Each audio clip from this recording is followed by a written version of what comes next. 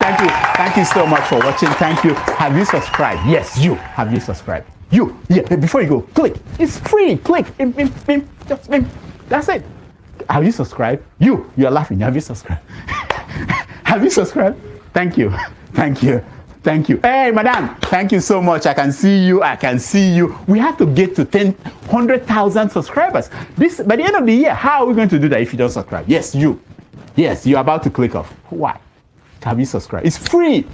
If you don't, ask your son, ask your daughter how to. Just one click. Thank you. Thank you. I see you. Aha. Thank you very much. Thank you very much. I'll see you tomorrow. Hello, my people.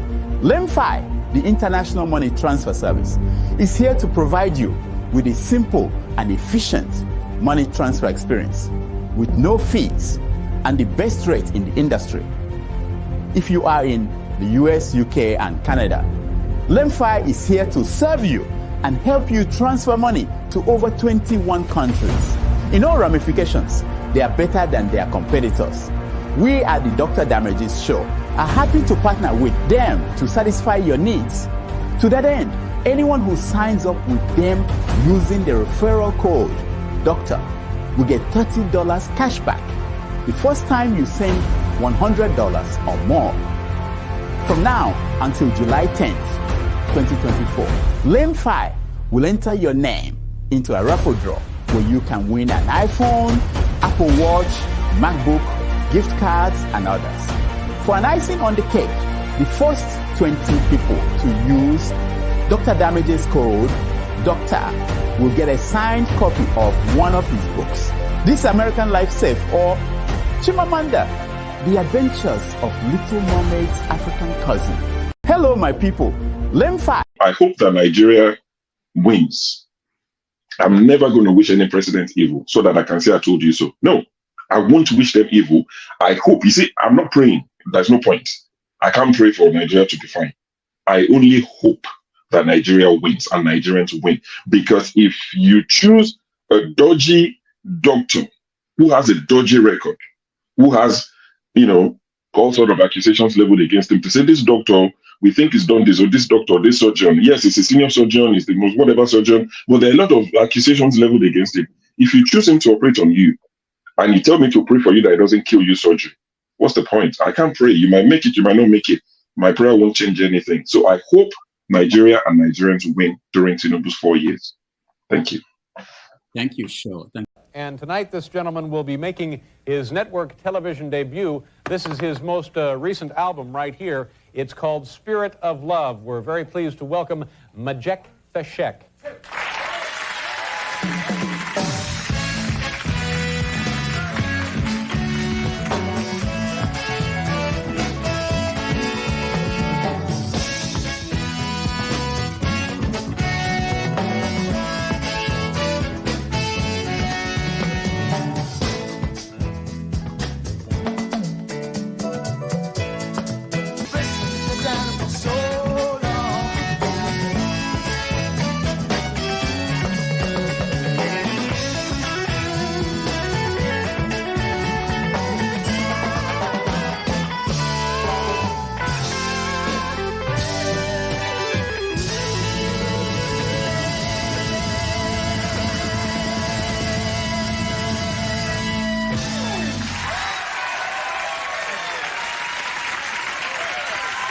This message is for those celebrated IBB at 83 years old after listing the structures he built in Nigeria. You all forgot the ones he destroyed. Here are a few that I can recall off the top of my head. He killed Delegiwa. Excuse me, allegedly. If you like, just say that Delegiwa died under his watch. Nonsense. He stabbed the Naira and set it up for the slow death that it has been undergoing since then. He annulled the most credible election in Nigeria's history, the June 1993 election, and by doing so set the course of democracy back 100 years. He introduced the so-called Structural Adjustment Program and ruined education in Nigeria. We have not recovered since then. He opened the borrowing frenzy with IMF and World Bank loans that had not ended today. Tinubu only took it to the level unimaginable. He spent more money building Abuja, than what United Arab Emirates leaders used to build Dubai. These two cities started at almost the same time. Now go and check them out and see the difference corruption and lack of vision make. He squandered the $12 billion Gulf War oil windfall that is worth over $200 billion today. He killed his friend, Mamman Vatsa, for planning a coup, something he had been involved in since the days of General Aguiye Ironsi. He added Nigeria as a member of the Organization of Islamic Countries and set the stage for the coming of Sharia law and Boko Haram. He was sent to the federal radio station in Lagos in 1976 to arrest his friend, Colonel Dimka, who planned and executed a coup, but he let Dimka escape, and some irrational people called him a hero. He set in motion the beginning of massive unemployment and falling wages in Nigeria due to his Western-backed economic policies that have continued till today. He supervised a massive explosion of clashes between Christians and Muslims in northern Nigeria that has metastasized today. He soiled the hands of activists like Tai Solarin, Beko Ransom Kuti, and Wole Soyinka, a template many leaders after him have copied and advanced. He used public intellectuals like Professor Omo Omoroye and made everyone look as corrupt as himself. That stigma stays on. When you hear people say that everyone has a price, it is thanks to Babangida.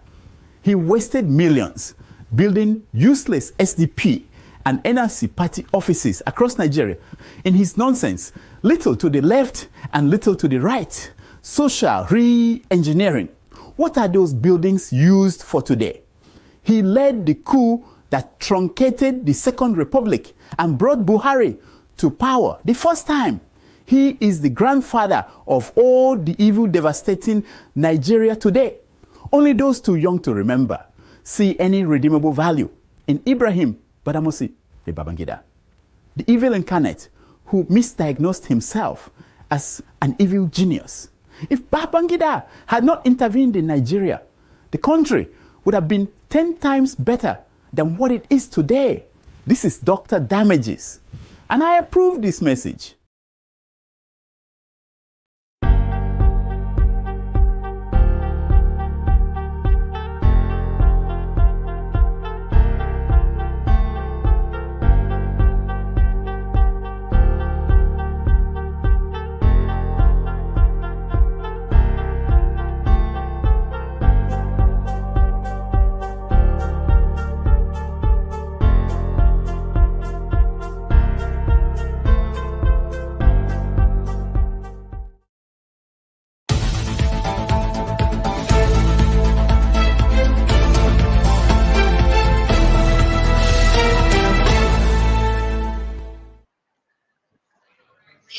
Yeah, morning, afternoon, good evening, depending on your geographical location. That is a damning legacy we've heard about hybrid. Does pose the question to you and I, what legacy are we going to leave behind?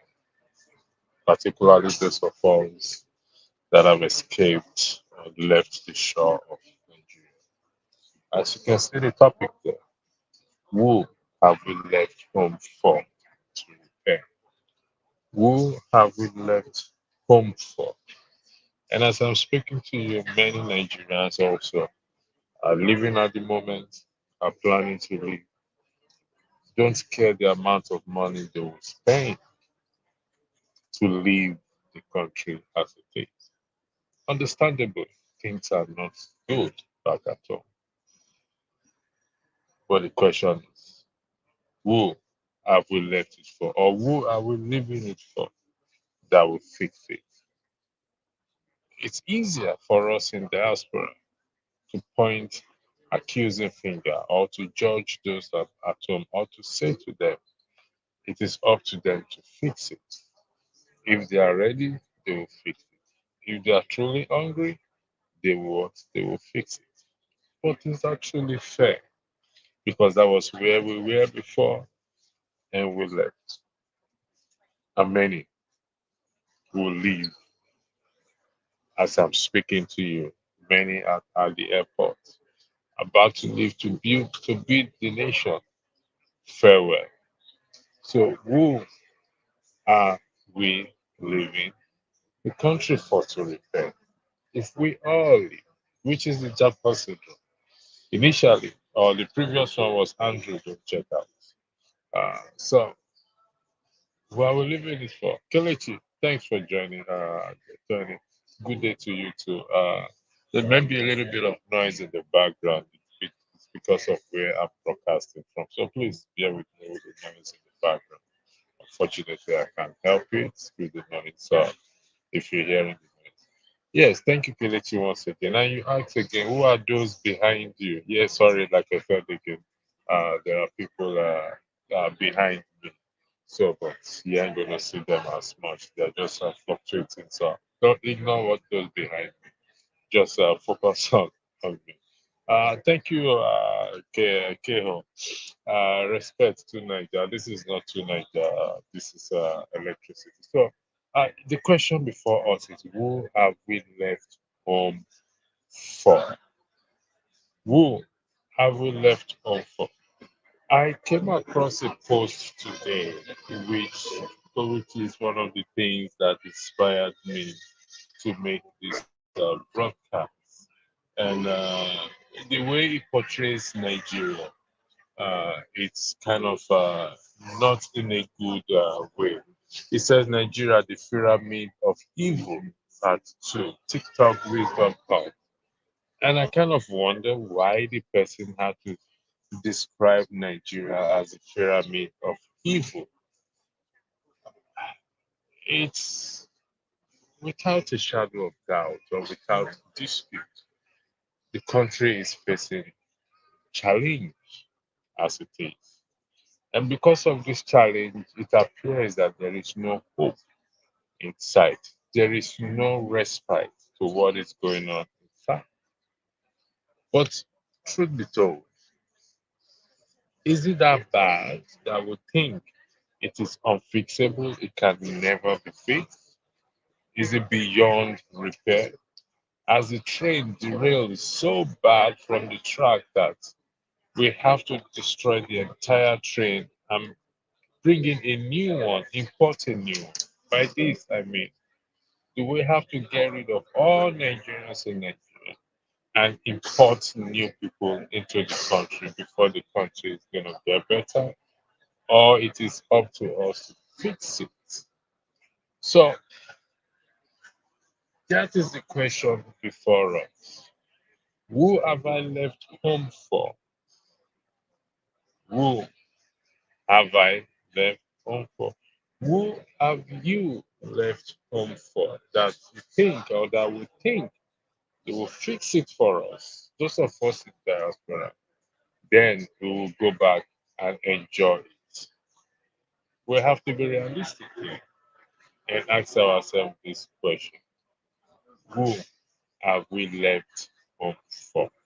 We have to answer this question sincerely because there is no point we coming here every day expecting Nigeria or putting a demand on those in Nigeria for them what to to fix it. Thank you, AY, for joining Hey, the Alex.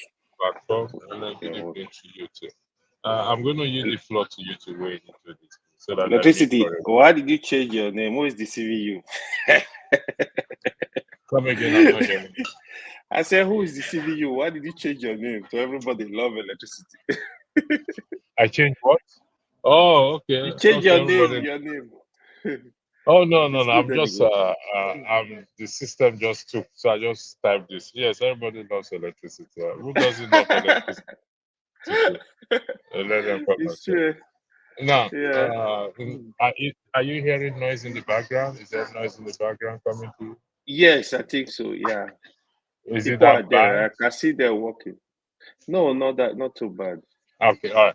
I'll yield the floor to you to weigh in into this Mm, topic. Who have we left here for? We come here every day, and I think, including mm, yourself and myself, we've said mhm, that until Nigerians at home are ready, they will fix Nigeria. Is that a fair demand we are placing on them? Yeah. It's I would say it's a very sad question, to be honest. Sad answer sad to answer. I remember I had discussion. I was at the embassy last week somewhere in the state. I had discussion with one of the staff. We were discussing this kind of stuff. He gave me some meat. He said, "You know what? At some point, we have to all go back to the country and fix that country." I said, "Oh, I was talking about insecurity, kidnapping." He said, "That time we go reach. You go tell the kidnapper guy, hold on, please, don't do that." It was funny, but interesting discussion. Um, it is so so one thing I've discovered about Nigerians, right? The reason why you see Nigeria passionate about their country, if you pay attention, despite our division, you see Nigeria they are passionate about their country. Is the pain they are not able to settle back home. It's a form of, even if you live in the state, for example, you could say, okay, I have a house in Abuja, I have a house in Lagos, I spent 6 months in Lagos, I spent 3 months here. People love that flexibility. Apart from that, there are some elderly people I've seen, not even elderly like that. They really love the idea of even settling down in their villages. You see, like I remember when I was living in Nigeria, like I used to think like, oh, at some point, I want to move back home. I want to go do investment. I want to move completely back home. Even if I'm not moving 100%, especially now with the advent of remote work, meaning I can take my Elon Musk modem, go to Abuja, go to Lagos, live there, and just make agreement with a company. Okay, I will be working remotely.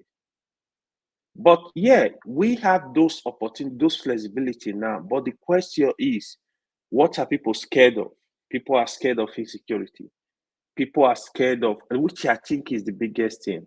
Spiritual, people are scared of the infrastructures, like in terms of roads, hospital.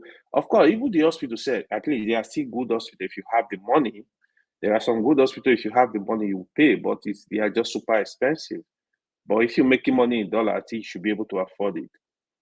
So it's a big question. One thing we should all believe and think about is at some point we have to look for a way to fix our country. To be honest, I think especially we in diaspora, we are still slow. We are still making excuses. I think it's gets to that point where people have to move. People have to move and look for a way to even think of this way. How do I even help my people? How do I help people? Is it in form of, even if it's a local government chairman, how can I contribute? I cannot, because a friend of mine said to me long ago, he said, go back home, go back. He's from Ivory Coast. He moved back home. Then we used to be in school. He said to me, what are you doing here? Move back home. I'm like, oh, he like praising me. Then I'm like, in my mind, I'm like, you don't even understand what is going on back home right now. But Okay. again, those are all excuses. But at some point, we need to make that move. Okay. At what point? Because, like I said, we come here every day, we talk, Mm. and the most of the things we say is we always point fingers at those in Nigeria, Mhm. which happens to be our brothers and sisters, uncles, aunties, and every one of them. That they are not serious. If they are serious, they are going to fix the country. Now, these people also are willing to leave the country themselves if they have the opportunity, the way we live. Understandably, not everybody can leave the country. And there is this feeling here of hopelessness in the country, helplessness, as if nothing can be done. So those of us who have left, we left it for uh, people back at home. And more as we are speaking, more people are in the airports about to leave and more are queuing at the embassy. So how are we going to see? Because the more we leave, the more we leave it for those like people like Tinubu, people like Wike, people like Shetima, people, those who are there and they breed their own person. So does that mean that there is no fixing at sites if we all continue to follow this direction? Yeah, I completely agree with you, right? But you see, sometimes we don't come together and make a proper plan. Look at the future of the country. Some of the things I could have suggested is, I think the other time we were discussing about electoral processes and stuff like that. I still believe that electoral process is very, very important. It's something that all Nigeria need to work together to make sure it's fixed. The advantage that we do, it will get rid of incompetence. Um, there is this Serap, for example. To me, I think they do it a lot. I don't really know the full detail from the surface. Like they push the government, they sue the government for subsidies. I think diaspora can try to work with such organization to look for a way to fix stuff little by little, because whatever how you're gonna see it, right? Some things have been fixed, but we need to get the job complete. I think the starting point is the electoral system, because without that electoral system, even if you leave here and said, I want to go contest, what it means is you have to be loyal to the Godfather, you have to worship them. Probably before you get into power, you spend so amount of millions. When you get into power, you want to recover your money. The importance of electoral system, proper electoral system, is it cannot be overemphasized. That is one thing I think that is very, very, very important if we can face it. Look at what is going on in Edo State, for example, now. You see competence, the people in power. Before we go to Mm, Edo State, let me mm. let me take a look at what has been what I just highlighted there by AB. AB, I believe you are listening to me. You said there is work ongoing, though being slow.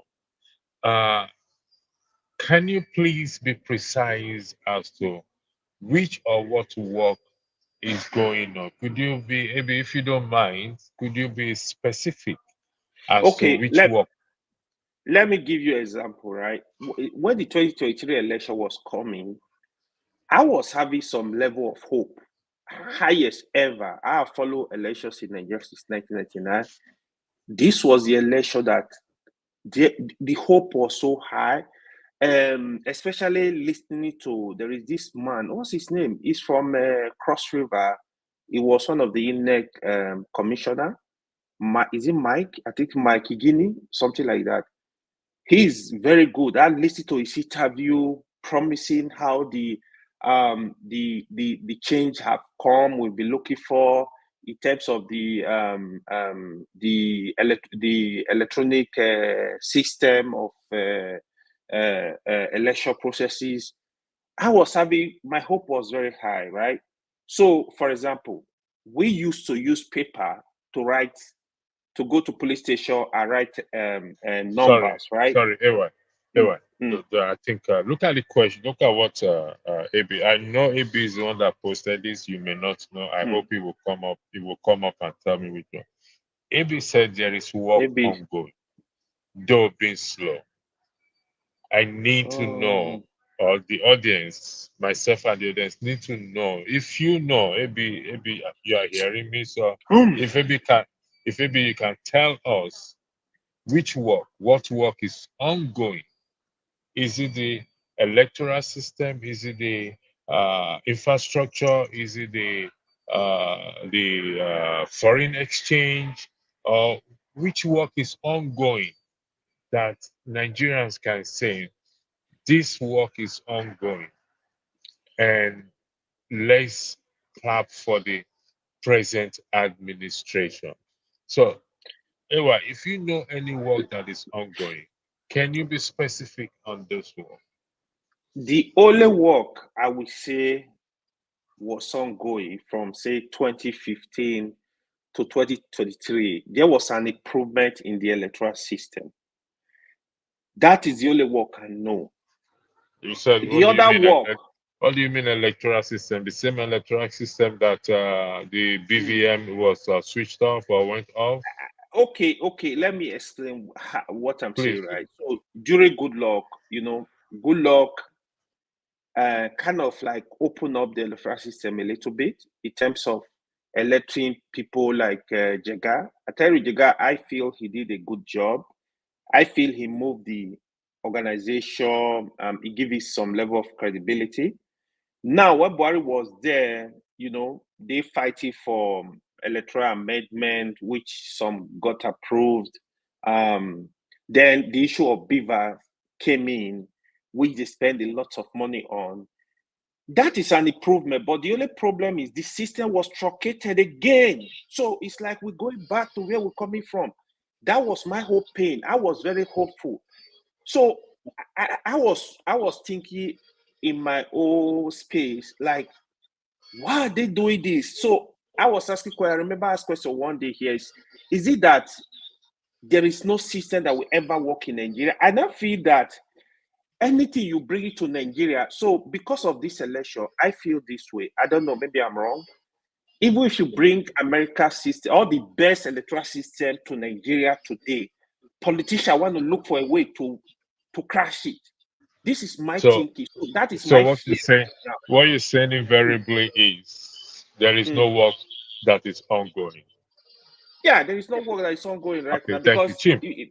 I'll come back to you, Chief. Welcome to the platform. I believe you've been listening from ongoing, so I'll yield the floor to you to weigh in on it. Thank you. Yeah, I wasn't listening. First of all, thank you, Andrew. Been a while. We saw. I wasn't listening from the beginning. You've been hiding since only God knows. My dear, no be see person they hide now. You are busier than Trudeau and making money, making money. I wish. Anyway, but I just started from where you guys started discussing. I saw the topic, and that's why I said, okay, I'm still at work, but I'm about closing in the next 15, 20 minutes. So I'm on a downtime right now. I can do anything I want to do. Go ahead. So the 15 Yeah. minutes is yours. Who have we left home for? I don't know who we've left it for. We've left it for the strongest. It's a survival of the fittest. So, and those of you who are not strong have run away. It's the weak ones that have run. So the strong ones are there to defend the home front. So, but on the issue of what progress has been made, or if there's progress ongoing, well, I don't know. I honestly don't know. I'll be honest with you. It's because some of us, when we talk, they say part of why I've stopped talking is this whole notion that some of us are complaining and some of us are against Nigeria. That's not true. This is the truth about the matter. Is a lot of people have sworn for Nigeria, defended Nigeria, and have been burnt. That's what people don't seem to understand. It's easy sometimes when we quote that JFK's think not what your country can do for you, but what you will do for your country. It's easy to quote that thing, but people seem to fail to realize that the man who was saying that comes from an environment where if one single person is endangered anywhere in the world, even if he's an enemy of the state, that same state will go wherever it is at all length to defend him. Is that what's happening back home in our country? We just saw recently that under this government, whose president, the head of this government, is one of the people who will swear that he's the biggest democratic advocate in the world. But we were here and we saw how he was arresting labor leaders. If you tell me it will happen under Chim, sorry, no, let me stop you there. I want to ask you a question. no, let me conclude. Let me just conclude and then you Okay, ask. conclude. Please. Okay, go Why ahead. I'm bringing that up is this is a man who ran away when his life was under threat, supposedly under threat in a military rule, but under a civilian rule has become intolerant. So, if the gains of democratic values, are we moving forward or are we rescinding those gains? That's actually where I'm going in relation to the question on if there is work being done. There is work being done, but it's a negative work. The work being done is to turn Nigeria into a one state where Nigeria has never had a Kamuzu Banda or a clear-cut Yoweri Museveni. The closest we came was Abacha. Even Babangida was not as bold as this guy who's in office with the kind of things he's doing. Trust me. So go ahead and ask your question. I'm not defending the president. No. I It's know. not I'm in not my saying you're place defending to. the president. Mhm. But do we really think it is the one behind the arrest of wanting? Because we have to be. Yes, its administration is shredded in a lot of controversy. But I am asking, do we really think it is the one that is carrying this, or some individual are carrying it out in his name, knowing fully well that at this very moment he is a weak person? Let me give you an example. There was a time David was weak. He went to war, and his people told him, "You can't go to war, or else you're going to break." The current president is a weak man, regardless of what anybody would say, health-wise, mental-wise, reasoning-wise, and everything. Do you think he is the one, or some individual using his name to perpetrate, to Okay, carry out let me this quickly abuse? answer it because I have just barely 9 minutes to leave the office, and they All right. usually lock the Thank office, so you, nobody. man of So prestige. Welcome. I let me appreciate it. quickly say this before Man of Prestige comes in, and then if I get home and you people are still on air, I'll join you back. So, Andrew, I like that question. I love that question you asked. Why do I love it? I'm one of those who believe. Interestingly, both of us relate. So you know that just like you, I have a strong belief in the Christian values. So I'm not ashamed to, in talking politics, bring in uh, Christian perspective to it. I'm never afraid or ashamed of saying that, of doing that. So the man you quoted as David, you know that David, his antecedents from where he started, kind of reinforces the way his assistants or lieutenants or people in his government will operate. When a man starts on a righteous note to tell his people, I will not I will not stand for unrighteousness. You saw David tussle to get his mandate. Let's use that word mandate in modern times. You know what I mean by mandate. He was anointed king at 17, but there was a usurper who was still king and didn't want him to be on the throne. But this guy refused to fight for that throne. He allowed God to bring him to the throne at the right time. You saw how many times he had Saul in his hand to kill Saul. He refused to do it. In all of those times, he was passing a message to people who would eventually be in his government that I am not going to eliminate my opponents at all costs. You saw how he cried when in modern times, he will call Joab his chief of army staff or even chief of defense staff. That's what he was. You saw when Joab went after Abner and killed Abner in cold blood. Did you see how David said, "My government has nothing to do with this. I totally disassociate myself from this evil." The sons of remind me their father's name. The sons of, well, anyway, it has skipped me. Because Abner, so Joab did it with his brothers. You saw how David refused. You saw how David was angry with a man who brought him the crown to tell him that Saul was dead, and asked him, "How do you know that Saul was dead?" And the man started telling him how he saw Saul helpless and even thrust. He said, "And you were not afraid to come and tell me this." You saw how. When you do those things, do you know the message you're passing across to those who are going to work under you? So when a man says, "Snatch it, grab it," at all costs. When a man says, "People who didn't vote for me in Lagos, we will annihilate them, we will remove them, we will destroy their property," what message is he passing across to those who will lead his security details? He's telling them that they can do anything they like. If this man does not know about it and he hears about it, I'm telling you, if he's a good-hearted person, he will come out, denounce it, and arrest all those people and apologize to Labour. He will do that. But so you can't exonerate him. This is the kind, see, I've always said this. The predominant spirit in any society at any given time, go anywhere, is the spirit of the leader. If the leader is a wicked person, gradually, and the Bible we read says it now, when the wicked are in power, what happens? It says people groan. Even his servants will tell him lies. But when a man is righteous on the throne, people will rejoice. You will see him exhibit Solomonic tendencies. He will judge right. Listen, these things, let me tell you, anybody can say anything about Christianity, but Christianity is a thing that if you take your time to listen to, you will see that nothing is new. The principles in the Bible bear witness to us in modern times. So that's why I'm telling you, he can sit down anywhere and say he doesn't know what he's doing. It's a lie. He has chosen to run a government based on lies, and that's what is going to follow him to the day he leaves office. It's just a fact. Whether he stays for 4 years or he stays for 8 years.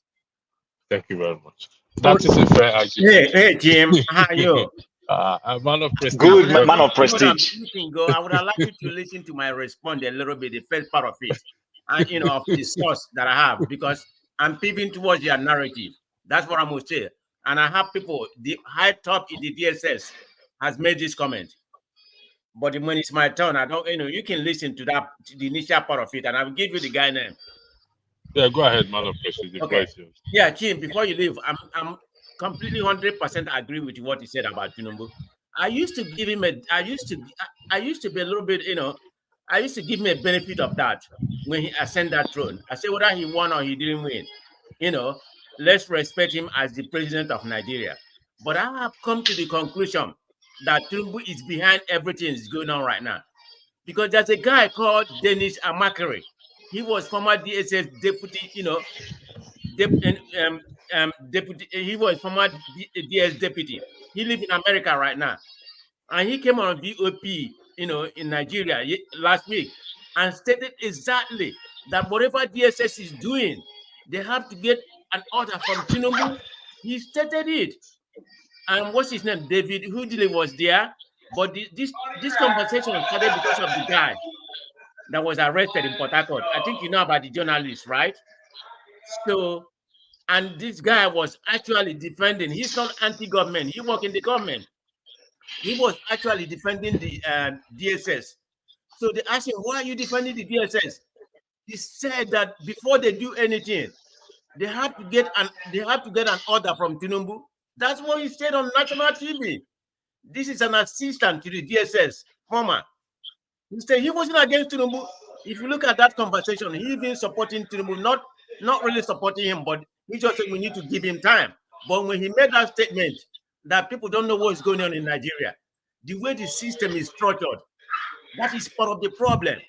It's a particular DSS. Everything they do, they can't go and arrest anybody. Maybe Yahoo Boss or that part of him, but anybody important in that political aspect, Tinubu has to sanction it. So that's why I say everything Kim is saying is right on the money. All these things we are talking about, what transpired during the election, Abayo, Nonug, and everything, Tinubu was in it. So let's call a spade a spade. And this is your man. You're going to hire him to be your spokesman. And you're going to come here and tell me even what happened recently about that Amaka on those Wikipedia and, and the NSAC. He came and addressed the nation that we're going to deal, that we're going to talk about it. We don't want any kind of, shenanigan in Nigerian tribalism. But what has he done since then? And Bayo Nonuga is his spokesman. So anything that come out of Bayo Nonuga is Tinubu mouth. So that's what it is. I mean, that system is so corrupt. I'm just saying about what's going on in Nigeria. So don't make an excuse. When you hear from the high authority, people who really supported Tinubu, who are Tinubu men, but they are not in office right now. That's why they're speaking up about how the system, and not only it's only Tinubu, even Buhari time, this is the system we have.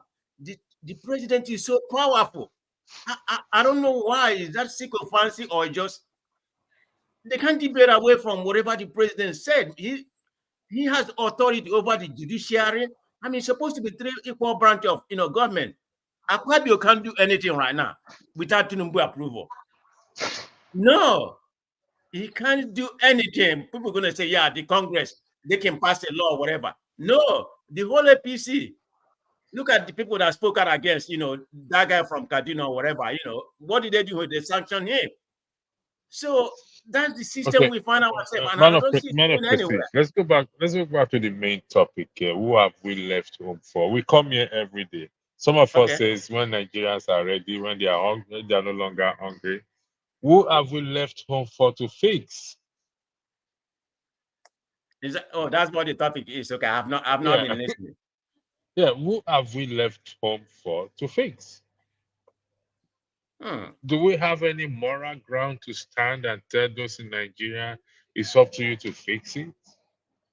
But what can we do? Yes, it's up to them to fix. There's nothing we can do. Tell me what we can do in Japa. Sorry, Andrew, can I just quickly ask?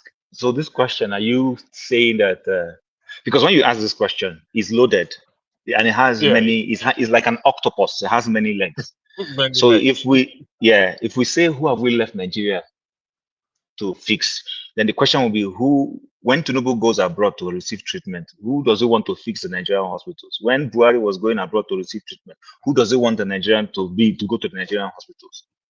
This guy, our leadership can't eat their cake and have it. You can't tell Nigerians stay home and do Andrew of 1980. But when you have small cough, you are in London already. Today he was caught in that hospital in the UK, hiding. Unfortunately for him, say Intel they fly about anywhere. Hold on, Jim. Can you say that again, please? I'm trying to get an update. So my Tinubu was in London today receiving treatment, and they were sneaking him, and people caught him on camera. They caught him on camera. He's been all over the internet. So the question back to Andrew's question, if you're asking Nigerians why are they leaving, so ask our leaders and our political officers, why do they keep going abroad for treatment? Who do they want to fix Nigeria's hospital?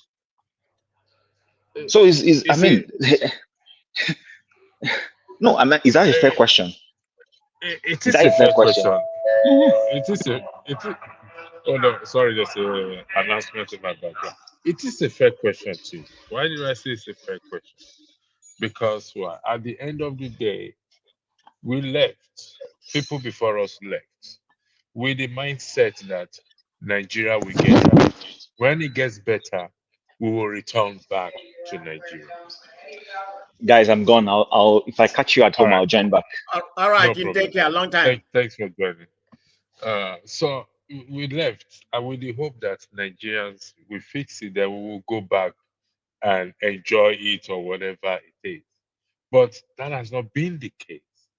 I've always argued that to change Nigeria is in the hands of the people, not in the hands of this president or in fact, the lawmakers are the most threat to our democracy. And people are living every day. So who's going to fix it? Because the more you and I live and others live, we are living it for them, and they get stronger every day. Their hold becomes stronger every day, because the good ones who are supposed to fight, who are supposed to push this challenge, we've already left. So if Tinubu is not there for 8 years, he has somebody already is preparing that will take over from him. And people are leaving now because they say the government is bad, we are japaring, we are going away, we are this and that. So who is going to fix it? Back to you, gentlemen. The floor is yours. I start with AY, then I go to Chief. Man of Prestige. Yeah, I think I've actually answered that question, right? That question is gonna be for Prestige, but here I'm gonna say one quick thing. I observe what is frustrating me in Nigeria system, right? Like Prestige rightly said, actually I thought Tinubu would do better, but the direction is going, obviously, we're heading nowhere. I would really hold love. on, AY, before you proceed. Does he care? Does he have the empathy? Let's start with that. It's not. Let me hold on. Let me tell you. Yeah, what is the basis? Hold on. Let me ask you. What is your basis or the foundation or the ground that you think it will do better? Can you just highlight two for us? So What did you hold so on to that you say it will do better, or you think it will do better? Two let things. me let me let me give you an example, right? Okay, for example, when Tinubu was in Lagos, you could see some decision he made that I was okay with, even nobody will agree with that. For example, he created more local government in his aspiration to make the state better. He was at loggerhead with the federal government. I remember Obasanjo even seized his allocation, Lagos allocation for 3 years. Tinubu created local government. It was 4 days. That was in Lagos. Okay, in terms of the tribe, for example, Tinubu had commissioners that were not even Yoruba. Some Igbo, some Delta, some they do, some Hausa. Okay, now when you see the government is running, it's just steady towards if you are not from Lagos, you are not Yoruba, I don't need you here. Look at Igilale, they just push him out. They are telling you, oh, I read one article that is not competent enough. Somebody that was working with the former president for a number of years, you say he does not have the experience, the requirement. So if you want to work, that is why you see I always go agree this our Yeye tribe. Look, if you, no matter who you are as a president, you want to work, you will know a president that want to work in terms of how he's getting these people to come into his administration. Obasanjo was not looking at your face. He's, oh, can you get it done? Oh yeah, let's go. You need this kind of mindset. Okay, for example, if it was your company, will I say, if you are not from my village, I'm not gonna say come and work in my company?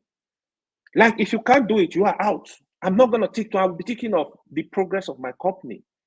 They don't care about the country, not only the president, even the governors. It's the same kind of behavior. Our politicians, they don't care, they don't understand, like they are greedy just on another level. They don't look at it and say, okay, this will benefit the people. Let me do it with clean heart. Let me help the country. Let me help the people.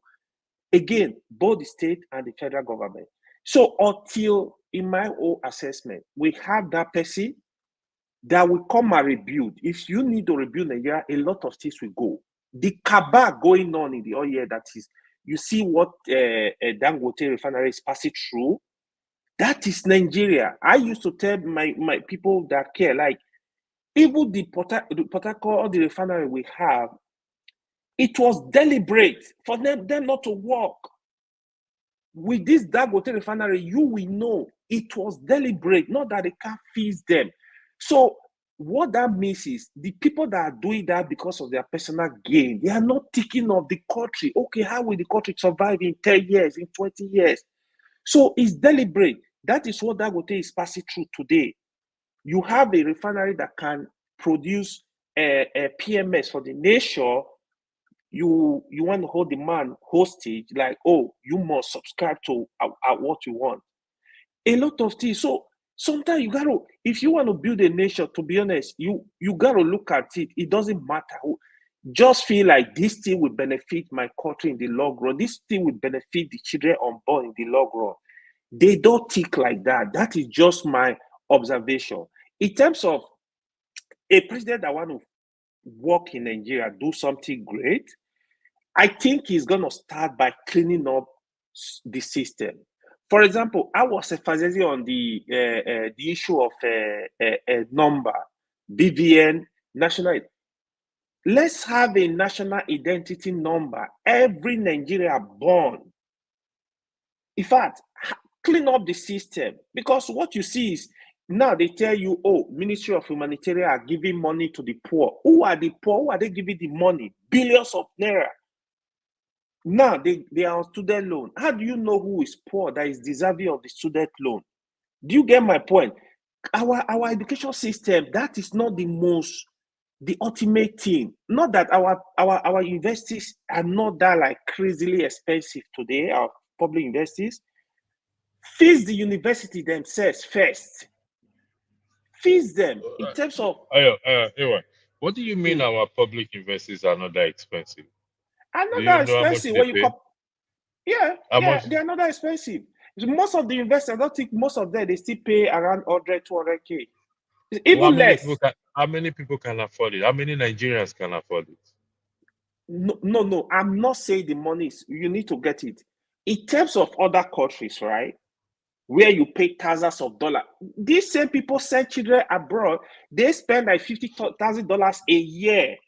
Because they steal the So money. It's not their money. yeah, exactly. So these are the issues. So why don't you make our universities better, standardize them, build laboratory, build the infrastructure, employ better teachers? Even the teacher, the lecturer they are employed, some of them just nepotists. They don't know what they are doing. Professor Okay. are just manipulating. We have issues. They are just too much. I'm gonna throw a shovel into the wheel now. Uh, Man of prestige. The way things are going in the country, for me personally, I don't see us electing a good leader through the voting system.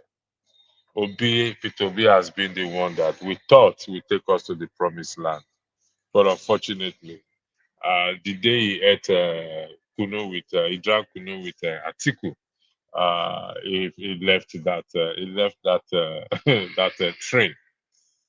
In your considered opinion, do you think revolution or coup d'etat is what we need in that country at this very moment to save that country from going down the drain completely? Okay, thank you. I'm gonna answer that, but before I answer that, I'm gonna start where AY left, because that's something that I started earlier about Tinubu. So let me start from that, then I'll answer your question. If I don't remember, you give me the question again. So AY, what you just said, I mean, I align with some of the things that you said, some of the things that you just said, because you asked me why did I think that Tinubu will do okay, that I said I'm going to give him a benefit of that after he has sent it through. That's what I said. Okay, because we were sold on this illusion that Tinubu beat Lagos, and I'll be very, I'll be very emphatic and very transparent. I left Nigeria a long time ago when I was a teenager. So that was Tinubu. Tinubu came into power in 1999 to 2007, right? I've already left Nigeria, but by that time I was already in USA going to school. But I do frequent in Nigeria, quite often. I do come to Nigeria sometimes 3 times a year. But at least twice a year, I was enjoying my parents' money. So let me just say it. I was, living under my parents' money. I can come vacation anytime I want. My parents, they spoil us. So let me call it what it is. I can't afford to do that right now. But because I was living on somebody else's money, I was able to fly in. So I know some of the things that Tinubu did during those 8 years, because I was coming to the country quite often. So yeah, he did certain things. So when he came to this power at this particular time, it's not that he built Lagos. He helped accelerate Lagos, to a certain standard. He did something, but it wasn't something phenomenal that we're gonna come here and say this is the architect of Lagos. No, you can't give him all that credit. So, but having said that, so that's why I said, okay, because and what he did against Obasanjo, I said, man, this man, he may say a local, our local, maybe he can stand, other people, and you won't buy to the, you won't catch it to whatever, he won't subscribe to the cabal, he can stand against them. And that Lero he did in Lagos, maybe he can come back and bring it to this country. I mean, that was the only way I said, okay, we're going to give him that benefit of that. But up to right now, he has not shown me anything inclination to that. And one more thing AY said, because when we come here, we say something about somebody being a bigot, a tribalism. I'm not in Tinubu mind. I'm just going to go by the narrative that he presented. And AY said something when he was in Lagos, he employed other Igbos, everybody. But remember, in that particular space, he has nothing to lose or whatever. That's Lagosian. People are going to vote for him regardless. But when it comes to a federal, character, he's going to try to use what the politician normally use, to divide us for political gain. So everything in terms of what just transpired recently or still transpired in terms of division of the country, bigoted, he is aware of it. But is he a tribalistic? No, I don't know. I'm not in his mind. But he's going to use it for political gain. He's not the only one that do it. All politician does it. So that's where that particular space come in. I just want to give my opinion in that angle. I mean, that's how I see the whole thing. But up to right now, I've not seen the trajectory that we are heading to the right place. So coming back to the question you asked me, can you tell me back again? I lost my thought. So I can, pose the question again.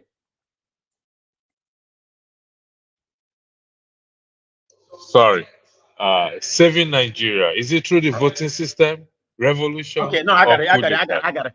I just want a refresher. Okay.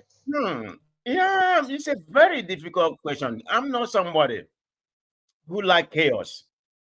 And I won't stay here, be very honest, I'd vote for, a blood revolution.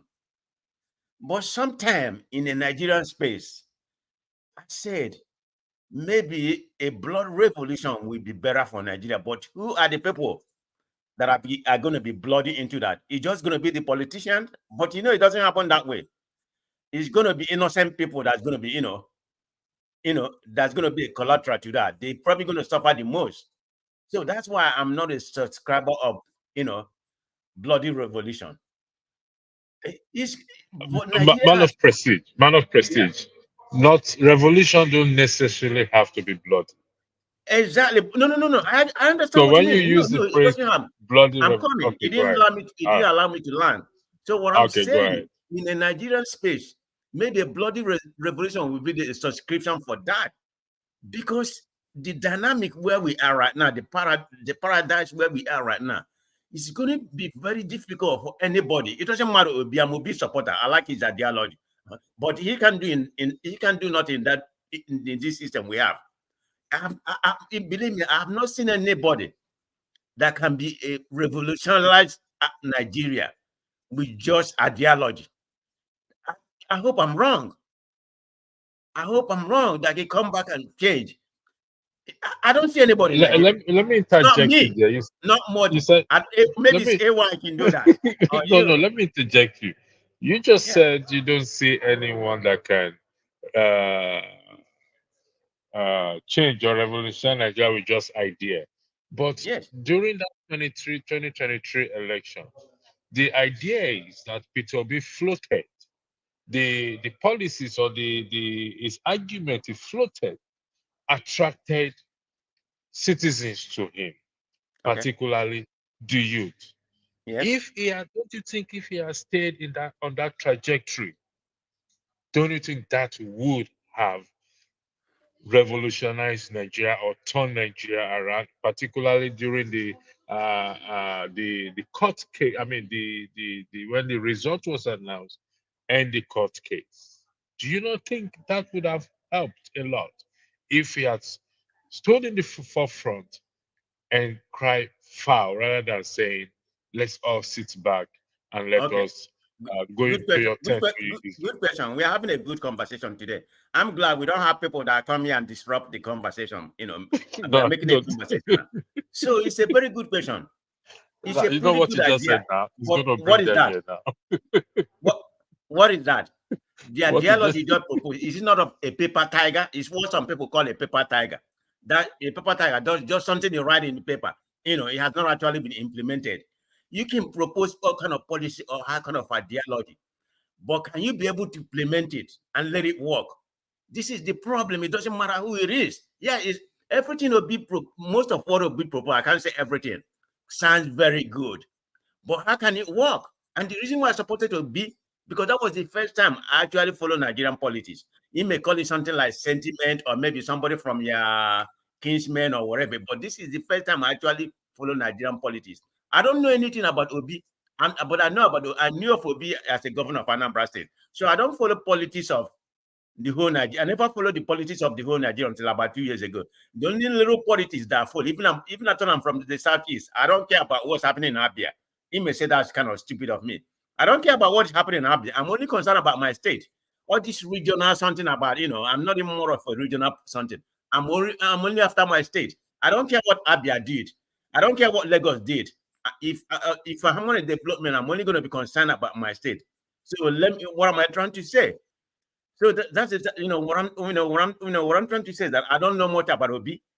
I don't know what he accomplished, but the way he came in, I wanted somebody that could dislodge, that two party that has held out for ransom for years, since our Second Republic.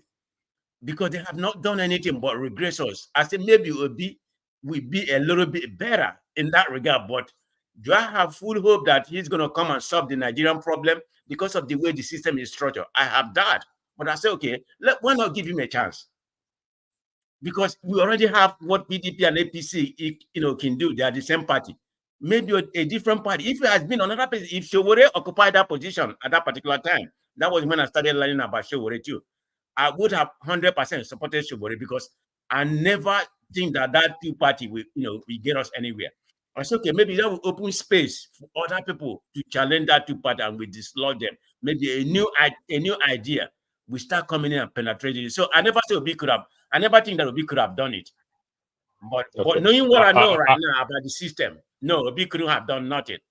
So I'll come back to you. Let me allow AY to win because I want to throw another spanner into the wood. AY, saving Nigeria, voting system revolution or coup d'etat? Definitely revolution. Definitely revolution. So, just like you said, not the bloody revolution. I think Nigeria needs to come together and form a stronger alliance, like minds, what I would call genuine progressives. So, in this way, is to put pressure on the government, is to put pressure on the system to take the positive direction. Whatever, okay, when you see APC in 2015, 2014, before they came into power, the criminals were able to come together as a group. If you see how they were able to push Good Luck out, right? Look at the caliber of people. They came together for common goal. They marked pressure on PDP. They fought PDP stand still. If Lai Mohammed if he's in Kaduna, is granted press conference. If he's in Lagos, is granted press conference. This is so here they use it negatively, but you need those like mind that will come together across the country. We have to save this country. They need to mount that pressure. In fact, working with the religious leaders as well, working with all the positive thinkers that want the good for the country. So that revolution needs to happen. This pressure is a form of, like I rightly said, pushing the INEC to do the right thing, pushing the Senate, the rep, the electoral reforms needs to be complete, pushing the reform of the police, pushing the reform of the military, pushing in all aspects. People are there discussing education, pushing for the reformation of the education system, pushing for the reformation of the health sector. People need to come together that we have that mind to say, this is the direction we are going, because it's not helping us. What these people don't know, you steal billions. You don't need the money. For God's sake, you don't need it. I know one of these guys that died. Somebody was telling me, very reliable source, billions of naira that was found in his account. I don't want to even mention his name. Close to 50 billion naira. You died. What are you going to do with the money? If you leave them with little kids, they're going to rubbish it. So they need to think, right? Look at the white people that most of them don't even believe in God. We are shouting, God, God, God. We believe in God. If you are in Nigeria, in majority of Nigeria, if you are not a Muslim, you are a Christian. But what are we doing? The white people that don't believe in God, they work for their money. They will take their money out of their pocket. I use it to help the system. I use it to help the university. Use it to help the health sector. Use it to. This is what a country is supposed to do. The greed of our politicians is on another level. The revolution needs to happen. So that's why when Showore called for revolution, I'm in support of him. It's not saying take gun and kill anybody. He's saying revolution. That is all we need to put pressure. They know that people are not joking. This country needs to move on. Today, our major source of revenue is oil. What oil is supposed to do for us? Oil is supposed to. We don't have much oil. We don't make a lot of money when you consider with the population of the country. Saudi Arabia make around $350 billion a year. So meaning each of their citizens is getting like $10,000. We don't have that. Saudi Arabia, with 35 million people, produce 10 million barrels of oil a day. We literally produce less than 2 million. Now, distilling, what the oil is supposed to do for us, like 30 years ago, is to use it to develop other sector, agriculture, develop our infrastructure, develop our education. This is what this money is supposed to do for us. But what you get, nothing. The rail system is not there. The roads are not there. Everything is messed up. Because the country was not built. How do you think Boko Haram are recruiting people? Why you were able to recruit? If you have given these people education and do have the proper infrastructure system to give them education, Boko Haram will not learn them with 2,000 naira and be killing people. So these are this kind of stuff people don't understand. Nation building, we have to be positive. But what you see today is little Idi Amin everywhere. The governors, they do what they like. They don't care. They suppress the local government. I was even happy when the local government autonomy was approved, but that is not sufficient. We need to move from there. Remove the election from the hands of the governors. Look for a system how the local government chairman can be accountable to the people. So we need to have a discussion around this area.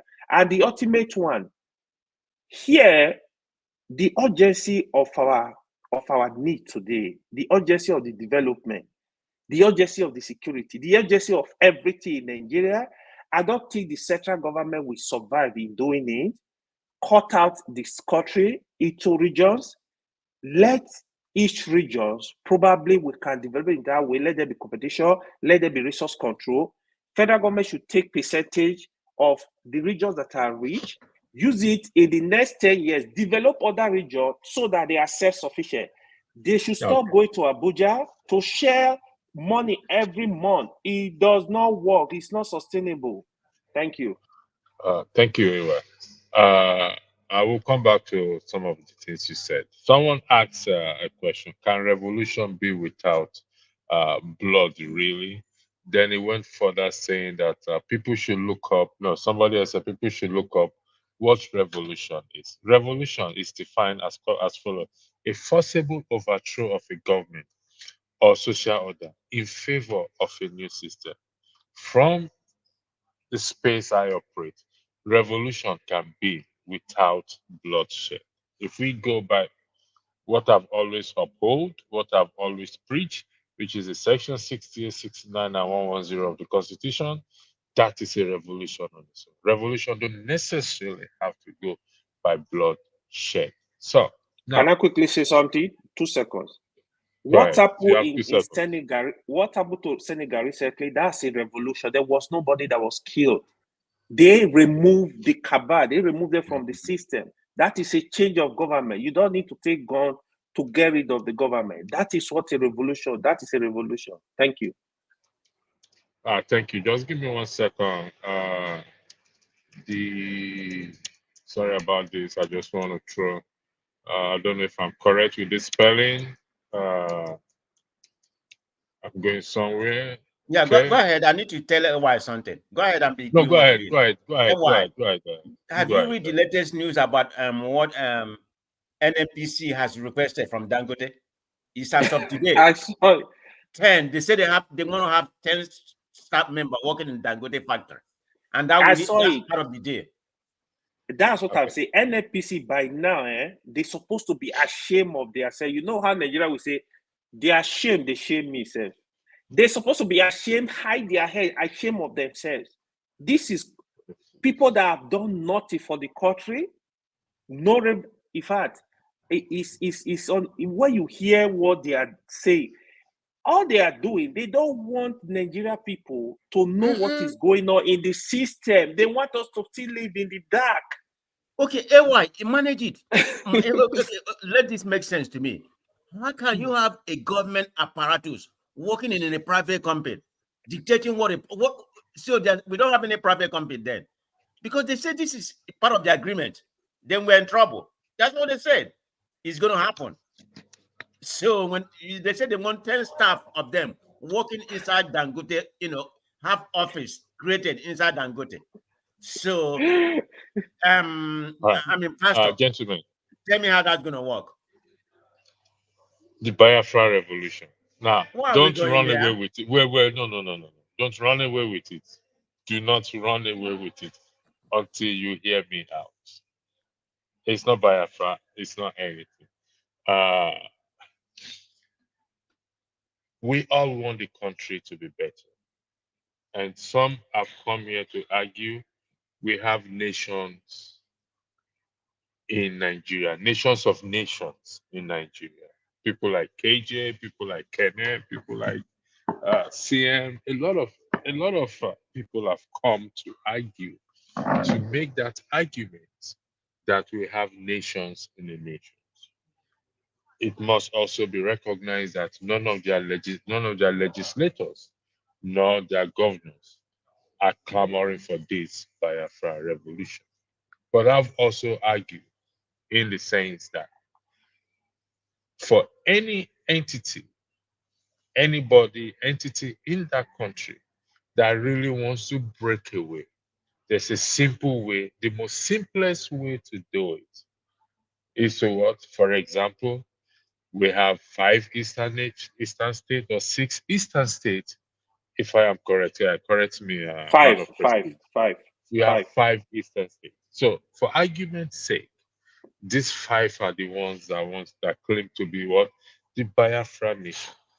And the current country, Nigeria, is not allowing them to live. Here is my proposal. Tell me if I am wrong. The 5 states comes together, start to print their currency, develop their own area, recruit their own army, and declare that this is our own nation because we are tired of the country. Our people are not living well. The welfare system is bad. Do you not think that will be a better way to go about it? That's why I said don't No, run away with it until. no. Okay, Let me it's an close it. argument. I've already started shaking my head before you finish. So here is the problem. Go ahead, AY. Here is the problem, right? So that is the struggle. Again, that is what Nigerians, people that are into this tribal need to understand. The people benefiting in that region, they don't even want the country, the state Biafra. You think what's his name? That one that was threatening Abia State Governor, the deputy speaker of House of Rep. You think right now he want to belong to Biafra? No, he's benefiting from the system. You think Ekwere Badu that was deputy president of Senate for many years want to belong to? No, they don't. You think the governor want to leave Nigeria now belong to? No, they don't. That is the issue. They are benefiting. So what you find is not stay at all agitating like Nnamdi Kanu. They are not they are not recognized by the constitution. What's it called? Shouting for this separation, But by the time, just like you said, if the Igbos, for example, really want to break out from Nigeria, all the governors, all the senators, all the rep members, all the elected people and the leaders in Southeast come together and said, this is what we need. If you are not giving up to us, we are breaking out of this country. Trust me, the government will sit up. But they will not, because they are part of the corruption. It's the common man that is suffering, not these people. They also belong to they are the cabal. Sorry, AY. So you are agreeing with me that if they come together and say this and that, the Nigerian government will sit up? 100%. I agree with you 100%. I'm not the only one in the boat. We will come to you, man of President. Man of President, the floor is yours. Okay, thank you very much. Before I proceed, and I'm going to answer the question before I give my narrative, I will second with what AY said, 100%. But we know that's not doable. So let me start from where AY started about the politician. I'm not going to repeat what AY said because I agree with what AY said 100%. So in order for me not to mention this governor, the politician, AY perfectly narrated 100%. But I even give you more. It's just more than the politician. Are you going to tell me people like Obi Kubana that is benefiting from Nigeria? You want him to go to a small market of just Igbo, whatever Igbo is, 60 million or whatever.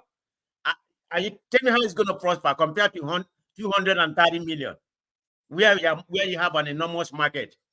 Are you going to tell me people that, what's his name, that guy had that oil block from Anambra? I'm just mentioning a few. Or let me give you even a smaller degree. Somebody like Flavor, you know, I know it's an Igbo culture, but all that tribe like his music. Are you going to tell me he want Nigeria to break up? No. Hairpiece. Yeah. Oh no. Okay. To even make it more hairpiece, his hairpiece going to go back to Biafra on Igbo land and just only that 60 million flying his plane instead of 230. I'm not saying 230 flying. So that's what it is. The elite, the bourgeoisie or whatever you call it, they're not going to do, in the only way it's going to, they can even come closer to realizing that is when everybody gather together. But that's not possible. And I can bet my money until I die. That's not possible. No, let's call it what it is, because that's not going to happen. I'm a proponent of one Nigeria, but if let's say people from the Southeast decided to go, and we have the referendum and they are giving it to them, I will probably go to Southeast. I know we can do okay, but that's not going to happen. Sometimes we just get here, living in a fantasy island, dreaming what is not possible.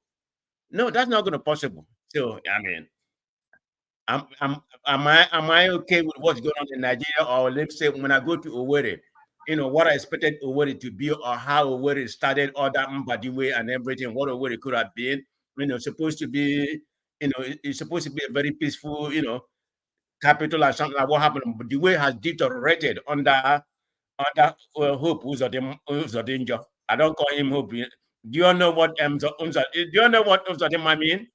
Uzodinma means good road. But right now we call him bad road. No. So no. So I don't see that why I don't see that happening. Why? And electricity. That's just my submission. That's not going to happen. Yeah, thank you very much. The final topic, hopefully, if I don't try anything, I received a message today that of I'm going to read it out. Sorry, I would have a letter of resignation from one Sheikh Ibrahim Abdulmad Labaka in Kwara State. In Kwara. Yeah, he resigned.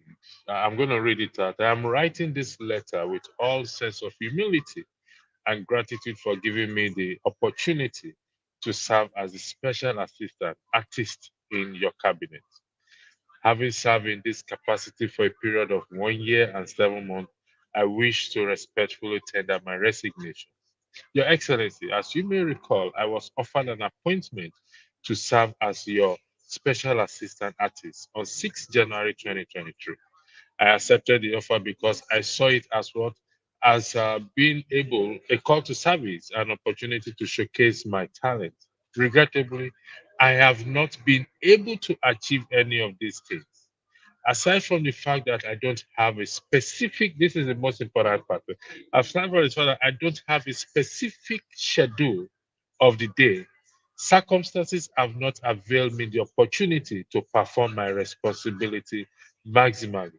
Therefore, since my appointment is based on public trust, I cannot continue to break that trust by taking salary for doing nothing. By taking salary for what?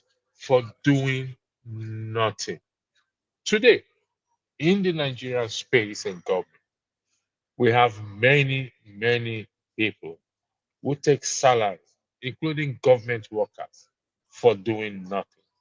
How do we deal with this issue? Can this particular man's resignation lead to that change in the system? Because sometimes you only take one person to bring about change. The floor is yours, gentlemen.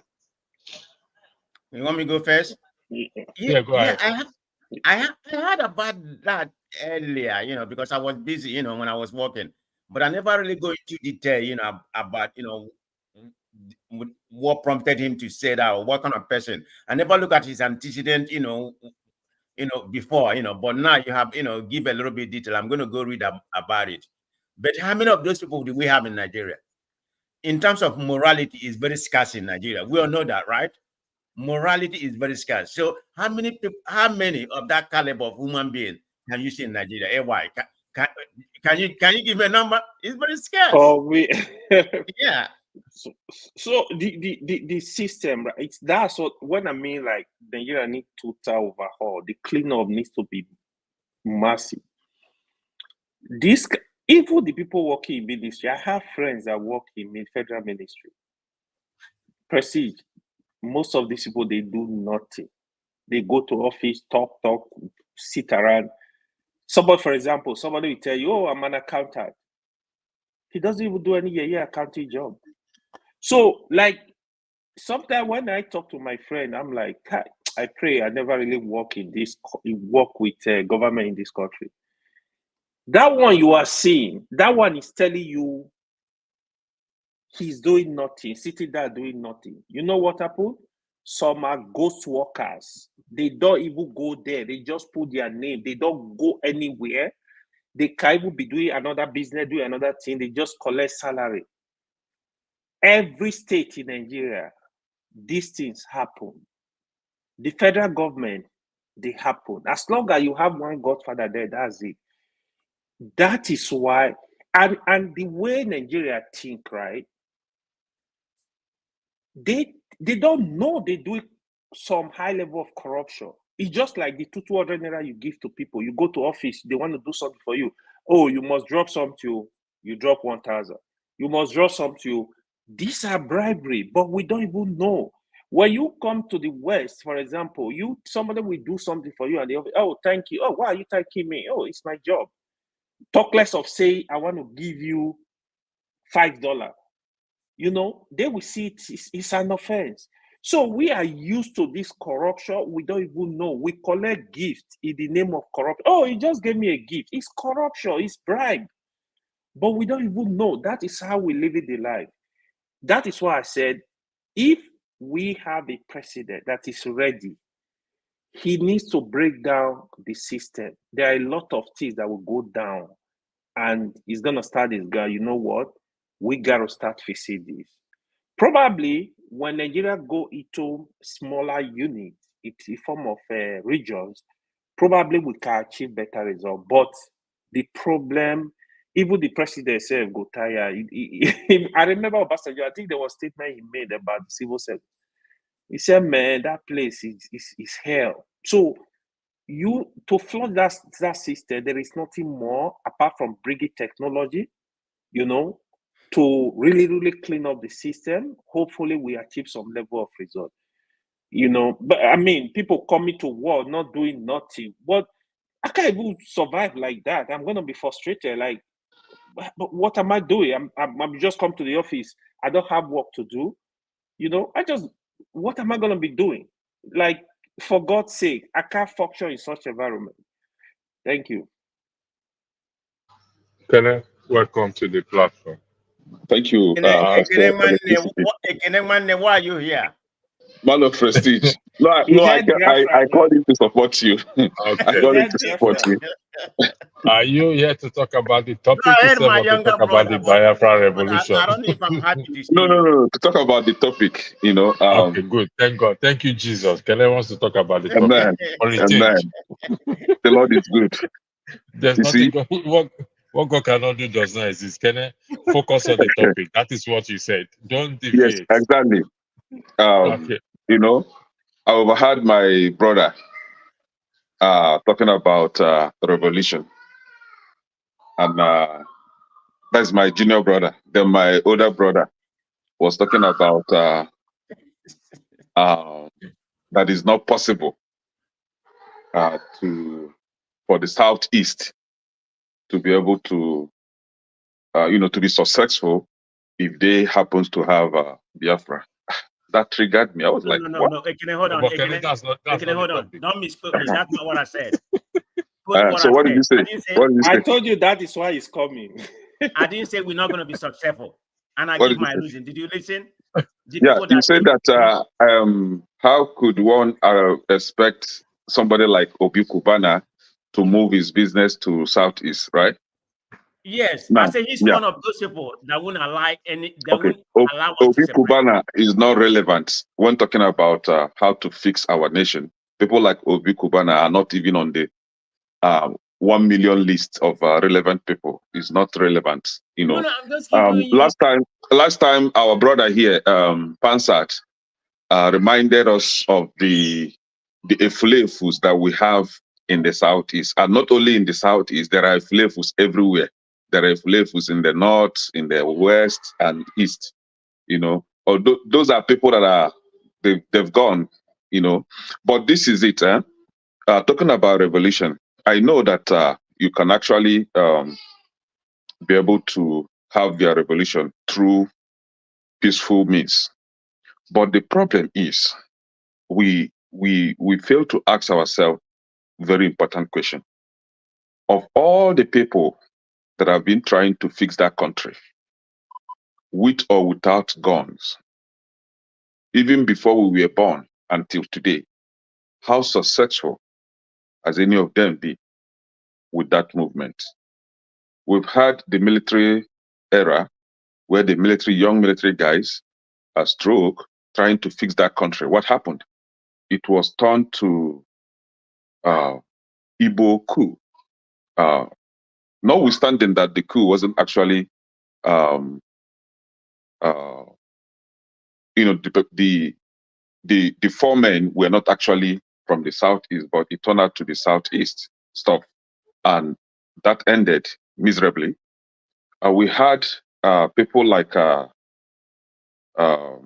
let's say, yeah, let me bring it very close.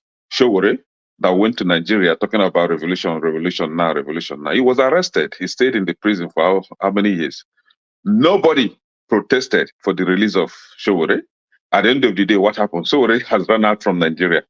He's now in the US. In short, I don't know if you guys have heard about the latest news or rumor that the DSS has released warrants of arrest on Showore, waiting for him. Whenever he steps his foot in Nigeria, he'll be arrested.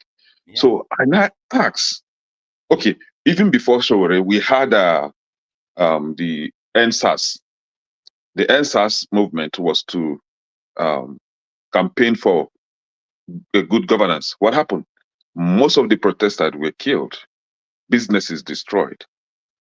At the end of the day, nothing was achieved. Recently, the Nigerian citizens went on the street asking for good governance. Were they able to achieve anything out of the protest? No. If you fail to understand that as Nigeria it is now, that the crop of people you have in leadership are serious gangsters. They are not your mate in any way. Anyhow you want it, they will give it to you. That these people are hardened criminals, that there is nothing you can do to get them out from that office. The only thing. Sorry, can I let me interject you and quickly make an announcement. Okay. In case there's any moderator that wants to come and take over from me for this show to continue, that would be nice, because in the next 15 minutes, 60 minutes, I will have to go because of where I'm broadcasting from. All right, back to you. So that you will not be able to get them out of the office. That the only thing that you could actually put in place to make them begin to think is when you forget about hatred against a particular region or ethnicity. When you forget about tribalism, come together and say, you know what? Let's dissolve this country. Be you Hausa, Yoruba, Igbo. Let's divide this country. This is the only language that jitters them, the only language that threatens them. Other than that, nothing, because they know if that country is dissolved, oil, where the money is coming from, they will no longer have upper hands on the resources. Gold, which they've converted to their private business now, they will lose all these things. People like the governor of Imo State, will be nowhere close to the leadership. People like what is his name? The former governor of Abia State, Ojus Dokalo, will be nowhere close to leadership. So they are afraid of this language. This is the only language they are afraid of. But here you are, you don't want somebody to proclaim or to call for secession, and then you are calling for revolution. Good luck with that. Then, talking about if Obi Kubana takes his business down to Southeast, that he's not going to be successful and all that, is not true.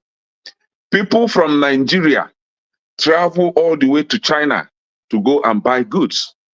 People from Nigeria go to Turkey to buy goods. People from Cameroon come to Aba, Onisha, Lagos to buy goods. People from all other African countries come to Nigeria to buy goods. People from Nigeria go to some African countries to buy goods. So if you have a better quality product that people will buy and make money from, wherever you are, they will go and get you there. They will go and get your product there. So regardless of where you are, if you have a good business, people will look for you. In the Southeast today, Anambra, for example, they have shoe market in Anambra. They have shoe market in Aba. If you come to Anambra or Aba, you will see people from various African countries coming there to buy shoes. So Obi Kubana runs, is it not a club? It's club now. Is club a good business in the first place? He runs club and yo-yo bitter and this bitter drink that killed their organ. You know, so we won't even allow such nonsense to be happening in our place, because if you want to run a business that gives life, not a business that will stand as a poisonous product to our people, clean the organs of our people. What is bitter? Kai Kai and Ogogoro mixed together. Ogogoro and herbs mixed together. That's the only thing they sell. Nothing else. Can I come in before you finish? No. Before you speak, man of prestige. Chim, are you joining in as a moderator? Can you join in because I want to leave, so not to end the show? You're muted, please. No, Andrew, I'm not joining as a moderator. I promise you, once I get home, I'll join back. Whenever you want to shut down. Don't worry. All right. I think Chim is scared of Ekene. I thought Adama was coming in. Which Ekene? Why would he be scared of me? Because you bully moderators. No, I'm not a bully. I don't know. No, where seriously, I would have stepped in, but I'm heading somewhere else shortly, so it won't make sense. Yeah. Instigator. You just want to instigate problem for nothing. You see, I thought by now you would have repented with all this behavior. Adama said she's coming in. Yeah, she's welcome. Adama is coming. So what I'm saying in essence is, it is okay for us to have different opinions, but sit down, just sit down on your alone time to think about all these things and what is going on in Nigeria. Tell yourself the truth. Is there any way out of this trouble in Nigeria? Then you arrive at the answer. The only way out, as I insisted, and I'm still insisting on it, is call for division of that country. Let the masses from north, south, east, and west come together and say, we want to divide this country. That's the only language that these people understand. Other than that, if you still go by hatred and tribalism, how many places are we going to divide it? Can I have my interjection, I'm proposing hold on, Ekene. Let me tell you the reason why I made that comment, and I will restate it again here. I'm an indigenous of Biafra, okay? But what I said, I'm not a proponent of separation. I mean, you may have a different ideology, and I respect it, okay? But I said, if there's a referendum, my people, we are honored to go. I'll be gladly join them, and we make our nation. Hold on. You are a bad elder. You are a bad elder that will not participate in the work, but he can only participate in the enjoyment. That's the bad elder. Don't I have an opinion? No, it's the opinion, no. But how can you be doing that? When it comes to work, you exempt yourself. But when it comes to enjoyment, you come and enjoy. Who is fooling who? Well, I will be very honest. You want me to be transparent? If there's a referendum that was proposed to me right now, if Nigeria is working, I will. So what work? Don't be offended, man of prestige. Can Ekene explain further Which walk exactly are you walking, and which chopping is the person not agreeing to the process chopping? Very simple. The walk is joining hands to call for separation. That is the walk. He said that he will not be part of those that will call for secession, but he will be part of those that will enjoy the dividend of the secession. Okay, if I may explain it. If I'm a man of prestige, don't be offended. If I may explain it differently, I don't agree with you. Okay, you see, ahead. The mindset, we need to move away from this mindset. Now, I've always said this, when we go into brainstorming or discussing, there will be divergent views. People will say, oh, I want us to take the company to the moon. Some will say, no, let's not spend money and go to the moon. Let's just stay on this our earth and make sure we improve travel from Kaura Namunda to Kutuwenji and all that. We'll go for them back, and eventually a decision will be taken. Maybe the decision will be taken that, okay, let us go to that moon. A good team player will say, okay, I propose my view on not going to the moon. But now, since the majority says it is the moon, I will support the moon. That is what man of prestige, that's how societies are run. Because you see, this mindset, we will carry it and go to the next level and be fighting.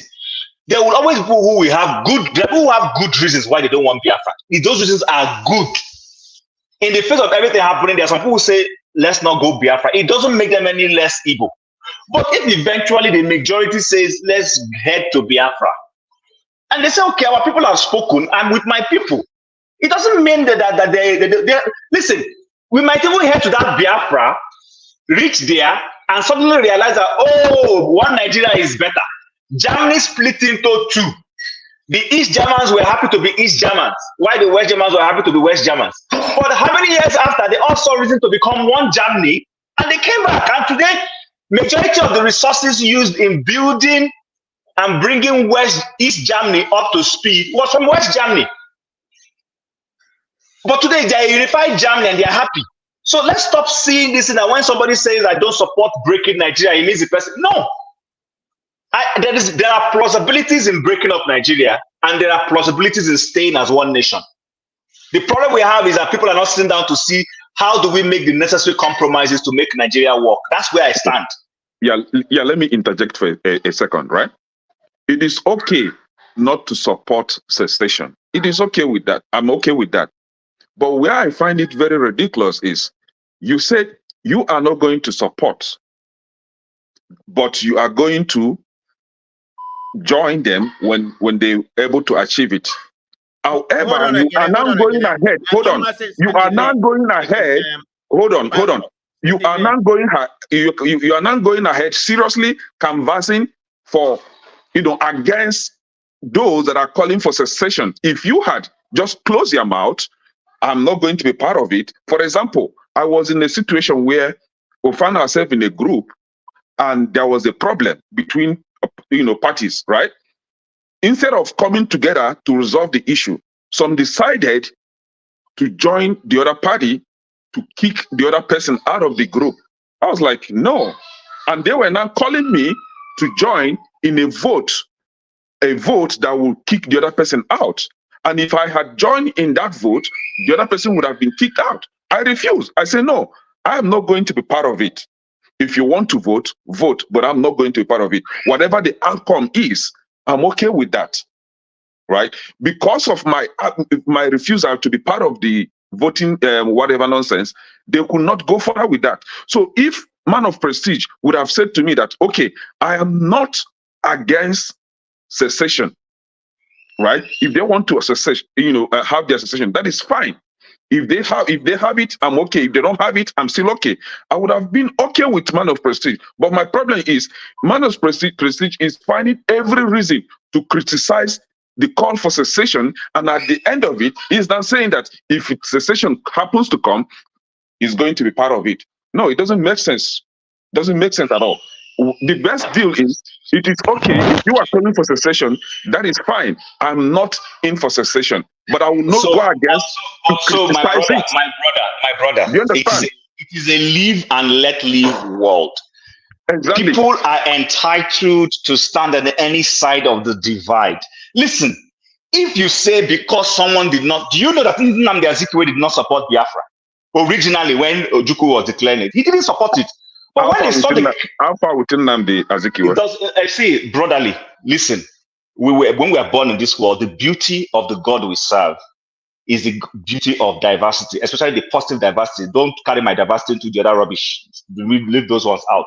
The diversity I mean is diversity of thought, diversity of thinking, diversity of goals. It is that diversity that makes this world a rich place, where somebody will say, you know what, okay, I don't seem to agree with this. This is the direction I want. But what I'm saying, a good team player is when eventually majority say this is where we want to head. You coalesce with that team as, okay, I didn't necessarily support this, but I will give my 110 support now that majority has said this is where we want to go, and you give it your 110 support and move it forward. That is a good person. That is a good Democrat. What I don't like is people who will say because man of parties refuse, then tomorrow when democracy, the Biafra comes, you go and kill him. You now start chasing him. You say because he didn't. No, we are not going to work that him. way. We will not give him visa. Oh, but now that you are doing this, what it means is that you make his life uncomfortable. You know? Can I confirm with you before you leave? Greetings, everyone. Yeah, welcome. Greetings. Electricity, I just want to confirm. Greetings, Adam. Yes, and there was. Jim, it's been a while.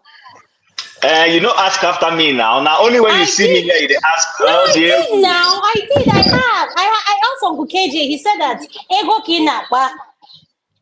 Okay. All help what I get, but no problem. We'll go talk. Go ahead. Electricity. So I'm here to take over. And I'm trying to log into my main laptop so that way I can bring people in and everything. So I'm just letting you know what's going on. Okay, Thank you. Hello. Thank you for coming in to hold us on here. Adama, have you logged in Yes. as a moderator? Yes, I'm logging in right now. My laptop is dead, so it's going to be logged in. Yes. My adversary, young brother. Yeah, you can. Don't leave completely. Just stay back to bring in anyone. While I log in, then I can bring in anyone. You see me. Okay, I'm going to be on stage, so just give me a shout as soon as you log in. Okay, no problem. Okay. All right, thank you. Thank you, gentlemen, for coming in. I mean, you have to turn on your camera, please, if I'm going Thank you, Pastor. if you're going to be on the platform. All right. Yeah, he had his camera turned on. Thank you, Electricity. All right, no problem. So let me quickly say this, right? So before I'm listening, I'm just trying to work with my laptop. Okay. So go ahead anyway. Before I join this program, we were having very good discussion with minus procedure Electricity. What Chim is saying, to be honest, that's the right way. I mean, I don't really believe everything is gonna be like fight.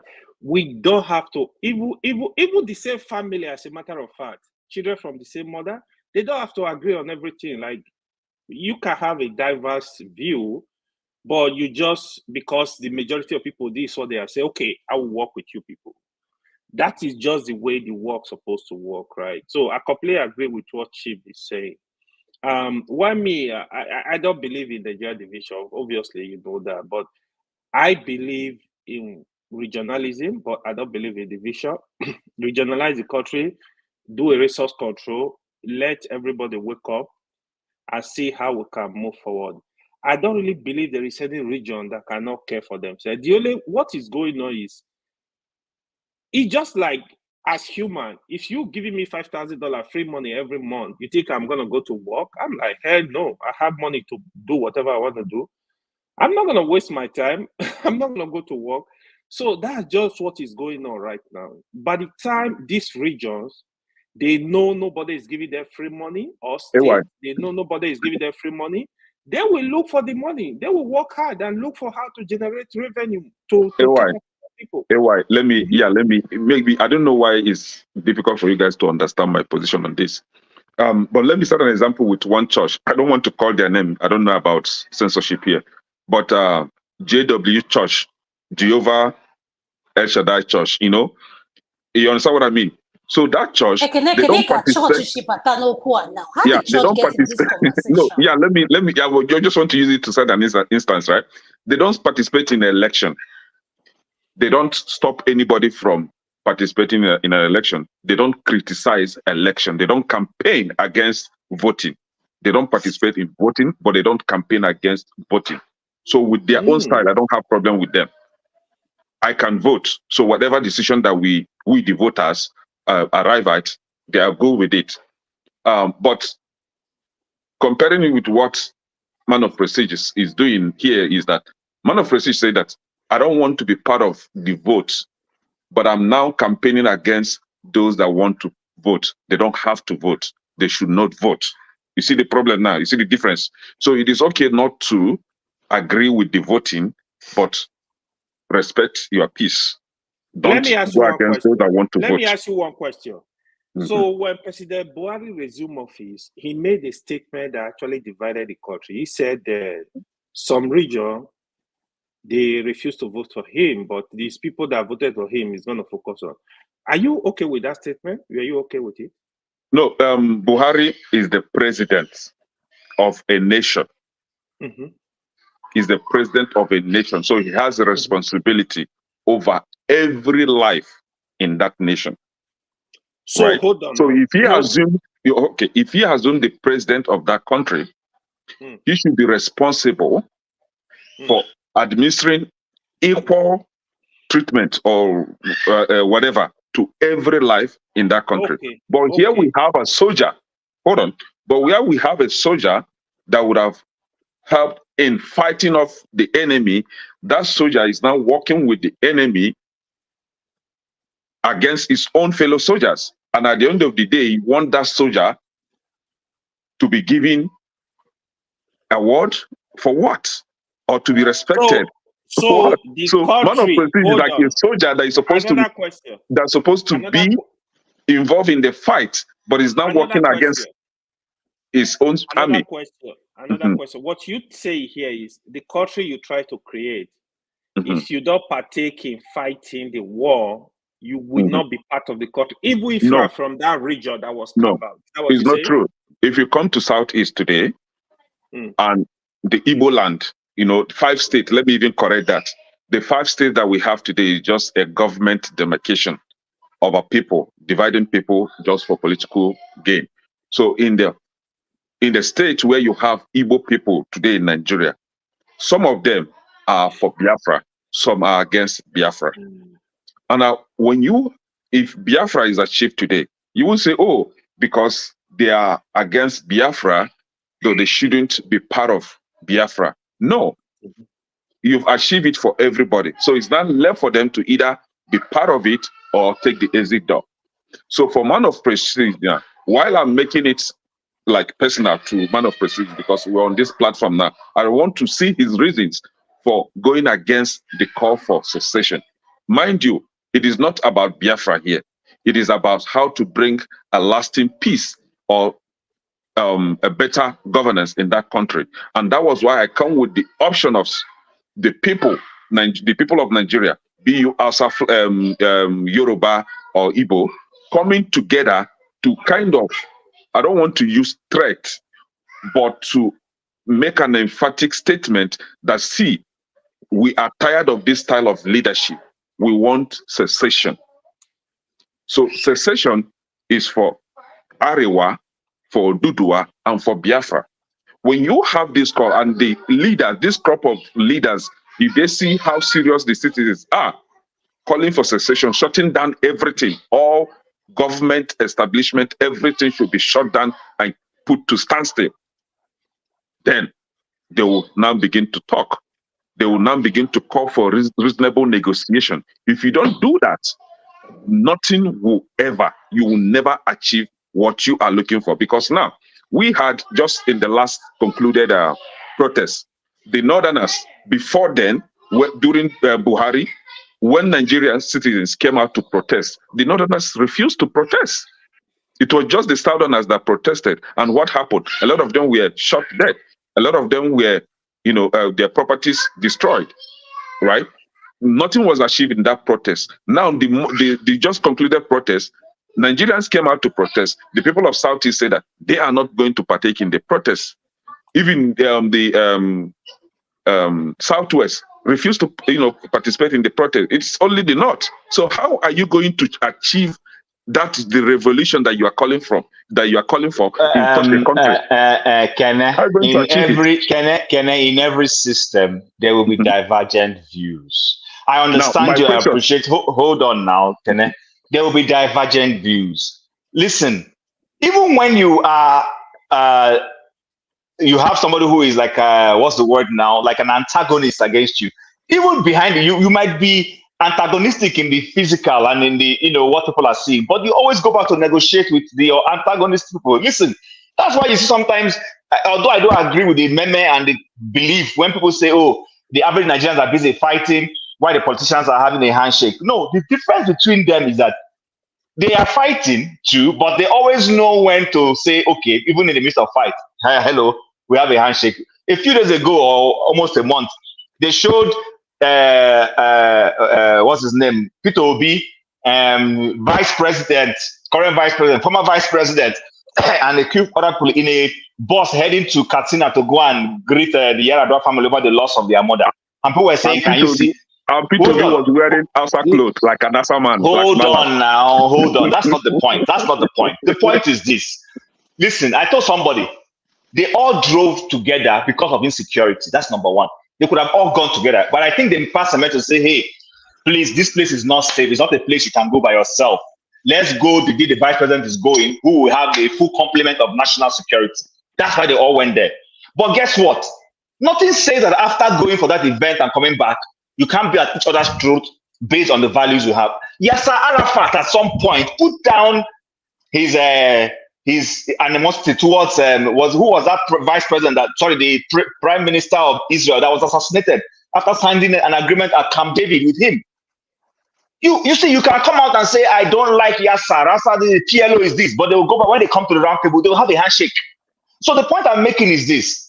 In pushing your views, which is good, I have nothing against Biafra. Those who say they don't want Biafra or they don't believe in Biafra might have their own cogent reason. I've always said this. You need to appeal to people to see reason. If you go, antagonism sometimes does not necessarily help you win your battles. There are times when the people who disagree with you need to say, okay, brother, why is it that you don't even agree with this our Biafra? Do you know that with this Biafra we do this for us, do this for us, do this for us, do this for us? And then he will tell you his own reason why he's struggling with it. And then that helps you even go back and reinforce your perspective of how to win people over. That's why I was telling somebody the other day that the problem with this APC is that APC is not even asking themselves, why are Nigerians hating us? Forget that they won an election or they whatever. The truth about the matter is, if you take a good consensus, an overwhelming majority of Nigerians hate APC. But APC is not even bothering to ask themselves questions to say, why is it that with everything we think we are doing, people have a disdain for us? Do you know why? Our brand is bad. Do you know why they are not concerned? So they are not concerned because of the kind of thing you're also doing now. No, that is not the answer. They are not concerned because they already know that they've captured that country and there is nothing any of you can do about it. That is why they are not concerned. But that's not true. Remember, PDP captured Nigeria at some point. PDP captured Nigeria at some point, but where is PDP today? Let me tell you, listen, no matter how they may think they are ruling today, there is always a day of reckoning. They will all go into oblivion. PDP out. It was APC that kicked PDP out, not you. My brother. APC, the current APC now. So they are the APC did not kick any PDP out anything. So they are the champion. APC are the champion right now. No political party can defeat APC in Nigeria, not even the citizens. So they are not concerned because they already know that we are done with these people. We've crippled them. They can't do anything. If they protest, we'll send out army. If they do anyhow, they will see anyhow. That is why they are not concerned. They are not bothered. Cry from now to the end of war. They are not going to change. They keep doing what they are doing. Is it not in the same country that people are calling for the government to intervene in the economic hardship? Is it not in the same country that people are crying for help? And the government is busy spending money recklessly, borrowing money left, right, and center. And you're telling me that it's because of people like me. Because of people like me, like how? During the 2023 election, there were some people that threatened the life of Indibo in Lagos State. You on this platform, you criticized them. You went against them. because they are going against the will of the people. Now, and I'm saying that people like Man of Prestige, if they are going against the will of the people, then the people should deal with that. And you're saying that I'm not saying that's not making sense. Dealing with them that are, hold on. what I'm even calling is he should be denied visa.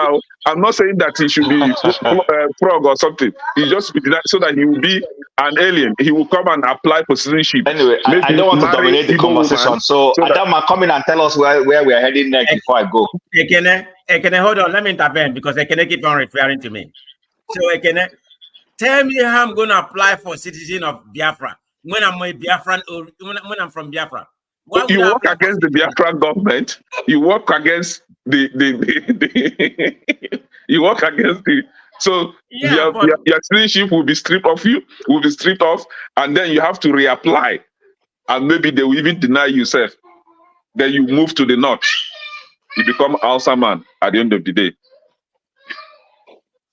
I raise my case, brother. Thank you.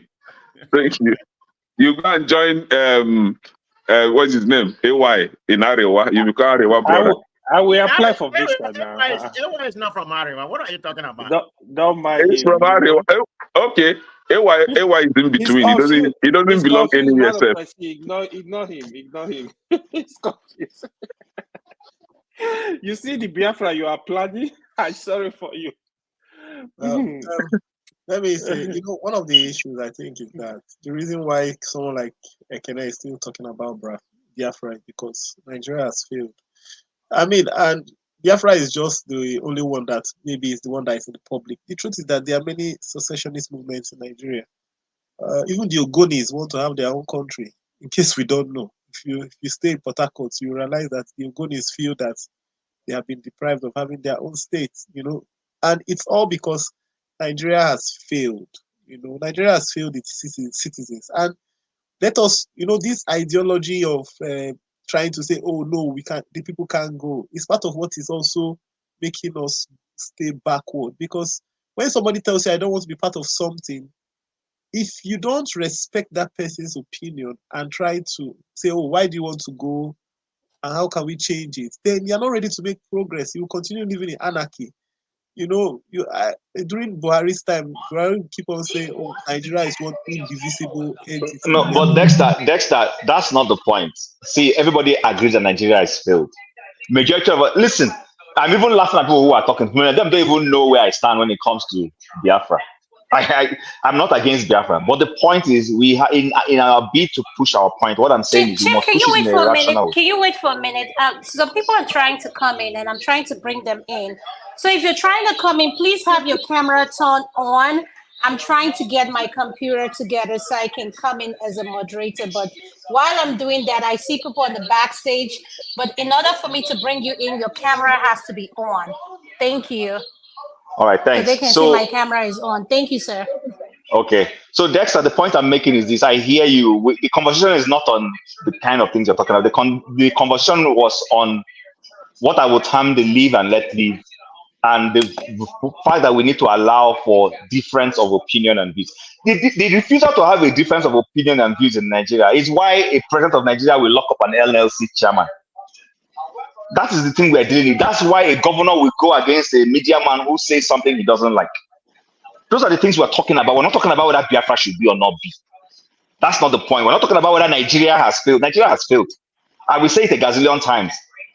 But I also want to, while I'm saying I don't want to be in Nigeria, I want to listen to the guy who says he still wants to be a Nigerian and accept that he might have a valid reason. Even if his valid reason is that right now his brother is a president and he is getting stipend from his president, that is a reason.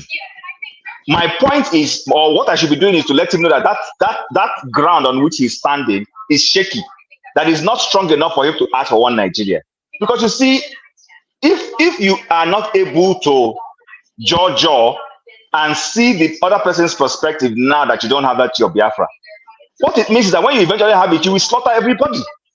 And then we'll go back to square one. People are not thinking about this. People just think like, oh, Biafra, hey, Biafra, hey, Biafra. Let it happen. Then you will suddenly realize that there are people who are very intolerant. I said it earlier when you had not come in. that is surprising for me that a Tinubu who went on exile under a military government is the one under whose government now NLC is being hounded. Nobody is even letting him know that, oh boy, what happened to you yesterday? You that were running and you went and stayed on exile. That is the base on which he became popular in Nigerian politics. That he was part of Nadeco, that they were the ones from abroad fighting. Him and this our Wole Soyinka. All of a sudden today, the same people are intolerant. So the point I'm making is this person shouting Biafra and being suppressed. Let him have it and later we'll see what will happen. He suddenly will now become an unbearable character. So listen, if you can deny it now, you don't have the power. But guess what? When people have power, have you, even your little child in the house, even your little, listen, I went to a boarding school. I know people who, when they were not captains and what they call the prefects, how they used to cry over those who were sick prefects. When they became prefects, they were showing junior people Shege. They were showing Shege Pro Max. So that is the point I'm making. We need to start learning to be able to accommodate divergent views. What is the way forward? The way forward, first and foremost, in this conversation is that if man of prestige is saying he has a different view, let him have that view. Yeah. Your job. Oh, can we allow Dexter to talk, please? He's been here. He will talk. No problem. He will talk. Your job should be to say, man of prestige, what can I do to win you over, to see reason why this Biafra should be a thing? Your view should not be saying you are disappointed in him. No, we don't have time. We don't have time to babysit. We've passed that level of babysitting. We don't have at this age. If man of prestige doesn't know what is happening in Nigeria and especially Southeast, we don't have time to babysit anybody. We've passed that level, right? So if you want to stay behind, stay behind. We're moving forward. So what we are saying in essence is not about, I don't know why this conversation is going towards Biafra. You bring Biafra now. Yeah, could you please round it up? Let Dexter say something, please. Thank you. Okay, go ahead. Okay. Dexter, thank you. Yeah, thank you. Well, I just think that, I feel pain when I see people as young as a.k.a, fighting for Biafra. I can understand the idea of the fight, but it just shows you how the system has completely failed. And one of the reasons why the system has failed is because, first of all, the Nigerian government denied and continue to deny the genocide they committed during the Civil War. And second thing is that they didn't do anything. That's why I hear blacks saying they want reparation. I mean, I find it very, very insulting that anybody will be asking for reparation in the West. Nigerian government needs to pay reparation to the in quotes, the people from Biafra, because it was a great injustice that was done to them. Because till today, nobody can really answer the question why there was a civil war. Why, if the people say they wanted to go and you forced them back inside, and then after you forced them back inside, you didn't do anything for them. Even after the Second World War, America invested in Germany, invested so much in Germany. The only thing is that they said, okay, you guys won't have military grade equipment and all that. So I can understand the Kenneth's point, and it just shows how bad the system is. But my question is, the truth is this: I know many of us here are in the Western world, but I was talking with a colleague today at work, and he asked me, he says, how can I become a Nigerian citizen? I said, why? And he says, look, Putin might attack the West. If Putin attacks the West, maybe Nigeria will be a safe place to go to. And then he tells me, look, I'm planning to go to Australia. I need to go somewhere far away. But my point is this: as much as many of us many people here that come on this platform are outside the country, the problem I have is that many people are not really thinking of how do we make where we are, make our home as good as where we are. And the more I thought about it, the more I realized the biggest problem with the black man. Forgive me, I'm not against black people. You see, black people are very intellectual. There's no doubt about it. But there's one very big problem. And the more I look broadly, the more I notice it. Example, in the music. Go to our churches. You see the way we play music in church. Very fantastic music guys there. They are playing music. Even look at Burna Boy, Ashake, what is his name? Flavor. All those guys are playing fantastic music. But do you know the flaw in it? The biggest flaw is that they play it from their head, and so nobody else can do it. The moment In other words, are you saying the flaw in it is because they don't write it down? they I'm don't trying write, to there's no record keeping. You see, I agree with you. it is well known that I disagree with you though. I But go ahead. disagree. Of it course, is we have well record. known. What It are is you well saying? known. Example, look at our native No, treatment. hold on. Okay, Dexter, hold on. AY asked the question and Chim asked Yeah. the question. They say they disagree. Could we hear why they disagree with your point you just made? So what do you mean they don't have record of their? So let what me do give you an mean? example. Let me give you a typical example. Ashake goes for a concert.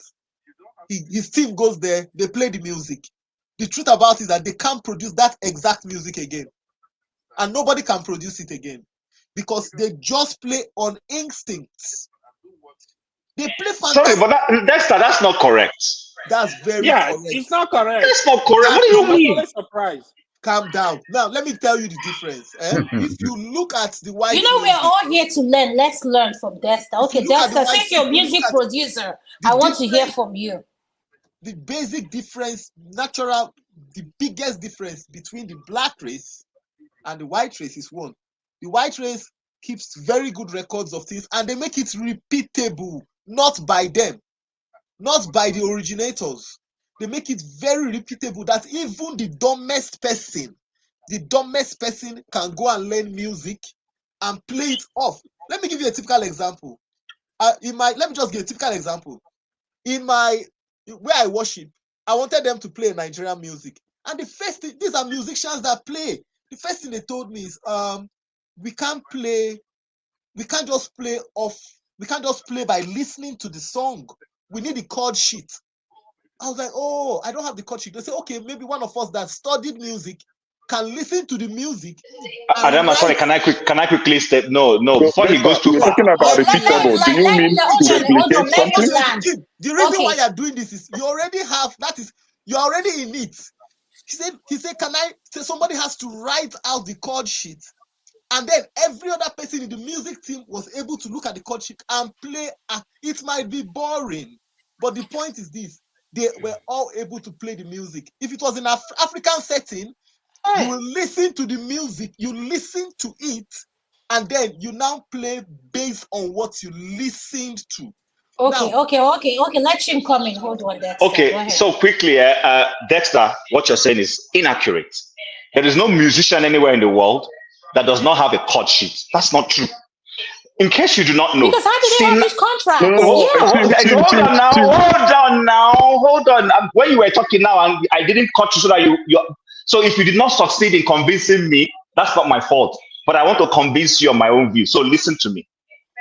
Sinach has this popular music. You know, I've been listening to it for years and didn't know that it was Sinach that sang it.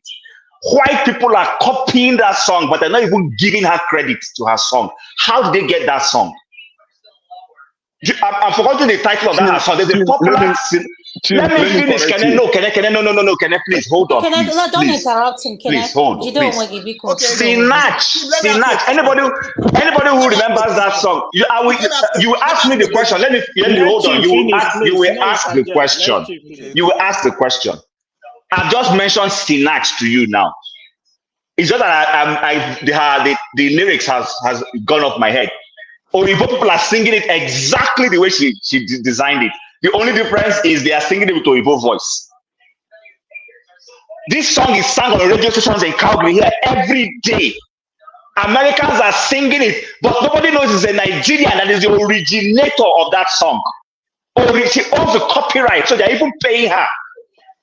She's the owner of the song, but the whole Christian world is singing it. That song was not written out of her head, but it was written from her head into a chord. That's why they can all sing it. Listen, the average white man, listen. Before you say, let me round up here. The average white man has a bias. I live in the Western world. They have a big bias, and that bias is when they don't know something, rather than admit they don't know it, they will look for a way to put it down and tell you it's not singable. It's like your name that they will never learn to pronounce. They can pronounce a Polish name, pronounce a Russian name that are very difficult, but they will not be able to pronounce Olumide. they will murder it. Even Adama, as straightforward as it is, they will look for a way to murder it. They're only comfortable with you when you can bring your name to a nickname for them to have. It's a bias. Don't buy into that bias. Yes, thank you, Jimmy. Hold on, please, Ekene, hold on. That was Let a good one. AY was the You one didn't to talk understand- then. You didn't understand my point, and you have just. I understand your point. Maybe, so, like I said, you are the one who couldn't convince me. Jim, wait now. You didn't understand my point, and what you have just done, you've expressed your bias already. Okay. Dexter, wait. Right, hold on. So that you gather all the questions together. AY wanted to say into what's said. Then Ekene will comment. Then you can take it all in at once. I think Jim has done justice to the question I want to ask. Let's move on. Okay, Ekene, you next. Yeah, thank you. Shim, I will agree with the last part of your speech. I can't be in a place where they will murder my name in this country. They don't burn that person well. I will correct that person. Hey, pronounce it the right way. Or you say after me. Kene Chukwu. They will repeat. Or you say after me. That is the correct way to pronounce it. I don't care if you are the CEO of that establishment. You have to pronounce my name well. Now, You muted yourself. We can't hear you. oh, sorry. Talking about if Africans write their music or not. Just yesterday. Their lyrics. Yeah, the lyrics. Just yesterday, there is one Frank Edward. I was listening to his, he went to one Paul and then church, and he was telling the congregation that he doesn't write his the lyrics, that he's inspired by the Holy Spirit to sing. And I was thinking, so you climb the altar, Holy Spirit will now say, start singing. And then the keyboardist, the drummers and everything we key into whatever nonsense that you are saying. And that was what he was telling them. And the pastor, one Dr. Paul Eneche, was actually, nodding his head at, oh, Holy Spirit is at work. So now, how do you tell me that such a person, let's assume that he actually write his lyrics, but he has come openly to say that he does not write his lyrics. I don't know how to defend such a person. And again, coming by African music, I think the sound, I'm not into musical. I don't care. I just love sound. If you give me good sound, I will use it. I use it to sleep, use it to drive, use it to, enjoy myself. For example, how do you write, how do you call it? There's this music. Not gogogongo. At least you can get the spelling of gogogongo. But there are some lyrics that you will be like, how do they actually write this nonsense? And they are singing it, and it's making sense to them, right? My take is, whether you write lyrics or you don't write, just give us good music, nice music. I think I'm okay with that. Adam, sorry, quickly, there's a misconception that we need to correct, so I don't go too far away. Every music emanates from the realm of your head. From the realm of your head. That's true. And then it gets put down. The musician might not have the capacity and intellect to write. Someone else will write it, and that music will now become in a book. Please, no music in the world. He doesn't write. He does not write it down. No. Understand something. That he does not write it down himself does not mean that music will not eventually be written down. It will be written down. If it's not written down, how come? What you said. How come? Sorry, let me end here. How come? Do you know that the Western world are looking for collaboration with Nigerian musicians? Why are they suddenly seeking it? How can you be seeking to do something collaboration with people that you don't believe in? How are they not being able to replicate their music then? How are they finding it difficult to replicate their music? Okay, we had all the concern. Let's give Dexter the opportunity to explain this idea, his narrative. Then Amy will come in and say something to that. Dexter, over to you. Thank you. Yeah, thank you. First of all, Chim, you've just expressed a very bad bias, which I'll point it out to you. A Hausa man, typical Hausa man, cannot pronounce a Kalabari name properly. That is the truth. So this idea of let's try and desensitize ourselves of this racing white and black. Please, that ideology of the white man can't pronounce my name. Let's look. That's not a good argument. Number two, you didn't understand the concept of what I told you. You just took it. If you talked about writing music, Brother, help me understand now. Help me understand. Let me help you. I was giving you an example. Okay, please do a good job. Do a good job of it, please. Okay, good. Africans don't take records. Africans don't write. Africans don't keep. Example, somebody, let me give you a typical example. You have bone setters. African had African medicine. Bone setters. It only runs in the family. It only runs in the family because the only people that learn it are the people that see the person that is doing it. It's never recorded of this is what we do. Nobody sat down and said, okay, this person does like this. You write it down, they take record, and that somebody independent of them can come and learn it, can look at it and learn it. That way you don't transfer knowledge. It is on record that if Africa colonized Europe, blacks colonized Europe, but how come we lost how come we do something and then we lose it completely? Because you don't keep the proper records of things. One of the reasons why the Western world goes the way they go is because they have repeatability. Anything that is not repeatable does not last. If you don't keep a record of how people can repeat whatever you have done, 100 years after, it dies with you. So if you look at many African countries, in many African civilizations, after one good person, in quote, everything just disappears gradually. We don't have that culture of we are doing something, we are keeping record of it. Okay, let me give you an example. How many of you Let me ask you a quick question. Let me ask you a quick question. Just let me ask you a question. What's the question? Let him land. So let him land so that he doesn't lose his train of thought. I want to really give him a chance to do justice because I accused him of not being able to explain properly. Let him explain. Dexter, please, I want you to be realistic with the point you're making so that it can make sense to every one of us. A lot of our artists have contract with Sony Records. And these are records who have, hold on, Dexter. These are record labels that, Sony Record is not from Africa. So in order for you to have a contract with this record label, you have to, those music can be attainable. There's a lyrics behind it. There's a vote. There's a way these things work. So I'm trying to help you. I want to understand when you say we don't keep record in terms of words, the lyrics. I want to understand the part you're coming from. Let me ask the question since you've asked a question. So you just said for Africa, we don't keep record of anything, that the thing will just die with you. Okay. When you look at our music industry, for example, how come Fela music did not die with him? And a lot of people have, that was a platform for a lot of people to grow. Oye Kanwenu, how come her music did not die with her? A lot of ladies have looked up to her for music to grow. Tiwa Savage, Two-Face. What Two-Face? We thought Two-Face was the ultimate. Wizkid came out, Davido, Flavor. How come the music? Your point does not really I don't get it. Can you expatiate on it? Let me expatiate. Dexter, talking about.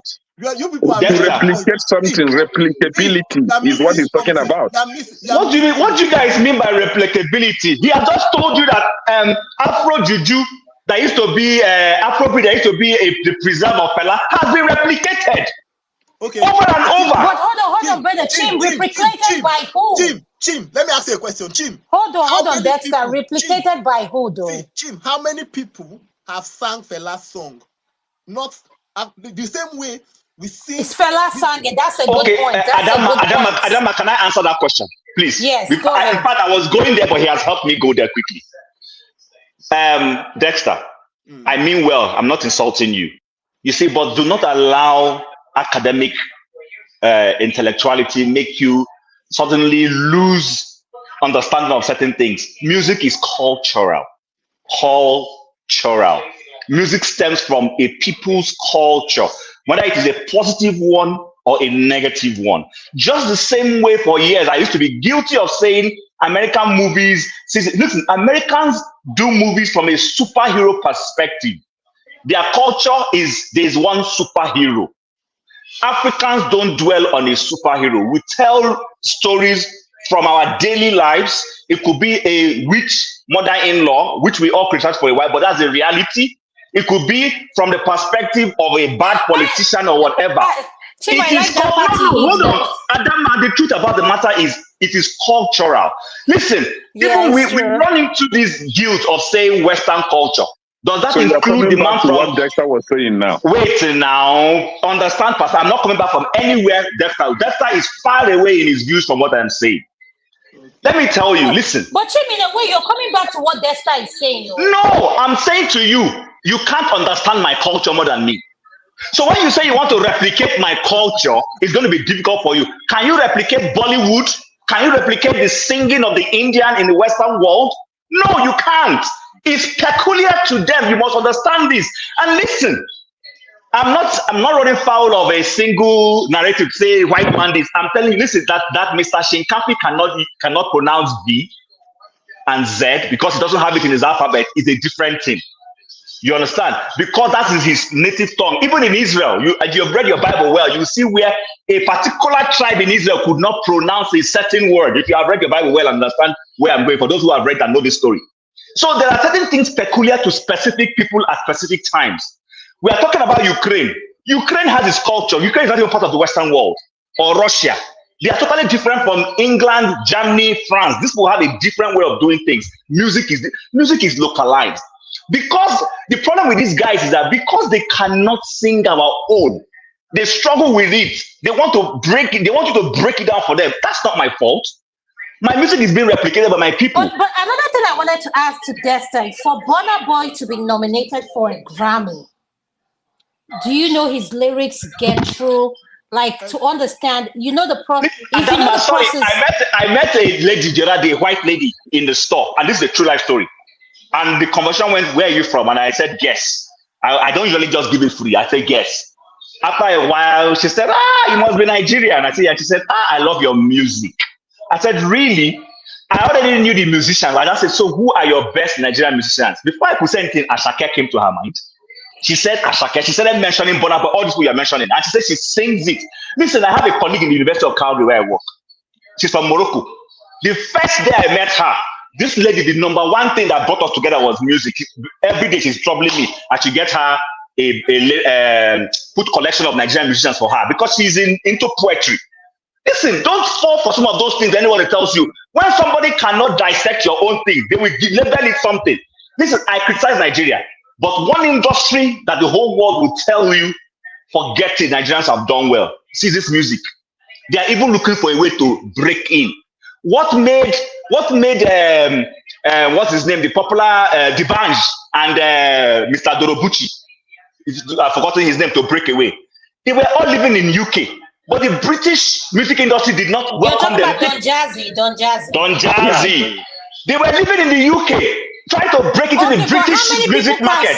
Okay, hold on, Chim. Let's understand what Dexter is saying. How many people can sing Warrior or Umo Delibo? How many people can represent? But I have told you it's cultural. I understand it's cultural. That's where Dexter is. I think that's where. I think go ahead, Dexter. Let me end by saying, when you say they can't break in, what you're saying is that the Western approach to things is the global acceptable norm. That is not correct. Okay, yeah, I accept. Yeah, go ahead, Dexter. I agree with you 100%. What I'm saying is this. So I think, like I said, I think you need to desensitize yourself from the idea of you're competing with anybody. That's the first thing. This idea of it's like it's them against us. You need to desensitize yourself from that. But I don't think any one of us is looking at it from that approach. That's not way. No, this is very laughable. No. You see, you're starting to go into the realm of you're going. Let me correct one thing. You're going into the realm of you're going. I'm just trying to correct the statement you made. You're now delving into the realm of slightly insulting people. I just want to remind you of that. Ochim, you're not. Look, the point I'm making, the point I'm making is this. I made a point for improvement of Africa, of Africans, of what we can do. What you have done is that you've tried to spin it of them against us, and that's not helping.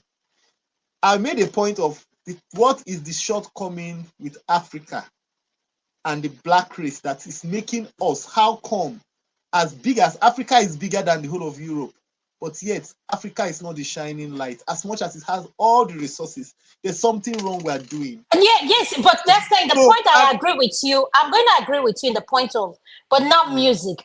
The point I agree with you is when we make this statement and we say the colonial master has enslaved us for how many years, and they are gone, but we are still enslaving ourselves by.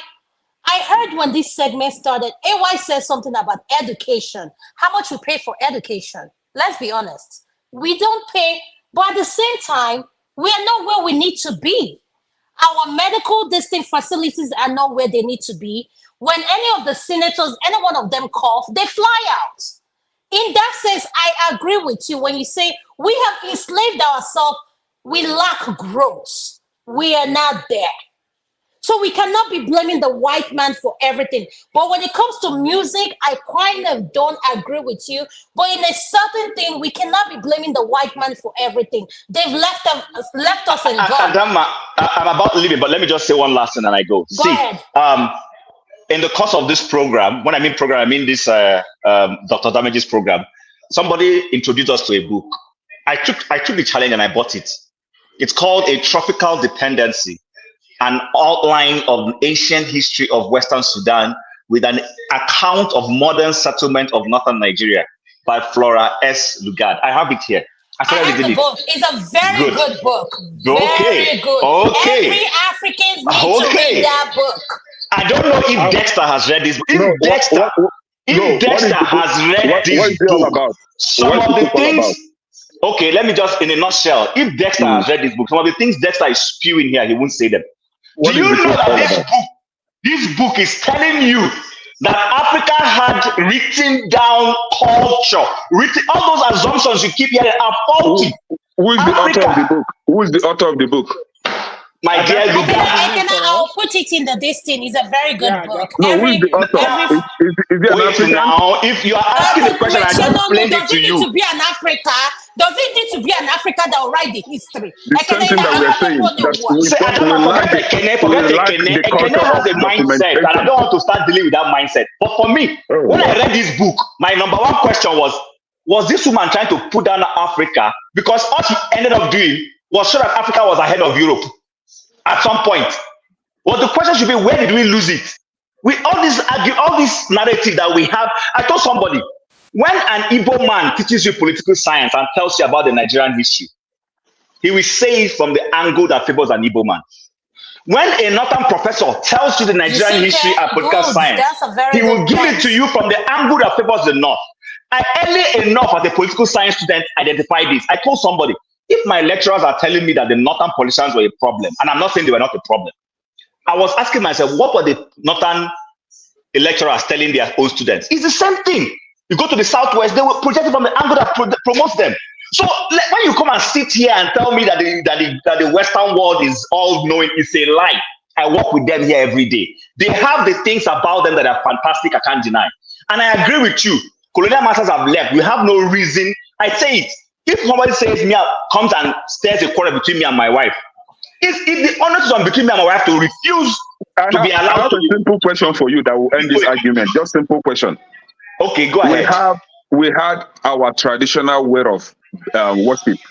Yes. Before the Western missionaries came to Africa, right? Yes. They came with documented instructions or manual book that portrays their religion, which is Christianity.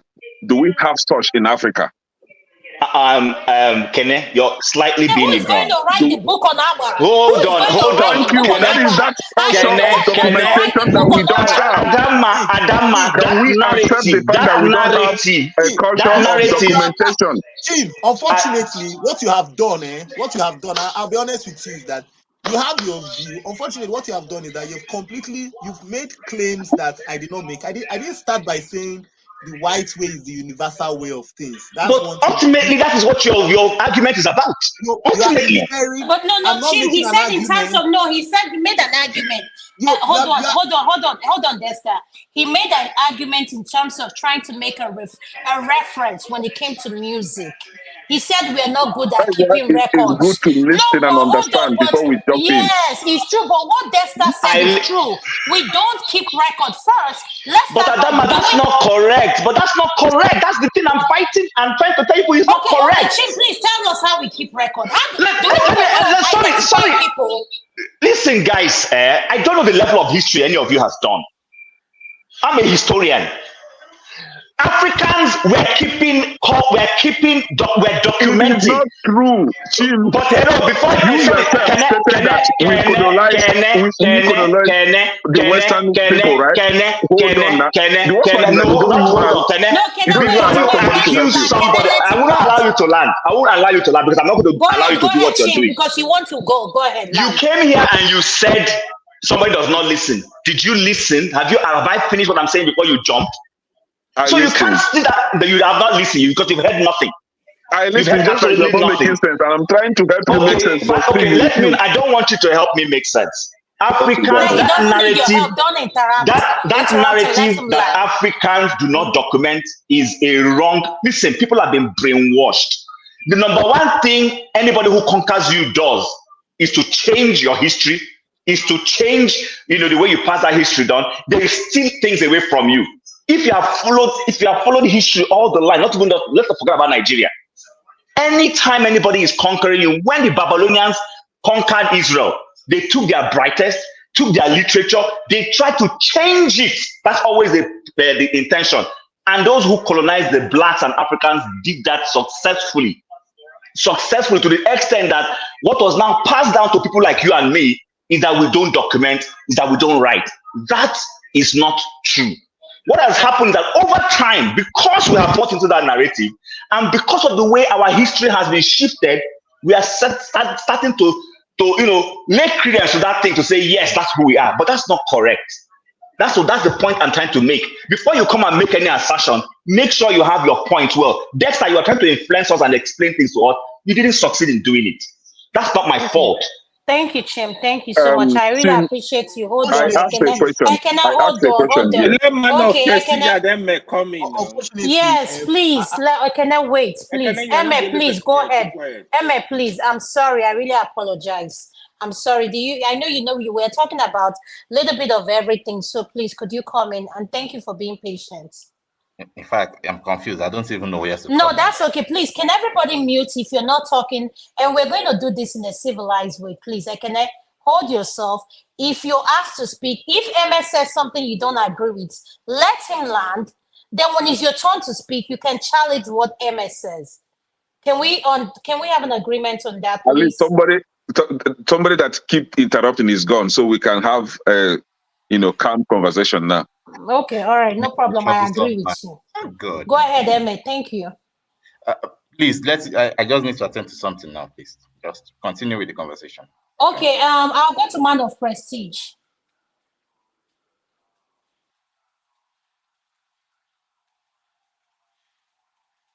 Man of Prestige, can you hear us? Yeah, I can hear. Sorry, okay. I got myself muted. Yeah, greetings, everybody. You heard what Dexter said, and I said to Chim that I feel like we keep blaming the slave, the Caucasian, the slave master has left us. And I hear people say these comments every day, but I feel like we're enslaved mentally. And Dexter said something about we not keeping record.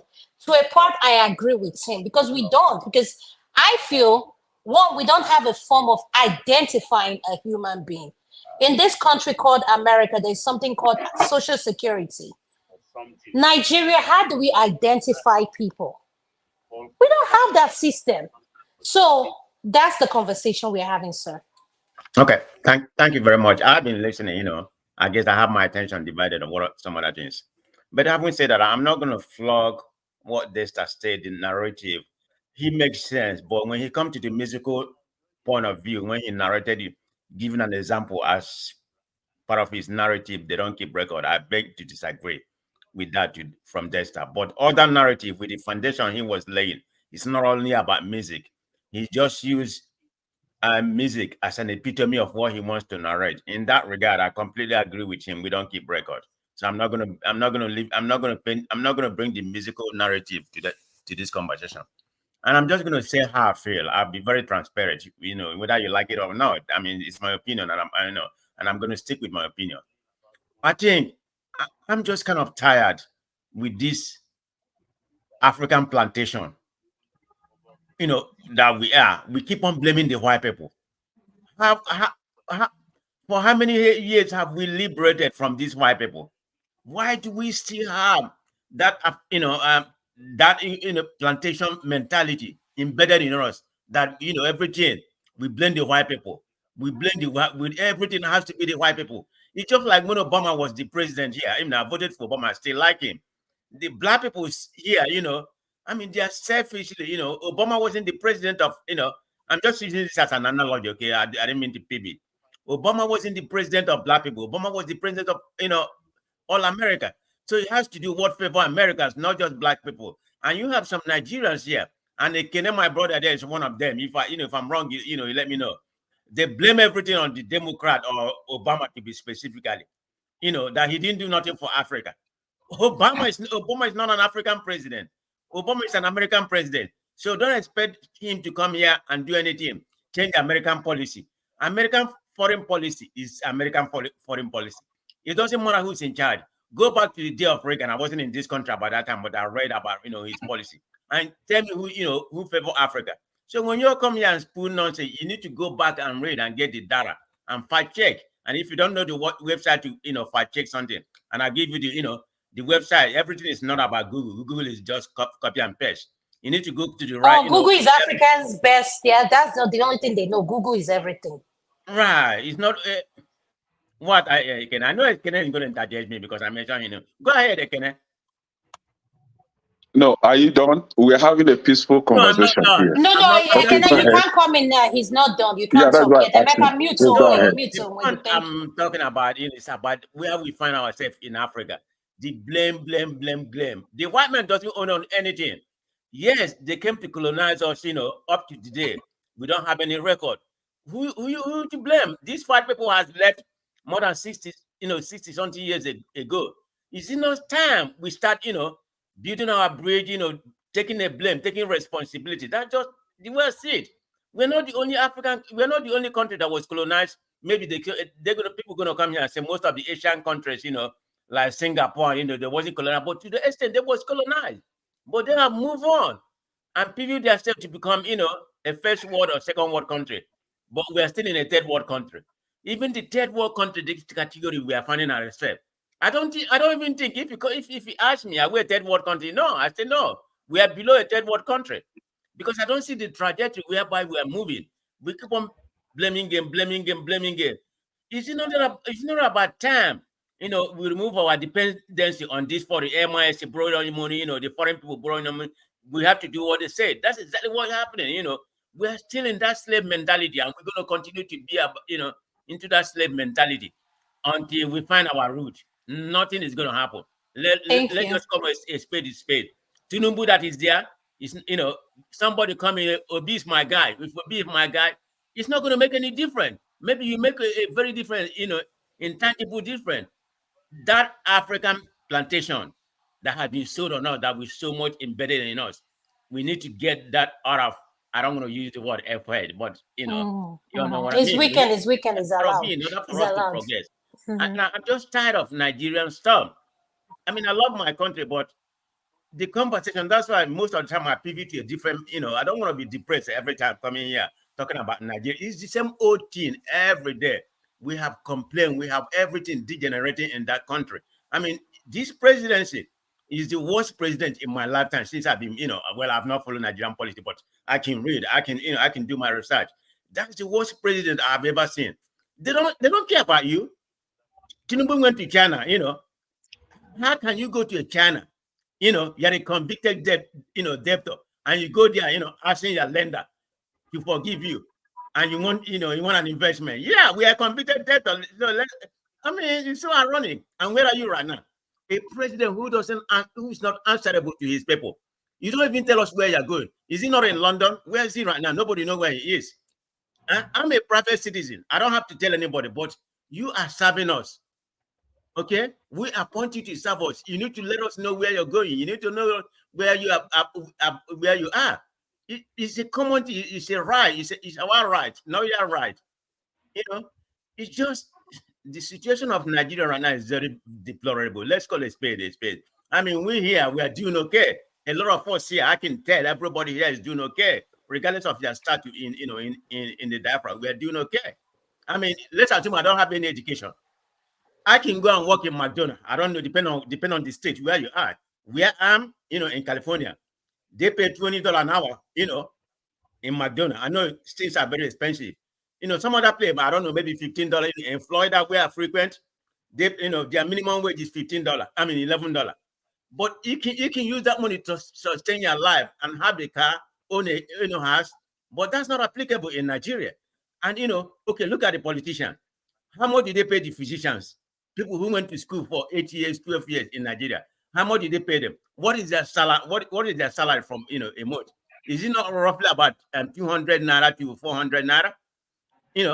That money for their lifetime, a politician can make it a year for what they make in their lifetime. So you want, you want somebody to be to be a doctor? Do you want that much to go to Nigeria, and bring his experience, his innovation in order to help the country that he's so, that she's so much dearly loved? No, Adama is not going to do that. I can't speak for him, but I can't even. I can't. Going back to Nigeria in order to prove Nigerian healthcare system, because she's going to be at loss. She's not going to be able to, apart from other impediment that is going to be served just for the economical aspect of it. She's not going to do that. You want me to go and do my own business experience, my project experience? I can't do that. I'm not going to do that. Believe me, you can call me a selfish you want. I'm not going to Nigeria, and I don't want to live in Nigeria. Okay, until something improves. I mean, why am I not doing it? Because if I go there, they won't give me. I won't get the opportunity. If I decided to go against them, they neither kill you or do whatever.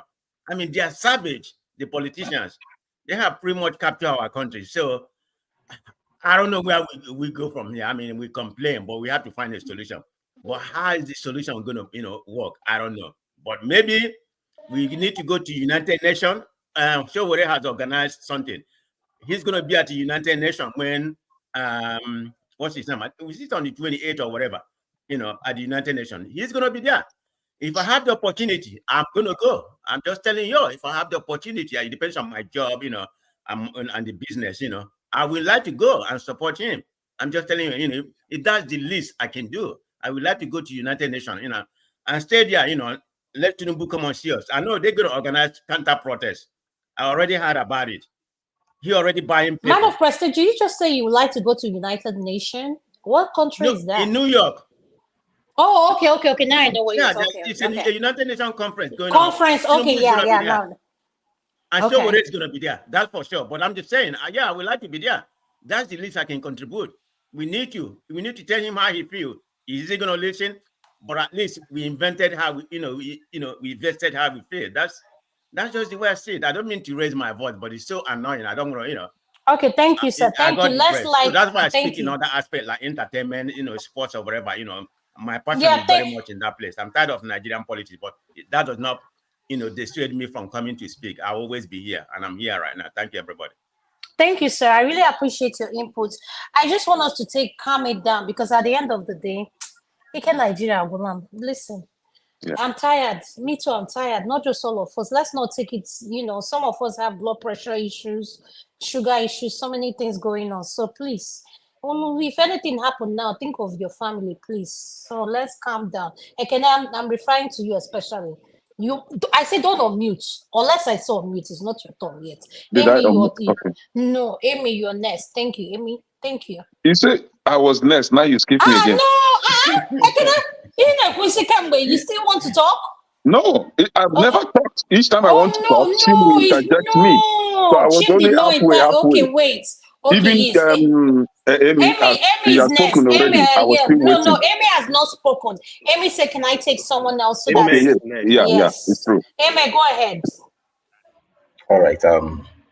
Greetings everybody, to the panelists and the audience. Well, I think it is just a funny thing. It's a sad situation that we have in Africa. That we are here, we are where we are, and we can't. Sometimes you have to just question: can we really trace ourselves without the help of the white man? And that is just a sad thing. But fine, and it's just like the child who was born by a mad woman. The child will eventually just have to take responsibility for himself or herself, because one way or the other, life and fate has happened to him, or that he can't really just point back to where he or she is coming from, or is not proud enough to do that.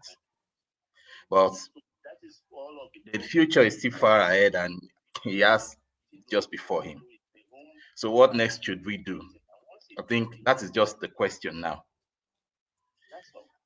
How much can we document for ourselves? And especially with the tools we have now. We have AI, we have the internet, we have tools of storage. You don't even need to use the pen and paper again. We have the different types of storage now. I think this is now the time that we should really encourage ourselves to become future historians by simply documenting and journaling whatever we experience in this present time. So I would really urge everybody, what do you call this kind of people? Stenographers and people of thoughts who are blessed with that gift of writing and documenting, that this is the time that we should encourage ourselves to. Yeah, come on in. So that is it with that aspect. I heard you taking it. No, I'm on it. I'm on it. I'm on that one live. Man of Prestige, can you mute? Man of Prestige, can you mute? Oh, that's me. I just turned it. I'm on that one live. Then I'm on this one. I don't have to show my camera. Just something to pass by. It's not anything possible. You want me to go with you, or you yeah, I'll mute him. I'll mute him. Amy, go ahead. Let me mute him. No, what you getting? It's Sonny. Sonny, if you know, it's like a little barbecue place. Man of Prestige, can you mute for us, please? Yeah, it's like All right. So that is okay. We may just be quiet. Let's hear what you say. Okay, I've muted him. Go ahead. He wants to come up. All right. So, well, that is it with that. Now, coming to the issue of that really bothers me a lot is the issue of Nigeria as one, because I've listened to a lot of conversations, a lot of submissions to that. Yeah, of the truth, at least we have been won to this point. But are we really won? And the answer is that on the superficial level, yes, we are one. Wherever it matters, we are one. But how does that oneness govern our leadership? Does it help us to make decisions as that one entity? That is when we always see the divisions, and plausibly, so it is plausible to see that, in my opinion, because I think we have to come to that point where we shouldn't be afraid to really discuss those divisions and tell ourselves the truth that it is there. And yes, it is rightly there. It should be there, because so far we've not trusted ourselves, and trust is not something you are bestowed upon. It is something that you should earn. And as a society, we've not really trusted ourselves to that regard to say, yes, we are one. No. Because I think when it gets to the closets, when it gets to the secret places, these divisions are what we use to make our decisions. These divisions are what we use to make our decisions and enforce it. So I think we should first of all face that fact, or at least right now, and even respect it. We shouldn't be afraid to discuss that division. We are, and we should respect that, and even now, make ways to which it can be better. Because I've heard the argument where some says that other nations are even trying to come together. For example, I heard of Mr. Chim that said he made reference to Germany, that they were divided at some point and eventually they had to come together. But that is true, and that is reasonable. because fine, it has even, we can see the progress that Germany is having. But the thing that he omitted there is that the division helped them to respect themselves. And with that division, they were able to come to the table and then lay down their terms of agreement properly. And it was respected. There's a contract there. And that contract is what is fanning that unity now, because on that contract, everybody simply believes this is what I am going to be by this contract. And this is always going to be respected. And also, there is now there is quality of leadership there to make sure that whatever is written down, agreed upon, must be respected, must be followed, must be, that is it. And when those things are there, you realize that those kind of system, they always grow, because there is equilibrium and there is also certainty. People understand, if I do this, I'm going to get this. That is a system, at least largely so. It might not be 100% correct, but largely it will be correct. And that gives everybody the reason to want to even make sure that they deposit into such a system. And that is how you see people of intellect, they go there, they develop, they continue to pour in. They don't even care if they should keep their monies to themselves, because they know that there's no need for that. When the average lifestyle there is the lifestyle of sustainability. Let me put it that way. I won't say it is lifestyle of a wealthy person, but for an average man who is not greedy in life, you'll be fine with the way you live over there. So, but that is not what we have in our society. And because of this loophole that we have so far, it is even now worse, because our best can't come up from that system to rule us or to lead again. The system can only allow for the worst of us to get there, because the best can't have the energy or you now require the toughness, he's a strong man, that kind of a thing before you get there. So in my opinion, that is why I would respect people who believe that we should go our ways. That is the reason, because I believe if we can appreciate that level of division, it makes us to come together whenever we now want to come back together to really tender our terms of agreement. That fine, when we want to come together, these are the terms that we must come with. Not some just one or two persons sitting in a room somewhere and document a whole constitution and call it we. Who are the we there? So I know that yes, there's benefit to a one Nigeria. In fact, I want it. But the truth is that as of now, it is not working, and we have not even come to the agreement of the terms that we want to leave that one Nigeria in. So if you see, in fact, you see the outcome, the consequence of that is that the leaders we have, they don't even see it as one Nigeria. They only see it as a national cake where they just eat and then whatever is left, they leave for the next person. So it is where they simply want to finish everything. Because if you look at the attitude, the way they are leading this nation, you realize that they simply want to finish everything and throw everything to the dustbin.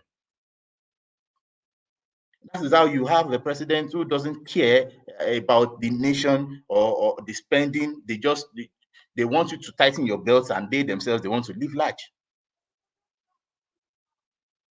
So you see, this is where I am coming from as a person that I want us to have a one Nigeria, yes, but we must first of all allow ourselves, without fear, to discuss our division.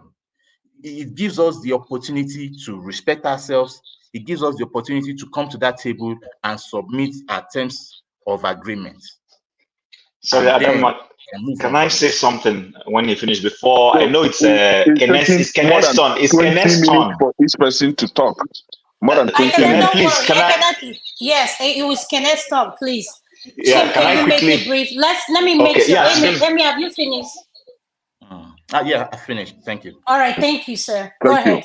Okay, so can I please wait? Yeah, please. Can I give him let's please, see. Sorry, I know it's your turn. I just want to, so that we don't lose. So Ehi, thank you for what you said. But you see, I'm not sure you started this program at the beginning. So sometimes when you jump in from somewhere and you just hear something, it's always good to find out the context. When I joined this program, when it was Andrew made an assertion. And I said, no, I've not been watching you from the beginning. I only started watching you and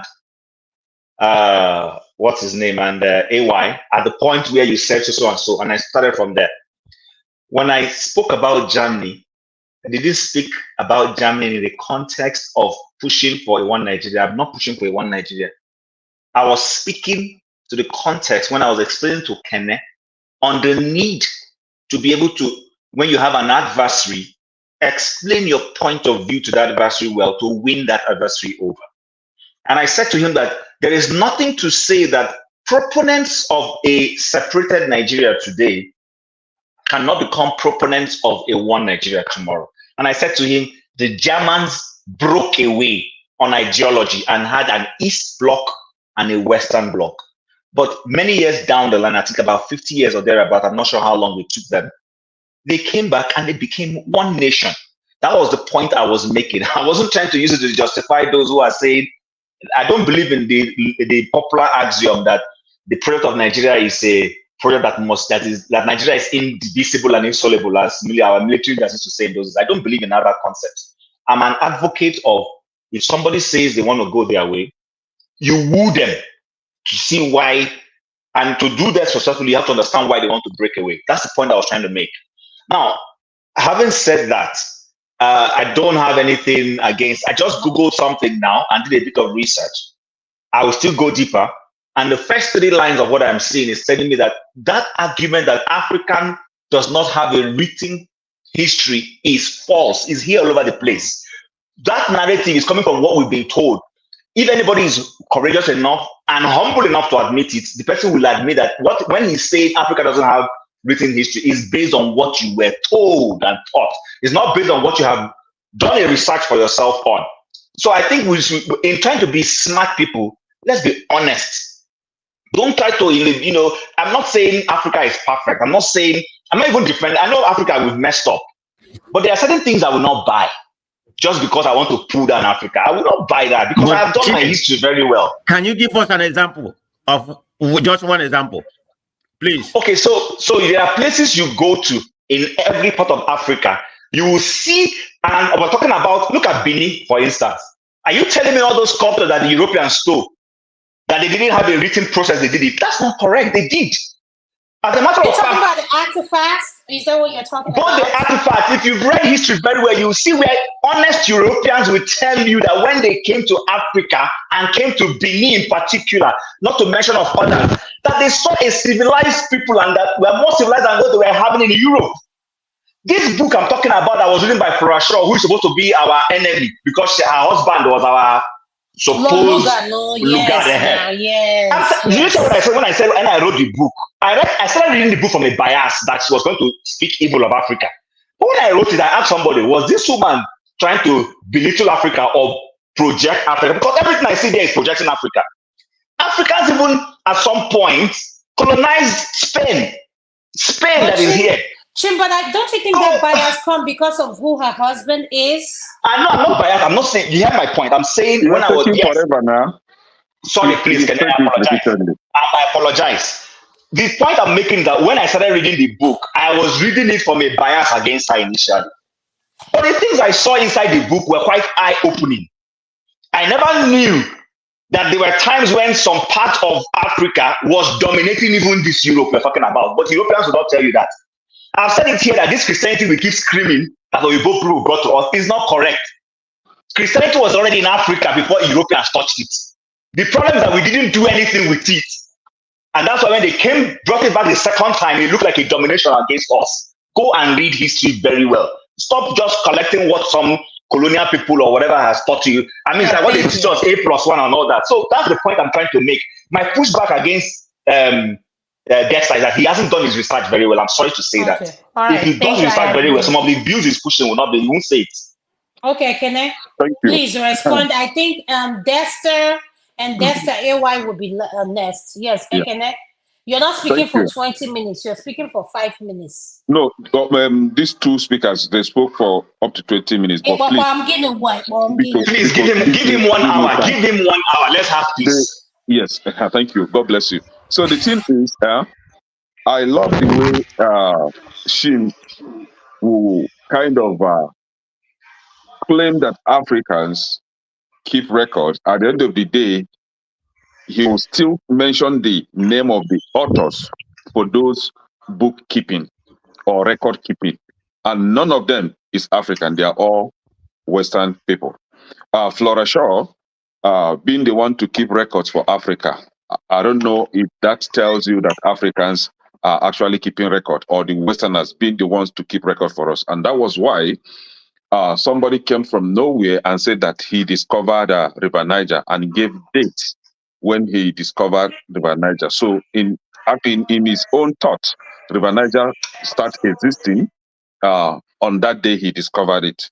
Our forefathers were not able to keep such a record. That is a fact that all of us need to accept. And again, you live in a country, I mean Nigeria, where history is not even taught in school. If history is not taught in school, how much more do you expect history to be recorded in a country that don't have regards over history? Now, we have, for example, I was trying to write my name in a language, in our ancestral way of writing, which is in Sebedi or Akago, right? I was unable. I searched everywhere to put it together. I was unable. The funny thing is, most of the records that I found online were documented by the Westerners, not even our own people. I tried for months until I was able to gather things out, up, and I was able to fix my name. But if it is English name, for example, if it is Peter, I will simply grab a dictionary, open Peter, and I will find Peter and the meaning of Peter and explanation. Everything will be there. Now, you stated, which I agree with you anyway, that our people colonize the Westerners. Where is the record? Can I lay my hands on the record to see that? But I was told orally. So we keep oral record, not written records. Now, somebody was telling me about, or I read about how our people in the early 5th century, that our people in the southeast and part of the Ibibio or Enoch region were dealing in iron smelting. But there was no record of that. And if you go online today, you will see that the records you can find online were kept by the white Westerners. So our people were just living a life without keeping record for their descendants. And that was why today, if you're looking for iron, smelting iron in Leja or Opi, they are all written by the white people. And we are not just having this conversation because we like argument. We like to have this conversation to go into your heart and begin to ask you some questions. What are you leaving for your generations yet unborn? What history are you leaving for them? Me personally, I've started developing what they call family tree. And I know on this platform, this panel now, nobody among you will be able to tell us, give an account of your 4-generation family history back. I don't think you will be able to tell us who is your great grandfather. You will not be able to list their names. And then we are living a life like that. And then tomorrow, we'll now begin to say, oh, white people did us this. I'm not a party to blaming anybody for my misfortune. If white people did not hold gun on my head to force me to behave like a stupid person, I should take responsibility of for my stupidity.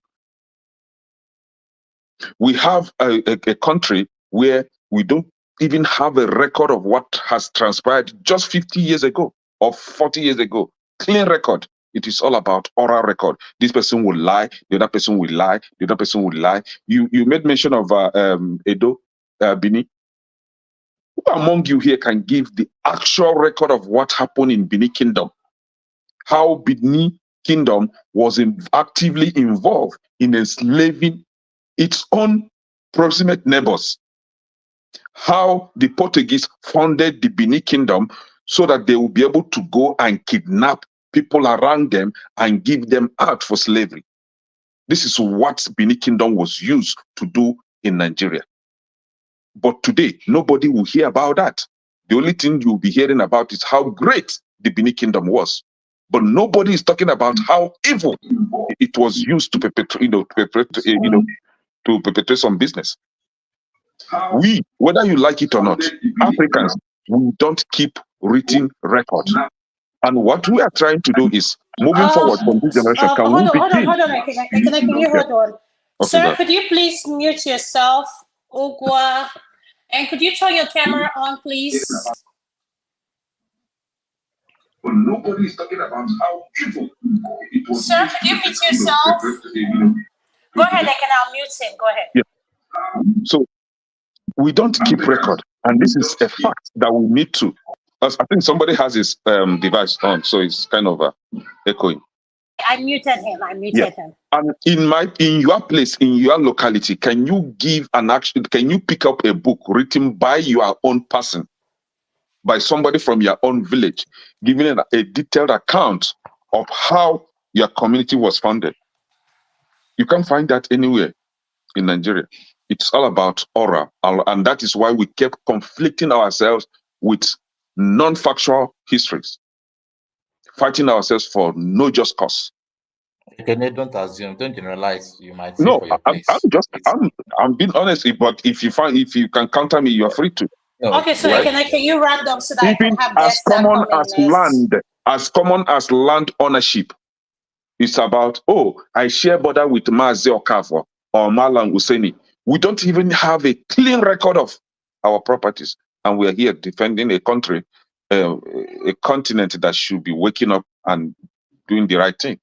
If we keep defending it, this is how we leave a generation that will not know anything about us at the end of the day.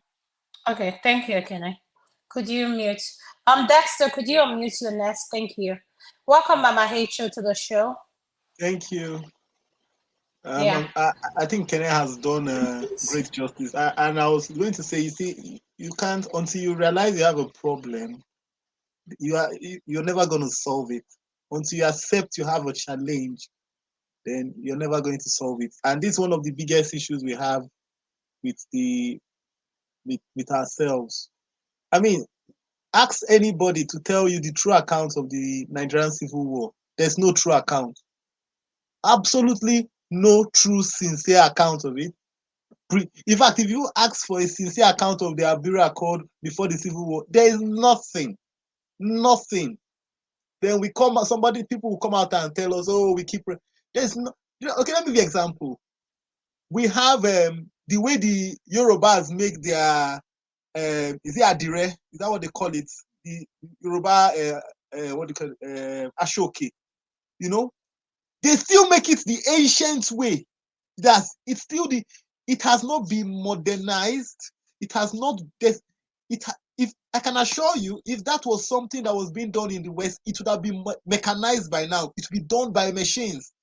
To think that many of us here buy iPhones. iPhones are made by nanochips. Nanochips are made in the company that builds the machine is based in Netherlands. They built a machine for 20 years. They were working on building a machine to build transistors in nano sizes, and they've done that. In Africa, in fact, recently I looked at Ebonyi State. Ebonyi State is called the salt of, is it not Salt State? Do you know the way they harvest the salt in Ebonyi State? It's still the very old, very, very old manner. Very, very old. It has not been modernized.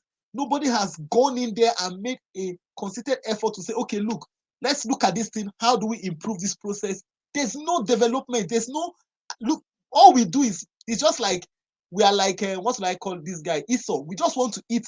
We literally just eat what we have at that moment, eat it up. We don't care about what's coming next. We eat everything up, and then the cycle starts again. The next people, the next generation that don't know anything will start. In fact, that is why we are having the embers of separatists coming up in Nigeria. It is recorded after 50 years, history repeats itself.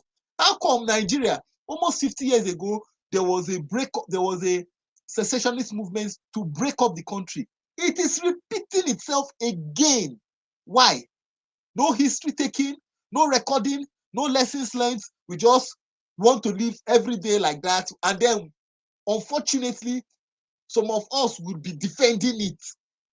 I only gave that music analogy, but unfortunately, people were taking it on a large scale. Burna Boy's music is global. Davido's music is global, so everybody will know it. Go to the churches, go to all those high life bands that play. All those people that play, they play off their head. They play off their head. They cannot read music. If you give them a chord sheet, if you give them a music sheet of their own music, they cannot play it. They can't read it. They can't understand it. So the difference is that in the Western world, the foundation blocks for people are better. The people start from a foundation that they can read it, they can understand it anywhere they go, they can reproduce it. But our own is the music bands, all those local high life bands, they just play from what they hear, they just play it. But if you tell them, okay, you see this thing, can you write it for somebody else so that when the person sees it, the person can play it? Absolutely zero. Absolutely zero. They can't do that at all. And it is a culture thing. In fact, okay, let me give you an example. I was listening to an American news recently, and somebody said that the moment Joe Biden leaves the White House, that somebody is going to write a book about what happened. That somebody that was in the White House there will write a book about the account of what happened. They've started writing the book already. Sorry that I interject. Yeah, no problem. Thank you. Can it happen in Nigeria? Buhari left office. Nobody has written the record of when Buhari was out of office for close to 90 days. Nothing. They did. Which book? Yeah, by Femi. Come on, the don't give me that bullshit. Femi wrote encomiums about Buhari. You are talking. These are the problems. Okay, can we not use cost word? The word sorry. bullshit, please. Yes, we sorry. can't. My point is, these are the problems we are having. Femi was writing encomiums about Buhari. He didn't write the truth. Can you tell us why Buhari was outside the country? Can you tell? The problem is that we like to be pleasing. You know this lying down for the leader, lying down. No, right? Look, when Donald Trump was still in office, somebody wrote a book and casted him and wrote everything, all the records that happened. Look, even the Lord Lugard, we still use Lord Lugard's diary till today. Lord Lugard's diary to get accounts of what happened. But our own, we can't write our own. We can't. Look at what is happening in Tinubu. Nobody's right. What people will be writing is how Tinubu was the best, and that's all they will write. Nobody. And the truth is that we cannot. Don't we realize something? Are we making progress? I mean, many of us are leaving Nigeria, moving to the Western world, want to get Western citizenship. Doesn't it tell you something? It means that you're not doing something correctly. And if we keep on, it's just like I see somebody was saying something that Nigerians are so biased. When they go to America, they are demanding for free and fair election in America, demanding for the right thing to be done. But you come to Nigeria, you can't demand for it. It's completely different. The game changes. And it just tells us that there's something wrong with our culture. If we don't change, if we can't see ourselves and say, look, we are doing something wrong. For the past 60 years, we have been doing something wrong and we need to change it. We need to stop. Unfortunately, there's no hope. We'll just keep going down, down, down, down. Thank you, Dustin. Thank you. Writing a record of what the truth is, we don't do that. We lie about it, we pad it, we destroy the evidence, destroy all. Look at if it was America, all these elections. Okay, look at the last election. People would have written the account, accurate account, undisputable. But we don't do that. Thank you, Dexter. Thank you. Hey, while you're next, could you please unmute? If you're not speaking, please, could you have your mic muted, please? And only unmute when I ask you to, please. Thank you. Hey, why? Thank you. So, go ahead. First of all, I don't even know how we got here, right? The question To is, do be, Africans keep records? I know. To be fair to Africa, I think we keep record. The only problem anybody is gonna say is the record are inadequate or the completeness of the record. I mean, if we don't keep record, somebody Gen Z like Kenya, how is he gonna know some things, you know? So the thing is, it's not that it's not that we don't keep record. it's it's not that we don't keep record. For example, like people we are talking about Biafra war, if we have the record, we have the record. We have a lot of book. The problem I see with Okay, that, AY, right? this is one thing I want, please. I'm not to interrupt you. If you're quoting that, for our viewers watching, please tell them where they can go look up this record. That's all I asked for. Okay, hold on. Okay. So we have a lot of historians. Even in my high school, in government class, I was taught what the Biafra war, my government teacher, what led to Biafra war, what happened. We have the record. The problem is who is writing the book. For example, if you see like Aniboma write book about Biafra war, he's gonna look at it from the Biafra angle. If you see a Yoruba man writing, he's gonna be looking at it from another angle. If you see an Hausa man writing, he's looking at it from another angle. This is the only problem I see with this record. But trust me, we have record. If you go to Benin, go to the Oba Palace, they are gonna give you record of what's it called? Is it the Benin War? How this stuff here built, the artifact, they have record of all this stuff. The truth is, don't forget when they. Why do we keep AY? Hold on, please, so that we understand where we're going. Everybody keep referencing Benin. Yes, Benin is a historical state and everything. The capital of Nigeria is Abuja, if I'm wrong. Correct. Where do Gen Zs like a.k.a. that want to look up our historical records, where can they go other than Benin? Where can we go? So you agree with no? Can I AY that I'm Gen Z? Okay, no, don't interject him. No, I cannot mute, please. She has placed it on record, a.k.a. She has placed it on record that you're Gen Z. So the thing is, to be honest, even in our library, like university libraries, they have records. The only issue I see with our library now, we used to go to library, you want to borrow books, you don't really have all these things properly stored in the computer and stuff like that, you know. I mean, today people are using cloud. I don't think they even use anything like that. You got to look for the books. So I think the thing we should question is it the authenticity of the record, maybe, you know, but their record. How do you think all of us here we have idea of incident that happened in Nigeria, stuff that happened? Who taught you? So we read them. We went to classes to learn about this stuff. This is the honest truth. So the only thing I would say, you could say what we have is inadequate, or we should do better. I mean, people falsify documents, but my Maduka, my philosopher professor, he told us, he said, he defined history for us. We usually laugh. He said, history is a lie agreed upon. And somehow it's true. Because it's something people agree, okay, this is what happened from your own account, from my own account. So even the West, you're not doing, you think they do everything, right? No, they're not.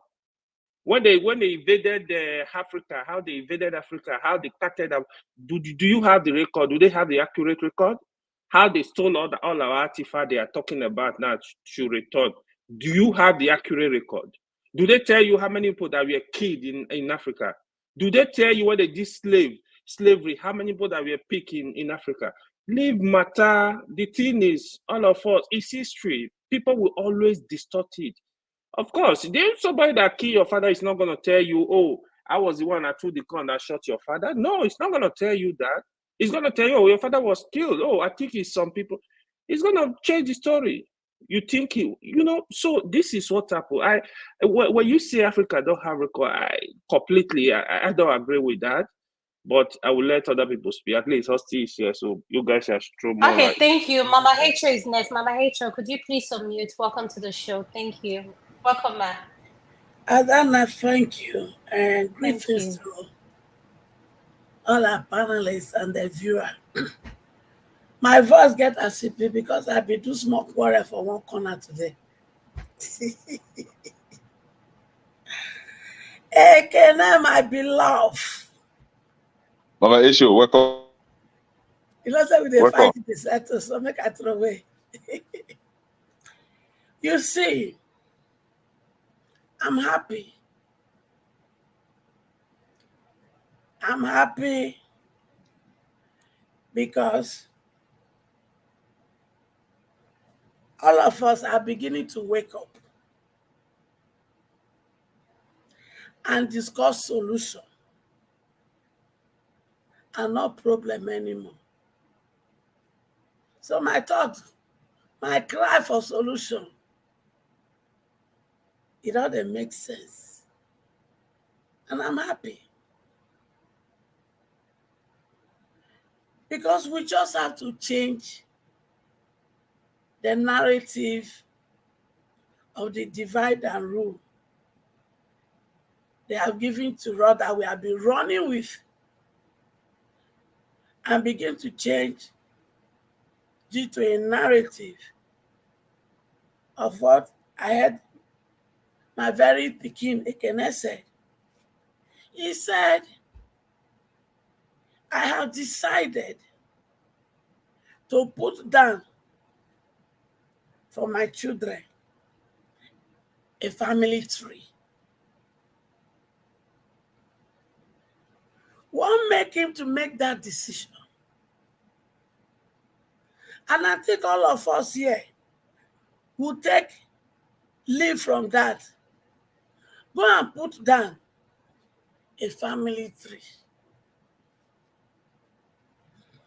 Those of you that have observed me very well, you know that I talk and all of a sudden you see me twist. And I come with this warrior-like voice.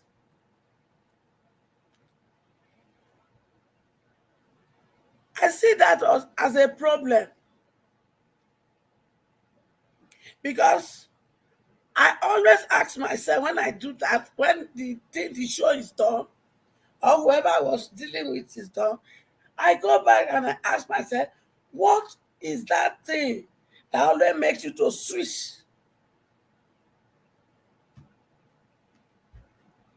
I have gone for deliverance because I thought now deliverance problem.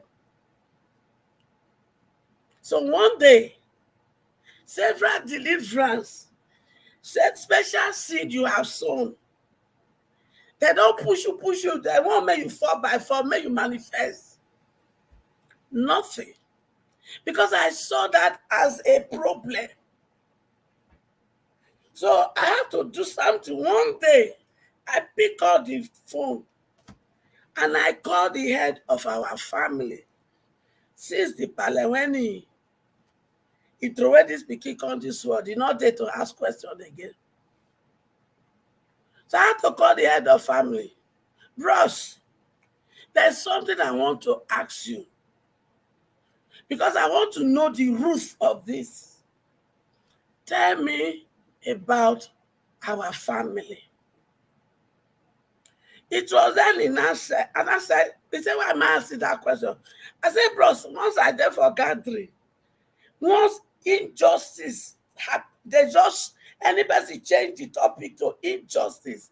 I said, I will switch like this, like a warrior, like a lioness. Who want to? He now laugh. He said, relax. Nothing is wrong with you. And I said, why did you say that? He said, your grandfather, Obukowo, your grandfather, was a warrior in his time. And that there is no battle he goes to, he does not win. And that when he comes back from that battle, before he cannot enter his house straight, because he not go sabi whether now war is still there, I been a house in don't come. Because if he enter house straight and meet things when he not good, he said area go scatter. So whenever he comes from battles, that he has to go into, I don't know that they call him, or that they say eruru. Na eruru, na that they call him for wopo. So, Paul, where are you? Make you go and preach for that. Where they be eruru? People are saying something like dustbin. Those village like dustbin. He said when he come, he will stay there. But before he come, his boys would have prepared what they will use to appease his spirit to come back home. And what did they use to appease him? Match yam and palm oil. So when he come like that, they will now miss him and they will be throwing the match yam and be saying praises to him. While they are doing that, he's vibrating. And while they are doing that, he's coming down. He's coming down. Then he will not come back to himself before he entered the house. I said, to. He said, now your papa, grandpapa spirit tell you, and so now they go pay money for any deliverance. Why am I saying that? Family tree. Because one way or the other, you are who you are today. There are some characteristics that are related, that are associated with you because of your family lineage. So it is good for us to trace back our family tree. Not just tracing it back, we must trace it in order to live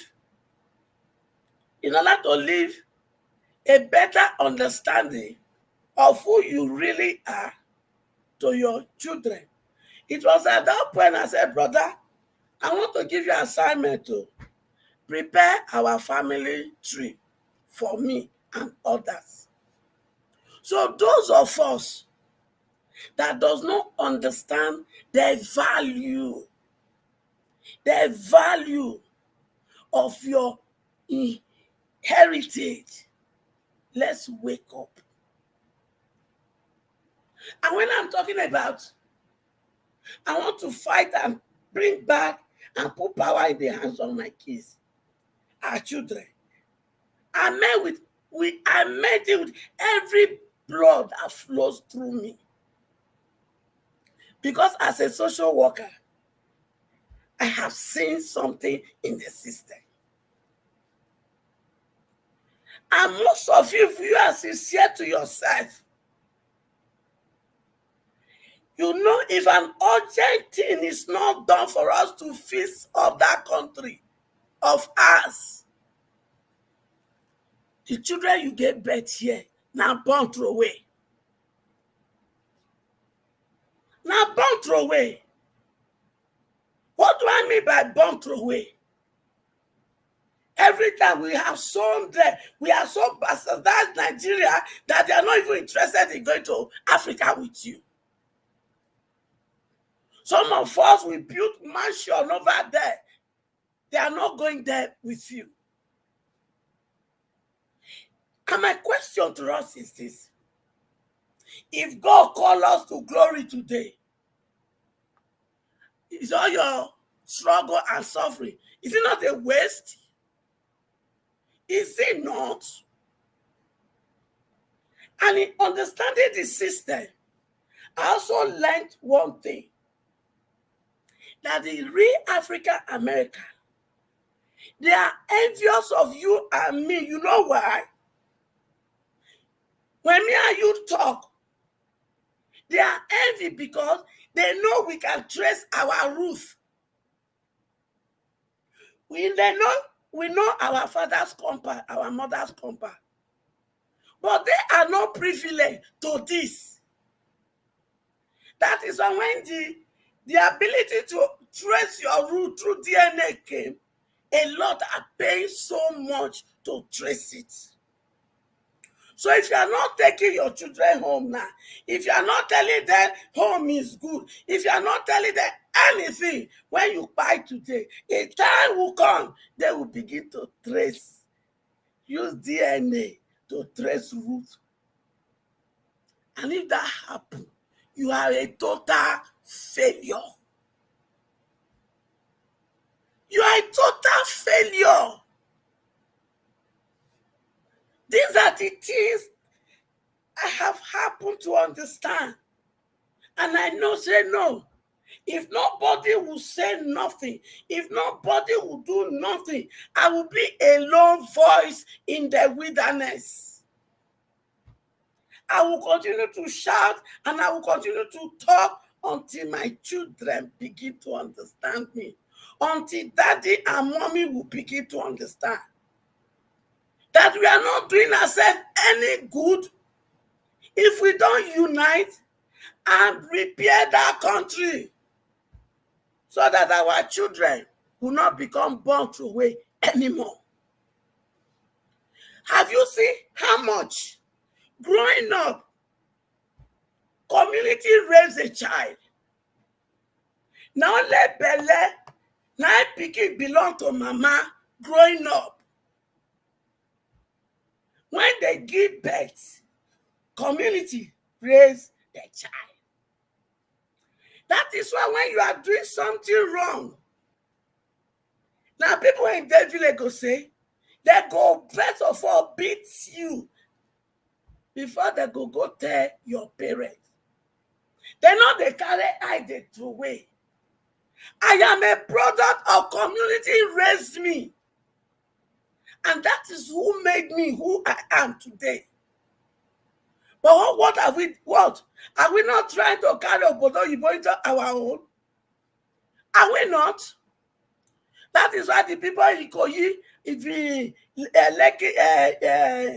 Lekki, we have used war to partition ourselves. But that's not who we are. We have allowed the pastor to tell us, this one is this one is wishing, this one is it, this one. They've made us to create enemy among us. Die. We always pray the prayer of die. But when they want to collect money from us, we are no longer enemy. And they come for all of them. This lie, religion as an opium, just as divide and rule, tribal bigotry is an opium. Yes, ma'am. Both of them are opium just to destroy my children. But I say to them today, enough of this their lie. Mama is coming to take her children from your grip. Yes, ma'am. Because my voice will be louder than yours. And thank God, they are the Gen Z generation. Yeah. Internet, smartphone, tablet. Now they are walking, talking with that. So if una teach son, I don't capture my children and my grandchildren, una come teach son, I don't capture them. Gone are the days where there's no one to fight for them. But I want to speak to you, women. Women, wake up. Remember the pain that goes through you the day you were giving birth to these children. Remember that pain. Women, those of us in diaspora, you mock your sisters. You mock your sister just because the system is taking over. You are now a mockery. Is that our value system? Is that? No, ma'am. Can you round Is up, that ma'am? our value system? No, it's not. You have a value system where you were taught how to respect your husband. But the moment you enter here, they can't tell you, say for here, now women get right. Why you not display that right for Nigeria? And without even call the practice and for home. borrow. Made in abroad, made in Oyibo. We don't collect made in Oyibo, so that we can't lose our cultural value. We can't carry made in Oyibo into marriage, both home and abroad. Baby mama, congratulations! Shame on you! You are who you are today because your mother and my mother has to put you first in all things. But that does not make me to excuse you men, no. Especially those one who has learned the barbaric way of treating a woman. Can you round up, ma, please? Must you beat a woman? If you want flex your power, why you not look for another man like you? Make you say, oh, yeah, to them, make we blow. Now my daughter's body, now your power, now they reign. And they call for all of now. Because now I make my children when they obodo, when I come they turn that to burn away.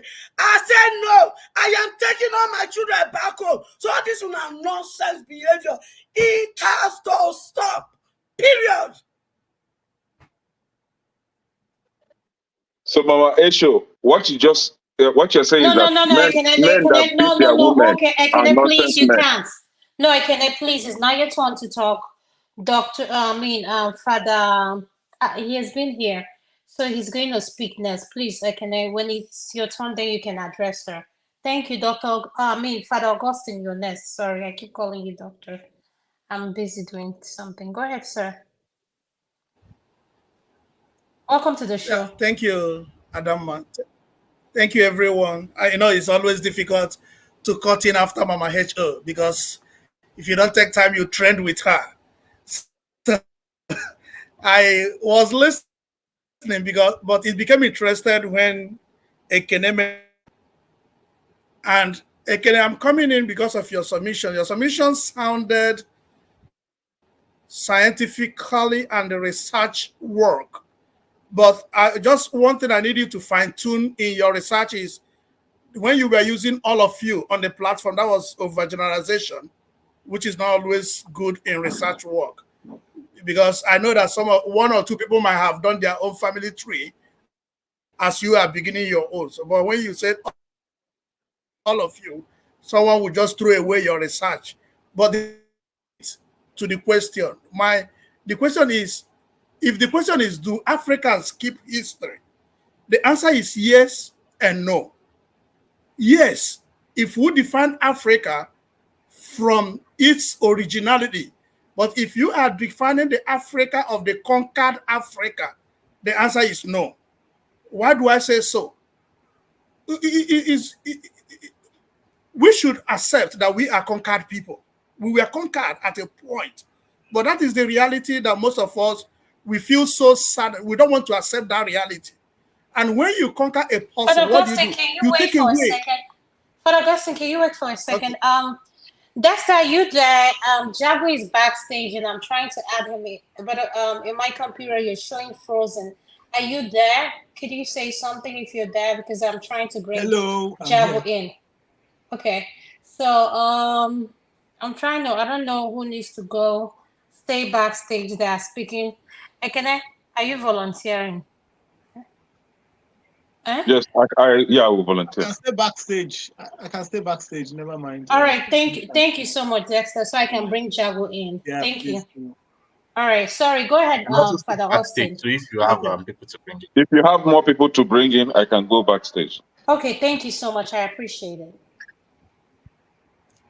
Yeah, all right, go ahead, Father Austin. Yeah. Thank you. So my point is, if we accept the Africa that was there before the colonization or before the capturing, we keep record. Now the question will be, what kind of record do we keep? In all honesty, we will understand that the record keeping method of communication have never been static. It has been developing from one stage to the other. The methodology of record keeping 5 years ago is not the same today. And when we say about the authenticity of record, it has always been in the same manner. It has always been a distorted record in every aspect of record keeping. So the oral method of record keeping, to be candid with you, in the 90s, in my village, there are people that when you look at them, somebody will point at you, whatever this man says, you don't need to argue it. He will tell you the truth. In the 90s, I know that there were 2 or 3 people I can say in my village. Everyone accepted that these people are honest and sincere people. So when that was in existence, oral record was not a problem. But this day, can anybody say that about somebody in my village? There must be somebody opposing that person. No matter how honest you look like, you must have an opposition today. So the record keeping of oral method of record keeping can no longer be tenable in this kind of environment. So there has always been developmental stage of record keeping. So I will confidently say that Africans need to wake up, accept the reality that what we had was taken away when we were captured. The values, we lost our values. But the problem we have is that these guys stole us and have refused to leave us, and we have refused ourselves to be liberated from them. Unless we begin to create like this conscious mind, like coming to form a family tree is a sense of liberation, because you now want to develop your identity. You want to capture your identity. If you ask a.k.a. to be honest, few years ago, a.k.a. might not have been bold enough, like some of us. Some of us, a few years ago, might have not been bold enough to owe our identity. If you are asked, there are so many people I knew that if you ask them a few years ago, they will say, my mother is from this side. They claim one locality. But today, they are proud of where they come from. So that consciousness is coming up, and we all need to build on that consciousness of owing what we have. It is only when you own what you have that you can develop it.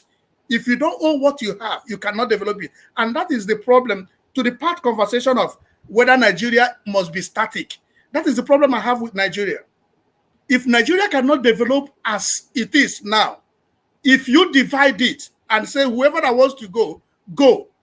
Believe you me, if we go back individually and develop ourselves and realize that the bigger we become, the easier for us to do the transaction, you will see that it will be possible to come back and have a better Nigeria. But once you continue to force yourself in as much as we've not had ownership of it, there is no way it can develop. Thank you. Thank you so much, Father. I appreciate it. Mr. Omoshola, could you please unmute, sir? Welcome to the show, sir. Yeah. Good morning, good afternoon, good day. Good evening, sir. Good evening. My issue I agree to, because my issue reminded me of growing up in Nigeria. You said a word that went deep into my heart. I live in the UK, and most of us live outside Nigeria. We don't live in a compound where it's all fenced off like prisoners. We had children playing together. Everybody's mother is our mother. If you misbehave, Mother A will beat you. Before you get to your mother, Mother A will report what you did. Nigeria is not like that. The history we're talking about, I remember history classes where we got to know some things about Nigeria. When we now say there's no more history being taught in schools, I cannot even remember when it was stopped. I remember current affairs, leaflet, is still in the market. We are all talking about Nigeria not knowing their history. There's a word they always hear. When a white man wants to hide anything from a black man, he puts it in a book. Is it an hungry Nigerian that will read? The problem we have is so huge that you cannot even imagine. The schools we have in Nigeria, who is teaching them? Someone that is not qualified. Can an average Nigerian student, I'm not talking of private, I'm talking of public school, and that is where the higher amount of poor people can send their children to. Can they read? Do they have that resources? Do they even have what they call a library? Because we are all mentioning library here. I cannot remember seeing a library in Nigeria.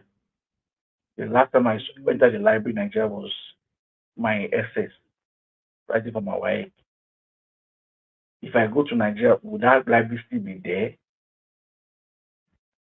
Our leaders, they are so wicked that information they don't want you to have. That is why they have made sure that internet is not everywhere. If there was internet in Nigeria, Nigerians are very inquisitive. The ones that Gen Z that are tech experts and the ones that are not tech experts want to learn. The government have made us crippled, handicapped. The youth, are being caved. As in, you just like they tie your hand, tie your leg, close your mouth. That is the future of an average Nigerian now. Those days when we were growing up, we had access to everything. I lived among white people in Nigeria. In Nigeria I was born in, I lived around white people. I saw white people in my street. I saw white people hugging and kissing, saying good, pecking. These are things I see here now. Like it's like film. We have children here now. We can't say let's take them to Nigeria because of insecurity. This problem we have of history issue. You are talking about writing books about our past leaders. If that kind of books were existing, do you think in any way a demon like Buhari would have been a president again?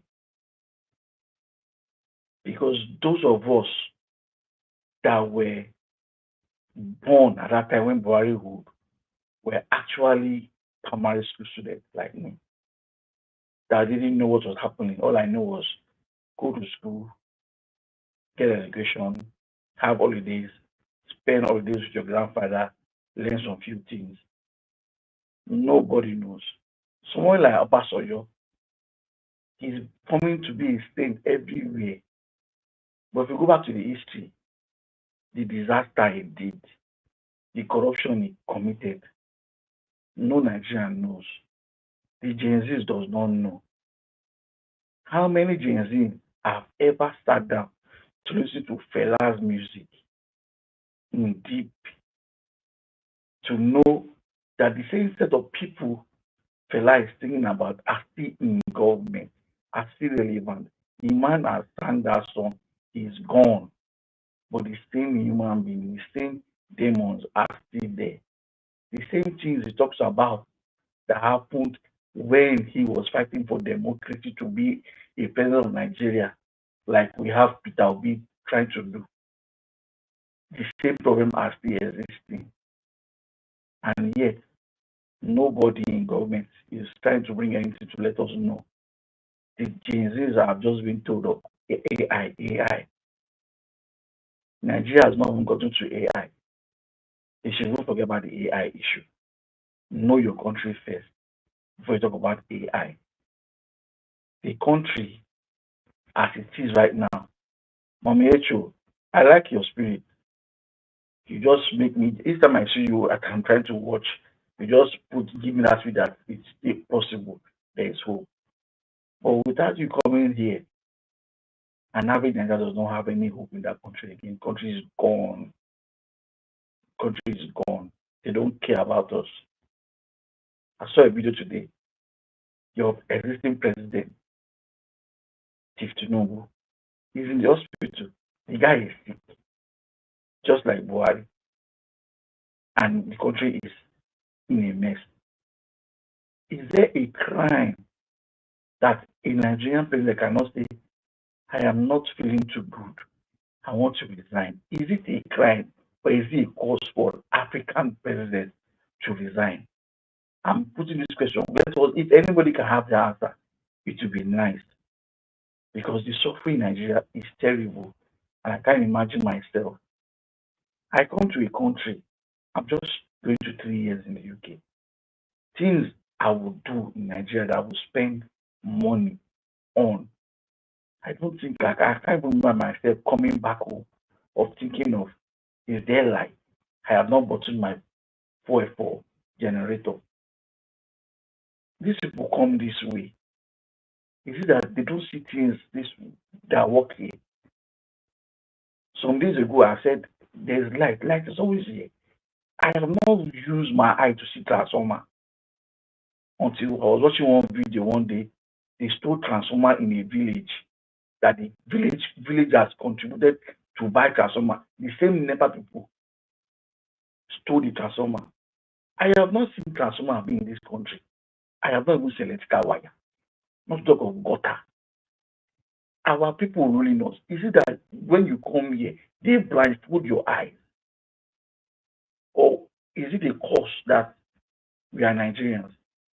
And I want to say today, I have a very strong feeling that Bible that they used to deceive Nigerians, the Garden of Eden, it is in Nigeria.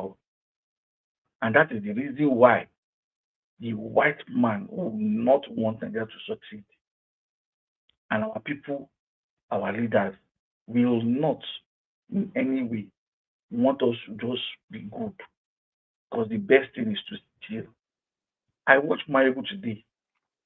And when we were talking about hospitals, how they built hospitals in Nigeria, that in UK, the money that Nigerian government and politicians are stolen can be more of that program hospitals. Yet, politicians are sick, they come here. We all work here, we pay tax. No matter how small, we all pay tax.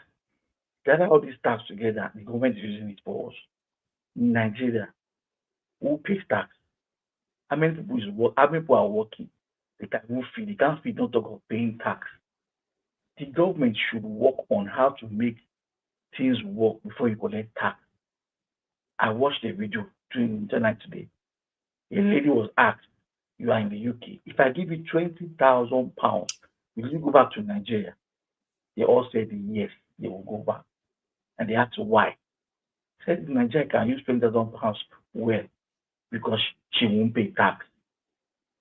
That's the kind of mindset an average Nigerian have. People pay tax. I have not seen them.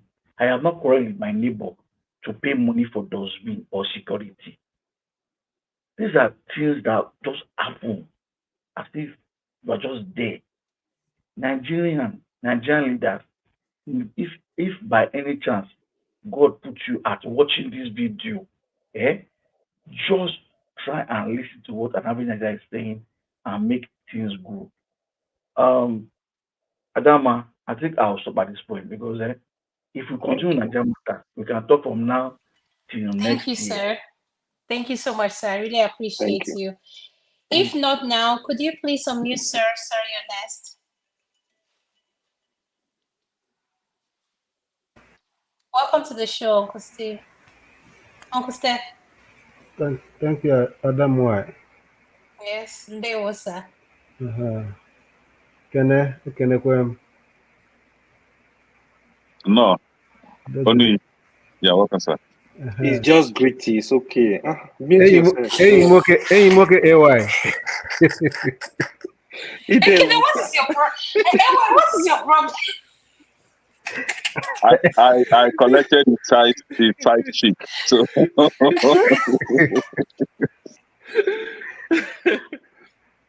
Adam, actually, I don't understand the topic you guys are discussing. We are discussing, do we keep records? And how do we assess those records? How do our kids go and assess those records? So that's what we're talking about. In Nigeria, do we keep records?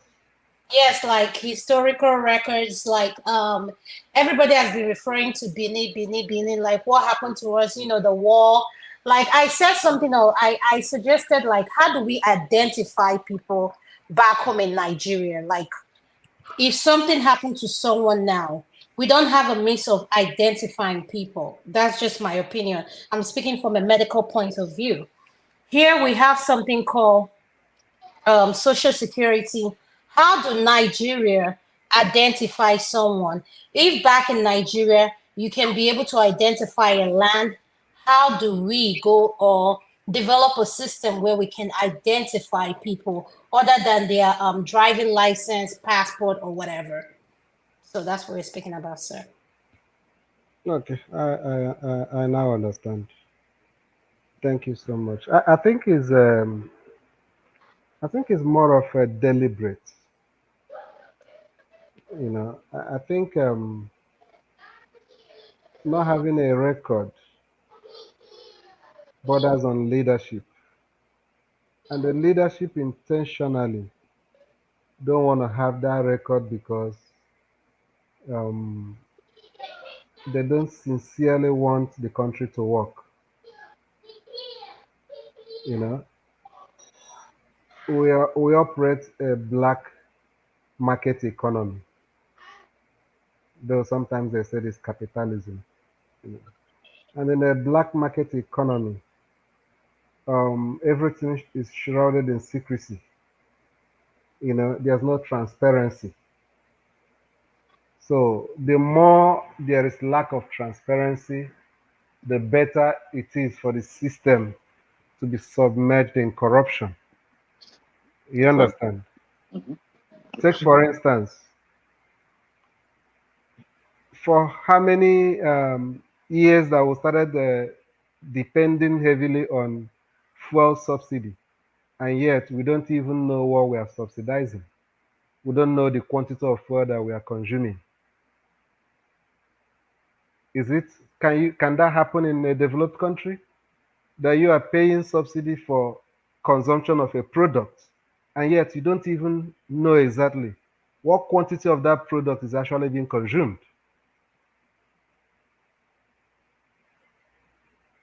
Is it difficult to know what we are consuming? No, it's not difficult. But the reason why they don't want to keep such record that is reliable is because if you keep such record, everybody will know exactly how much subsidy is costing. You understand? Then coming to Yes, the sir. issue of having a social security register and stuff like that. Remember, we've not been able to have a census, population census, for so many years now. And the reason is because we don't really want to know how many we are. So why do you think we don't want to know our population? It's still the same issue, because the more the more the more there's this vagueness. Okay, let me give you an instance. When I was in Nigeria, there was a company I was working in then. The accountant that was there deliberately messed up the accounting system. Do you understand? You can't have accurate record of sales. You can't have accurate record of expenditures. You can't have an accurate record of anything. He's a qualified accountant. Do you know the reason? Because something was going on under the table.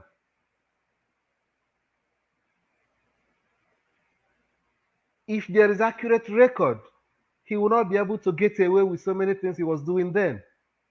But he made it to be so difficult to understand what was the true standing of the company because he's putting his hand in the cookie jar. You understand? So coming to the question I asked, why don't we want to know how many we are? If we know how many we are, in Nigeria, population is a biggie. You understand? The time they usually do the census, there are some parts of the country where you will go. You will be, that is, maybe the village head or the head of family is going to give you the figure for that household. Do you understand? This is how many we are in our household. So it just sum up everything at the end of the day, because resources are shared based on population. So each zone or area want to play that we have the highest population so that we can have the highest resources shared to our own side. And when it comes to the issue of election, for instance, some people want to, keep using the fact that they have the highest number to have advantage when it comes to election. So those things are not difficult, but what I'm trying to explain is that it is deliberate, it is intentional.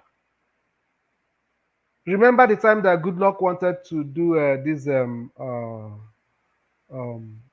he was the one that started the NIN, national identity number or whatever, that they wanted to use something that's going to be like the ID card will be like also a payment system to have a chip.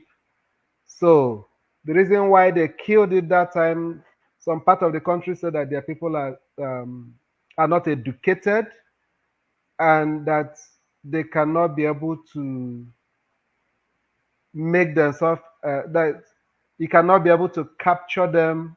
There are so many reasons. Another one is that they later brought a high level politics that why should it be only, I think only MasterCard that will be the chip that will be on the on the name. You understand?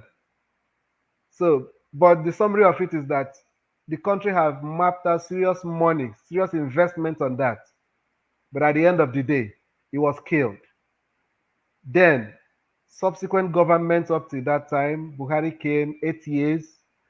Tinubu came, started his social investment or whatever, still without a register.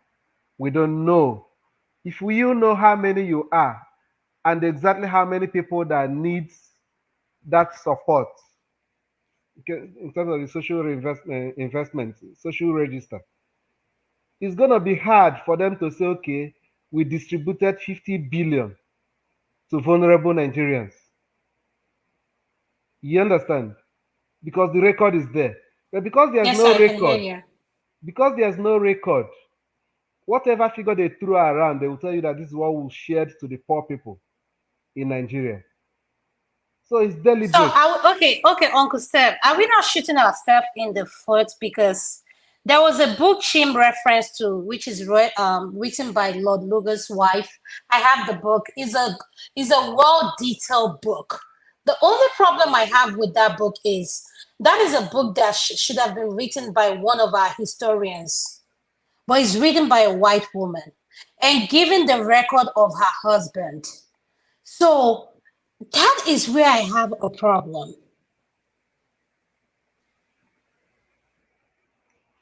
Honestly, my sister, some of the questions you're asking, even this topic, is like you maybe you've left the country like like Uncle Steph, I grew up I think here. you are I born grew in up you here. are born in America Yes, anyway. everything Yeah. here is so. But the truth And I'm, is, but actually, but the thing is, for my children, I just asked AY. AY said everything now. I said, AY, give me a website. Tell me where our children can go look up these things, other than our public library that is in college, whatever. Tell me where we can. This thing is accessible, which is what Mama H said, that this Gen Z, this generation are waking up. They want to know. So how can we make it accessible to our children? and just to throw a little light. Sorry, it could be possible. This is just hypothesis. It could be possible that that book was written by an African, but it will not sell without a name. It could be possible. That's a good way of looking at it. That's a good way. But she's been a writer, though. She's been a writer. She has a lot of books on Amazon. So she's been a writer. So when I say my children, my daughter is, 20 something. So I'm not, these are not kids, and I have a 7. The point is, our children need to know this thing. I get to know what I know today because my parents invested in those things. And I said to AY, every one of us, Mama H spoke good. How did we make those information accessible to our children? Your children, my children, AY's children, every one of us here on the panel, our kids, other than going to Nigeria physically to access that information. That too depends on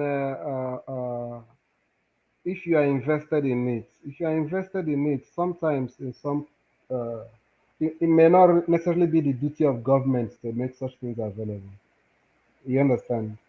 If you are very passionate about it, for instance, and you're able to, if you are very passionate about it, definitely you're going to see one or two people that you can team up with and maybe run it as a kind of a foundation. You know, you could build a website and begin to host such things. You understand? So If not definitely now, some people will start volunteering to write some things that can be a kind of a national depository of such historical records. It may not necessarily be government. The only one that you can do without government is the ones that has to do with government data. You understand? if Uh-huh. not now, if not now, can I interject? Yeah, sure. Why not? Yeah, sorry. So when we say government, if it may not necessarily be government, one, we must also accept that government have failed, but know that there is motivation that leads you into doing whatever thing you're doing. Most of us continue to read, continue to develop, because if you don't read in the Western world, you will be left out. So if the government have not structured the country in a way that updating will get you to where you want to be, and something is waiting for you to burn the candle. If there's nothing waiting for me to sit down and read for 10 hours, why will I read? So if it is not possible for individuals can do, there are so many things we cannot do as individuals until government come back to insert originality, reward to hard work. There are so many things we will not. So, like, sorry to cut a bit, what my brother talked about tax. If you say that Africans or Nigerians do not pay tax, I refuse to accept that. And I have No, we are paying. We pay more We than pay more than we pay more Western than, countries. No, we because pay more than, yeah.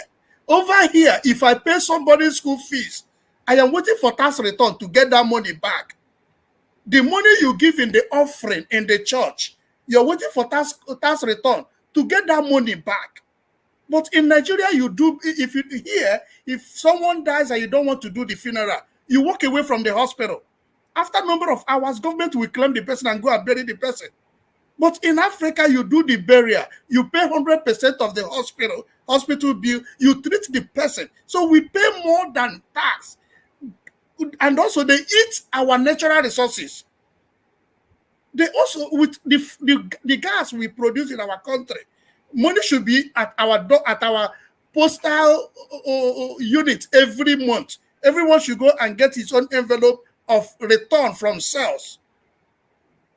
No, on the issue of tax, since you've gotten that side, we pay more. We pay more than any other country. Okay, can I say something before we close? This is a free flow. Whoever wants to interject, please. The only person that can interject and we don't question her is Mama H.O. So she's the mother of the panel. So I'm just making that clear.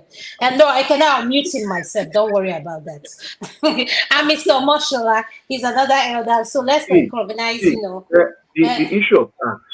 The issue of tax. What I'm coming for is, we are in a country where you work, you get you're being taxed from direct source, from source. A lot of Nigerians are working. Some are working corporate, private, they may be self-employed. And average self-employed does not pay tax. When you say we are being taxed, it is value-added tax on all those stuff. They get tax from you. Do you get me? we pay an average UK person, we all pay council tax. If your councillor in your local government implements a tax system for every house, I've thought of this thing many times, that every house, no matter how small, in a month, you pay, like, let's say 100 naira in a local government. Do you know how much that local government will get it? And then if I say, yeah, I'm the councillor of this area, and I'm using this tax money to do environmental cleaning of the environment and provide you dustbin, and they clean the area, we have vehicles coming to pick it. I will employ people to do that job. I will have services being rendered from the council, and people are seeing me working. So the issue of you paying that tax won't be an issue paying tax, but the system we run is so terrible that those ruling us are enjoying, because I will always say Nigeria is not working because somebody is benefiting. If you sit down from now to tomorrow, the country will still be the same way, because a lot of people are somewhere benefiting from the government. Somebody working in council will not do his work. So the country, I don't seem to understand the way. What pains me most is that these people come here and see the things working. Can't we just copy? We copy their system of governing us, copy the system of police and all that. Can't you copy the system of life, the way of life here, and copy the same thing, and let us replicate it in our own country? What is that system you want them to copy? Tax? How to tax our people, right? No, it's not even the tax. It's not tax. Development. They come here, they see how things work. Is this a crime to come and copy what they copy and paste? They're not saying they won't pay you. Just copy the system and go and paste it in Nigeria and let it work. Just copy it, copy everything and paste it, and make Nigerians behave well. They come here, they will line up on a queue. The same people that will carry police and chase you off the road. See, I saw video today now. The president was coming up from the hospital. Those crowd that he has in Asolo, they are not there. Politicians come here, they don't carry that crowd. You are going on it, you want to enter public transport, you queue. You want to go to the bank, you queue.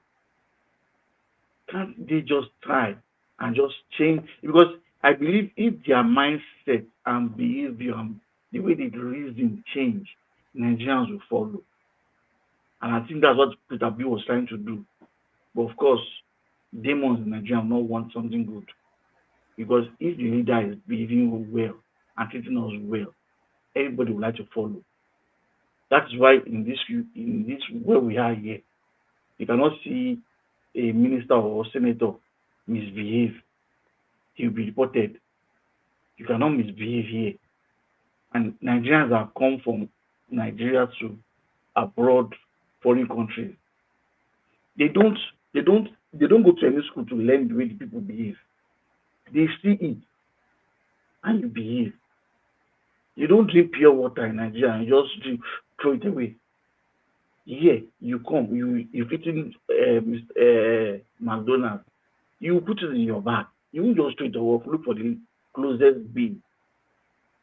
So we didn't go to any school to learn it, just because the system is working. If one state can just do it, maybe other states in Nigeria will copy. Thank you, sir. So now we are going to have our final submission before I shut it down. So AY, I'm going to start with you. What's your final submission, sir? Oh, final submission? So early? No, obviously. Yeah. I think I don't have much to say, but here is what I'm gonna say. So in terms of the record keeping, right, I think we can do better to improve the way we keep record, especially with the advent of this tech era. I think we can do better in making sure we keep record. Also, improving the subject in our schools. History is very important, to be honest, because if you don't, sometimes I feel if you don't know the history where you are coming from or where a country is coming from, you miss what is the destination, right? So I think it's very important to teach the right history, give the right information to the young ones. Well, in terms of the culture as a whole, yeah, I mean, same stuff every day. So the government needs to do better. That's just what it is. They need to wake up. Thank you. Thank you so much for joining us. Ekene, could you please unmute? Ekene, He's sleepy. Oh. He's sleepy. He's sleepy. could you please unmute your final submission? He's sleepy. He ran away. I want to come to Mama Hatcher right last. Mr. Augustine, your final submission, sir. Yeah, thank you. So my final submission goes with Francis Ende was like telling me that Asians and other we are also conquered, but they have moved on. That is exactly what I'm saying. So my submission is let us own what we have. I had a patient in the hospital from Asian country. He has been in America for 50-something years, and he could not speak English, and he needed an interpreter to communicate. But over here, if I stay with the same people from the same country, if I speak my language, it becomes offensive. They become angry with that. So if we take what we have and get proud of what we have, we'll be able to move on. And that is the only time. How do we own what we have? By going back to what AY said, learning of our history. If we learn our history and know where we were and where we are, we can now decide to go where we should be. Thank you. Thank you, sir. Mr. Omoshula, you're next. Concerning the getting information to our children outside Nigeria and those in Nigeria, I would suggest an average child will get more information by watching videos and small stories. So if it's possible to put in a kind of cartoon, storybook, the history of Nigeria with pictures, it will go a long way because they have not finished reading their school book. It is not Nigerian history that is important to them right now. But when you put it in those videos, they get more interested and put in a kind of cartoon, just like we have the book of Bible book or so, a kind of cartoon. So you can have those kind of things and arrange them in a manner that they understand. Even an adult will watch the videos. Thank you, sir. Mr. Steph, your final submission, sir. Yeah, the last speaker. That bring local P in. It's a request you bring him in. Who's gonna? And I sent you a message too. Who's gonna put it in video and others? Is it the government? No, it's not. We're not talking about government right now. People that are interested in passing. Yeah, that's why I said earlier that we have people that do cartoons, animations, storybook, comics, pictures. You can get more information across with pictures because sitting down, an average Nigerian doesn't want to read. An average Nigerian does not have that time to read. Now we will there abroad, they talk of book. We the Nigerian not shop, but we carry book, and that is truth. I have bad news for you. It's not gonna get. Okay. It's not gonna. Mr. Steph, what is the bad news? What's the bad news? You can wish as you can. It's gonna get worse. Okay. Well, that's true. Yeah, that's true. It's gonna get worse. It's the truth. We know it's the truth. Listen. But Mr. Steph, before you go further, do you think it's getting worse because we are overworked? We are so engaged in so many things, and that's why we make it like we're busy. Some of us that work from Monday to Friday, or if you're in the medical fields or whatever you have going on, and the kids are busy. So why is it that we don't seem to make our time for things that are important? That's like why. I want you to put it into perspective. You mean things that are important that has to do with Nigeria, or things that is Yes, yes, yes, yes. That has to do. I feel like we're so frustrated that because we're not seeing any results, things keep getting worse. And for someone like me who's not interested in politics, I like engaging in subject that I can learn from. When they are talking politics, I turn off because I don't know, that's a subject I just don't want to engage in because it's frustrating. It never makes sense to me and I don't see the results. Both sides are the same to me. That's just my personal opinion. So, but when we talk about our history, which is something that is so important to me because our children need this information. How do we make it accessible? And Mr. Moshola said video where we can upload. We have a lot of videographers who are very good at what they do. They work for big time companies. So how do we incorporate? And we have good writers. We have Chimamanda, Dr. Rudolph, who we're on his platform as a writer as well. We have so many writers, which I referenced this book that Lord Lugar's wife wrote, but I felt like that book should have been written by a historian, an African Nigerian historian. That's just my personal opinion. So when my child read that book, my daughter, because I like to introduce books to my kids, that's me. They asked this question. When I don't know, I say I don't know. Can we research together and find out? So how do we make the information accessible to our children? Yeah, that's why I said that I don't have any good news for you. The reason is because if you are honest with yourself, you know that you are not really interested in, you know, that history for yourself. You are interested in it for your children because you feel that you want to, sell to them the idea that they have a country somewhere. You understand? But you, for instance, that is a grown up, the adult, do you really appreciate that country? You understand?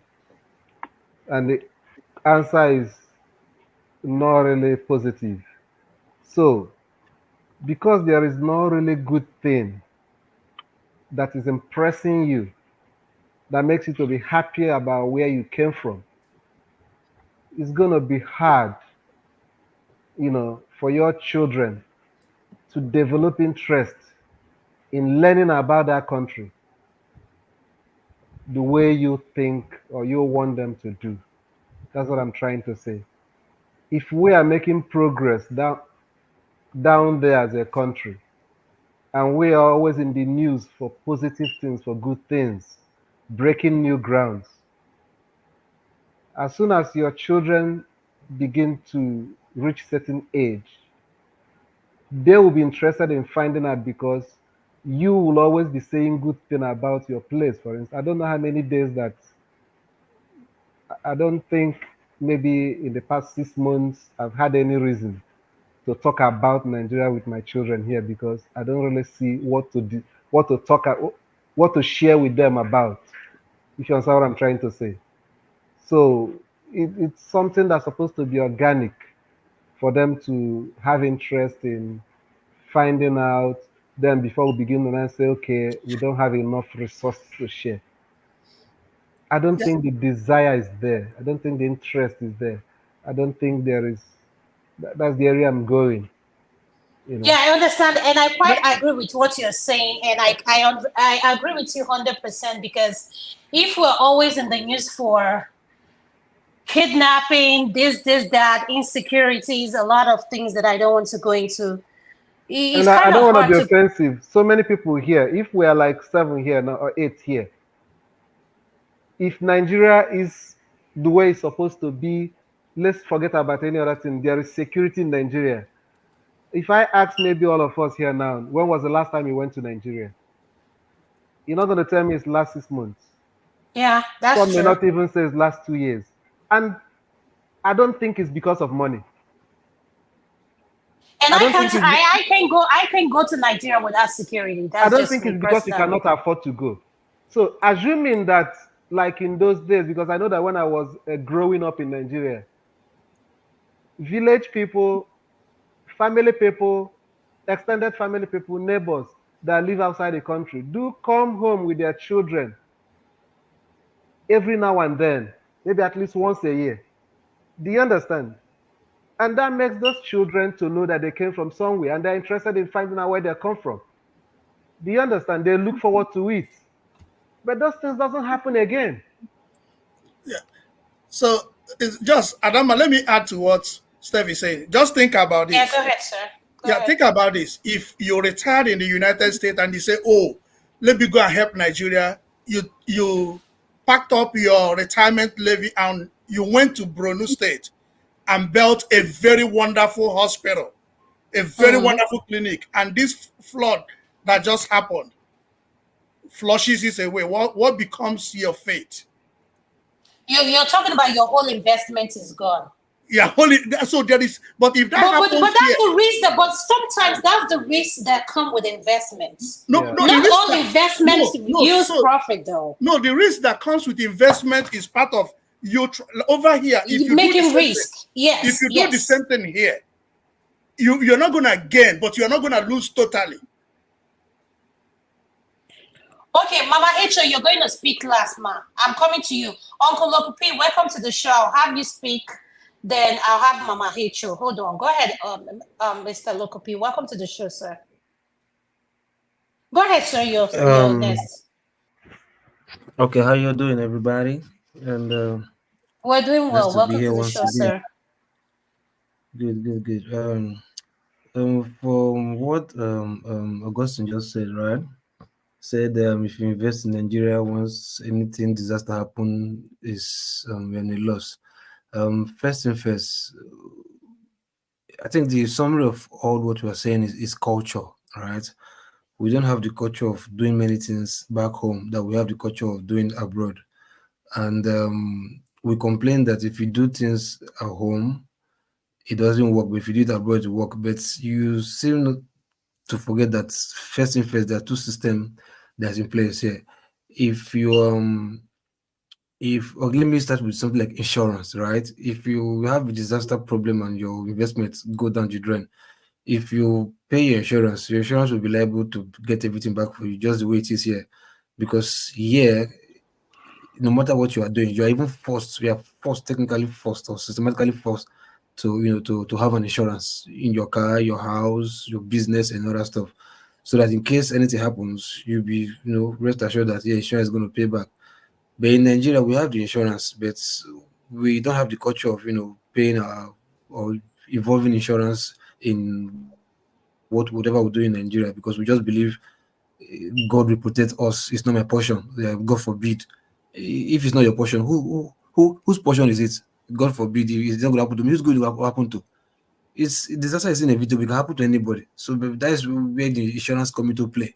But Nigeria, we think paying insurance is waste of money. It's not going to happen. Am I praying for disaster? Why am I be paying? Why Sorry, should I be paying money? Loco, sorry, I have a pushback. So Which insurance in Nigeria? you don't know. Find out there. No, because I drove my car for years, and I was going to the government to renew it, and I was paying for insurance. They were telling me third party.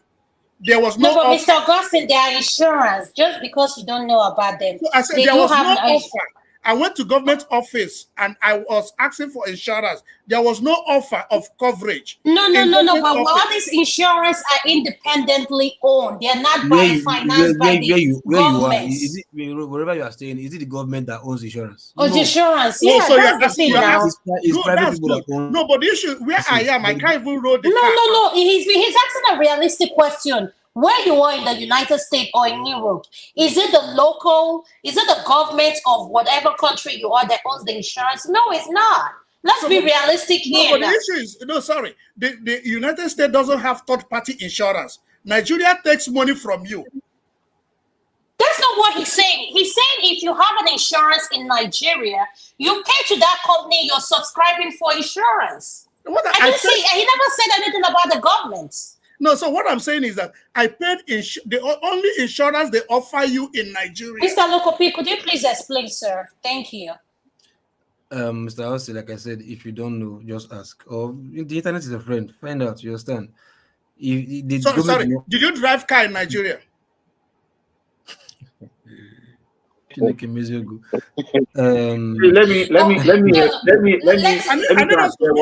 to have a realistic conversation.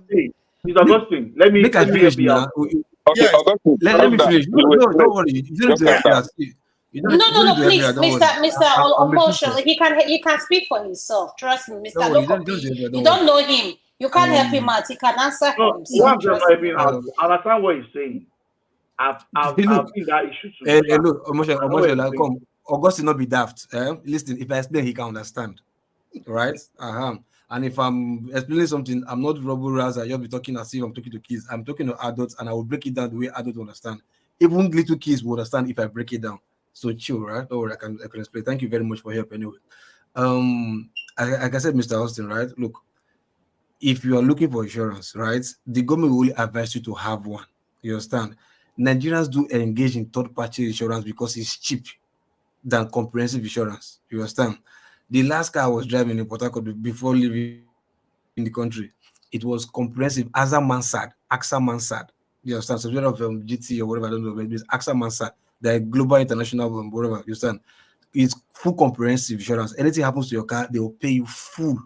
You understand? I haven't had accidents in my car one time, right? And I wrote to them, and they paid for the repair. I haven't small Nigerians. I see as small general we don't spot before. Hard and general, they repair everything. You understand? So it's there. It's called comprehensive insurance. Our problem is because we don't pray for accidents, we don't want to pay. You can drive car 3 years, 4 years, 5 years without accidents. You understand? So if I'm paying insurance for that 5 years now, so I will not be wasting that money. And I know I did not have accidents. So you see that crime, that crafty mentality that we have in Nigeria. You think you don't want to waste money. You want to act smart. But when you fall victim now, you start crying wolf. So that's how it is. So if you pay your insurance, right, don't worry, insurance got you covered. Then for the general topic where I came when talk about history for where people can get knowledge of the past. Like in Benin City, right, they have the Benin Museum. You understand, where you have artifacts there, where you have stories of the previous Obas, the Ogisos before the Oba dynasty. They were the Ogiso era, the Ogiso dynasty. They have historical facts there that you could go and check. But the problem is, they don't have a school, a primary school. You stand behind the they call it Oba Palace church, as Oba's cathedral, where the Oba goes to worship. It's like a church, but they call it a native church. You understand? It was co-founded by the first what's called Catholic priest that went to Benin there to evangelize. So they co-founded with the Benin Papalas then. So the church is still there today. Behind the church, there's a primary school where it's supposedly meant for where children should go and learn about Benin culture. But the truth is, these days, parents don't. It's a systematic issue anyway, whereby we just work, trying to gather the whole money we can gather. Then we forget about the culture. We forget about our existence. We just want to copy the West all the time. Want to funkinize everything. Look at children these days now. Everybody's on social media, YouTube, watching whatsoever. They think they want to be civilized, and no internet content out there is saying anything about your native land, your culture, your traditional stuff. Your traditional rites, the festivals, none is even saying there. You understand? It's only of recent, not of recent anyway, a couple of years back, few though, when some Americans, people in foreign land started doing cartoon books, in black cartoons, as in animated black history depicting your people, so that if children are watching cartoon, they can be watching, black, characters instead of the Disney, Tom and Jerry, Barney, this and that. You understand? So they start doing that also to embrace these kids that look, you can be watching cartoon that looks like you. You understand? Even recently, where they even do Little Mermaid. I think it was the first Little Mermaid that featured the black princess. You can see how I saw the interview where little children in America, they were so happy watching Black Mermaid princess. You understand? Little Mermaid. So like that, I think if we imbibe in that culture, because everything revolves in culture. If we start, cultivating the culture of, look, start telling your stories. We have carnivals. You understand? Igbo carnivals, Yoruba carnivals, Hausa carnivals, Benin carnivals, whatever Yoruba carnivals. We have those things there whereby if we pay more attention, put more effort into all those carnivals, children can also go there and learn about, oh, this is how we dress, this is how we speak, this is how we this and that. I see you have some Igbos, Benin, or I see them, their children, they've not been to Nigeria before, they can speak their father tongue or mother tongue, as they say, you understand, without even being to Nigeria. So if we put more effort in that, carnivals, culture all the time, then do frequent visits to Africa, or just insecurity, whatever.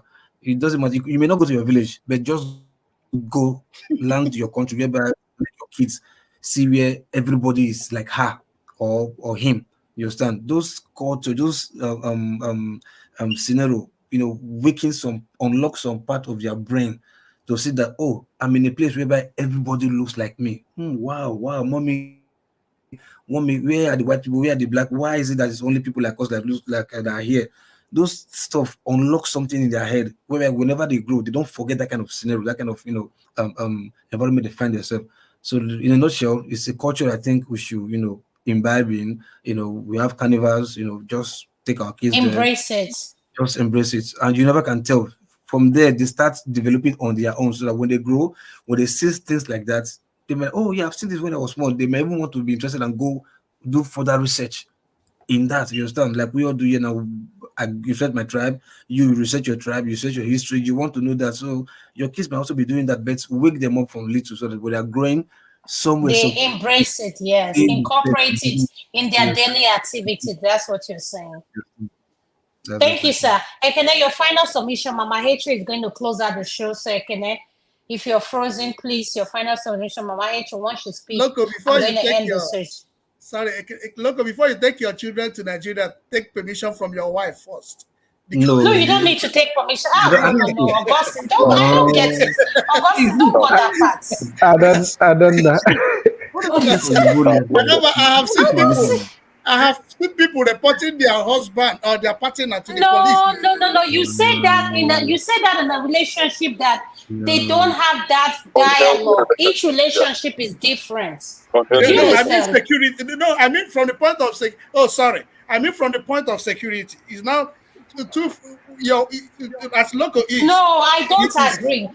Okay. Let me tell you, Augustine. When I travel, my family back home, my parents grew up here. So, and my parents live back home. So when I go back home with my kids, I always have security from the time I come into the time I come back. I don't like it. I don't enjoy it. But for my safety, I get to embrace it. But at the same time, I allow my children be themselves. What I'm trying to say is this. You have to figure out things that work for you. What works for my family may necessarily not work for your family. So that's what worked for my family. So we know what to do. And there's a reason why I do that when I go to Nigeria. So I don't see why I interjected. I'm not I go to Nigeria, I'm a freelancer when it comes to Nigeria. But what I'm telling you, we're not speaking for ourselves. We're speaking in general terms. I know families, I know people that the husband or the wife very, very happy to go home, but the other person will be like, because of what they are hearing in the news, they are very. You can't take your children anywhere. They can't even move to Nigeria.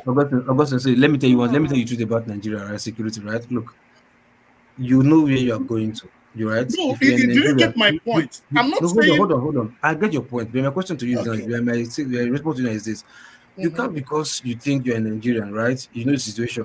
You just expose your children to insecurity, to taking them to where it's God bless you. Yes, thank you. and this Do and you that. have them easily accessible? Because these kids are not used to that environment.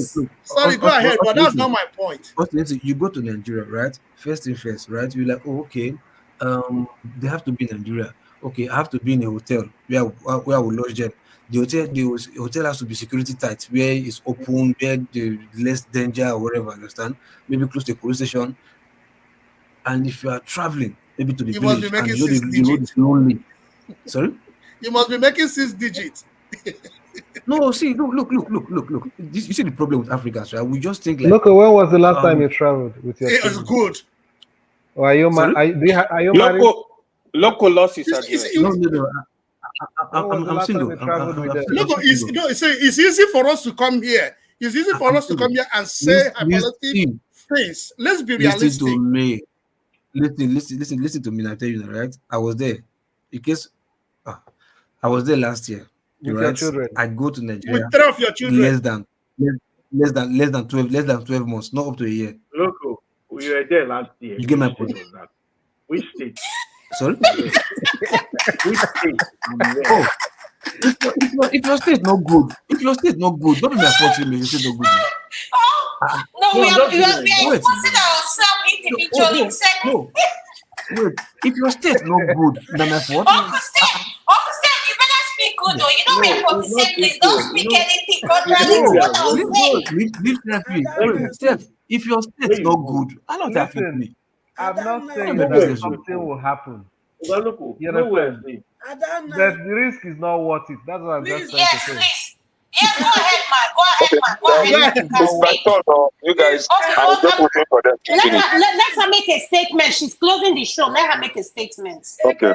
Please, you can Go talk ahead. later. I have somewhere to be, so I need to talk. Okay, go ahead, ma. You can go ahead, then I'll give Ekene. Go ahead. Ekene, please. No, Wala. Thank you, ma. Go ahead. This is information. If you are a U.S. citizen and you are traveling to Nigeria, call the embassy.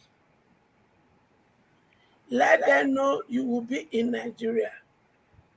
Let them know where you're going to visit.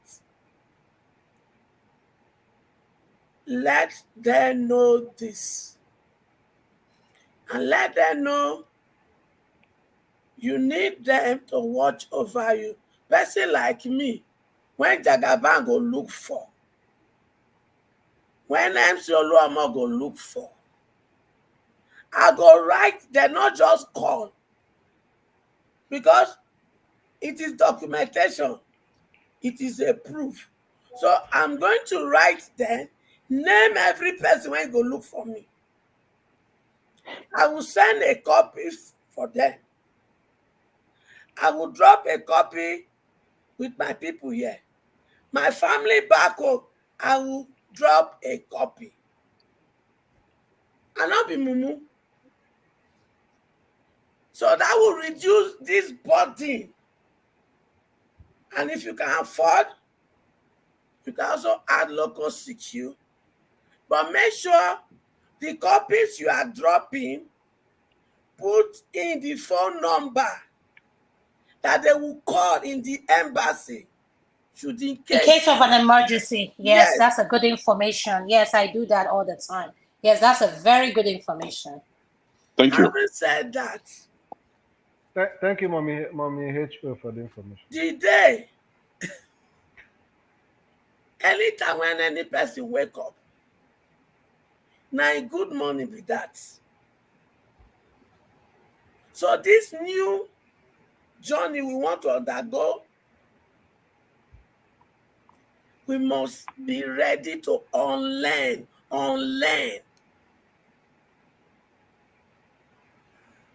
All of us, including me, I am unlearning every day.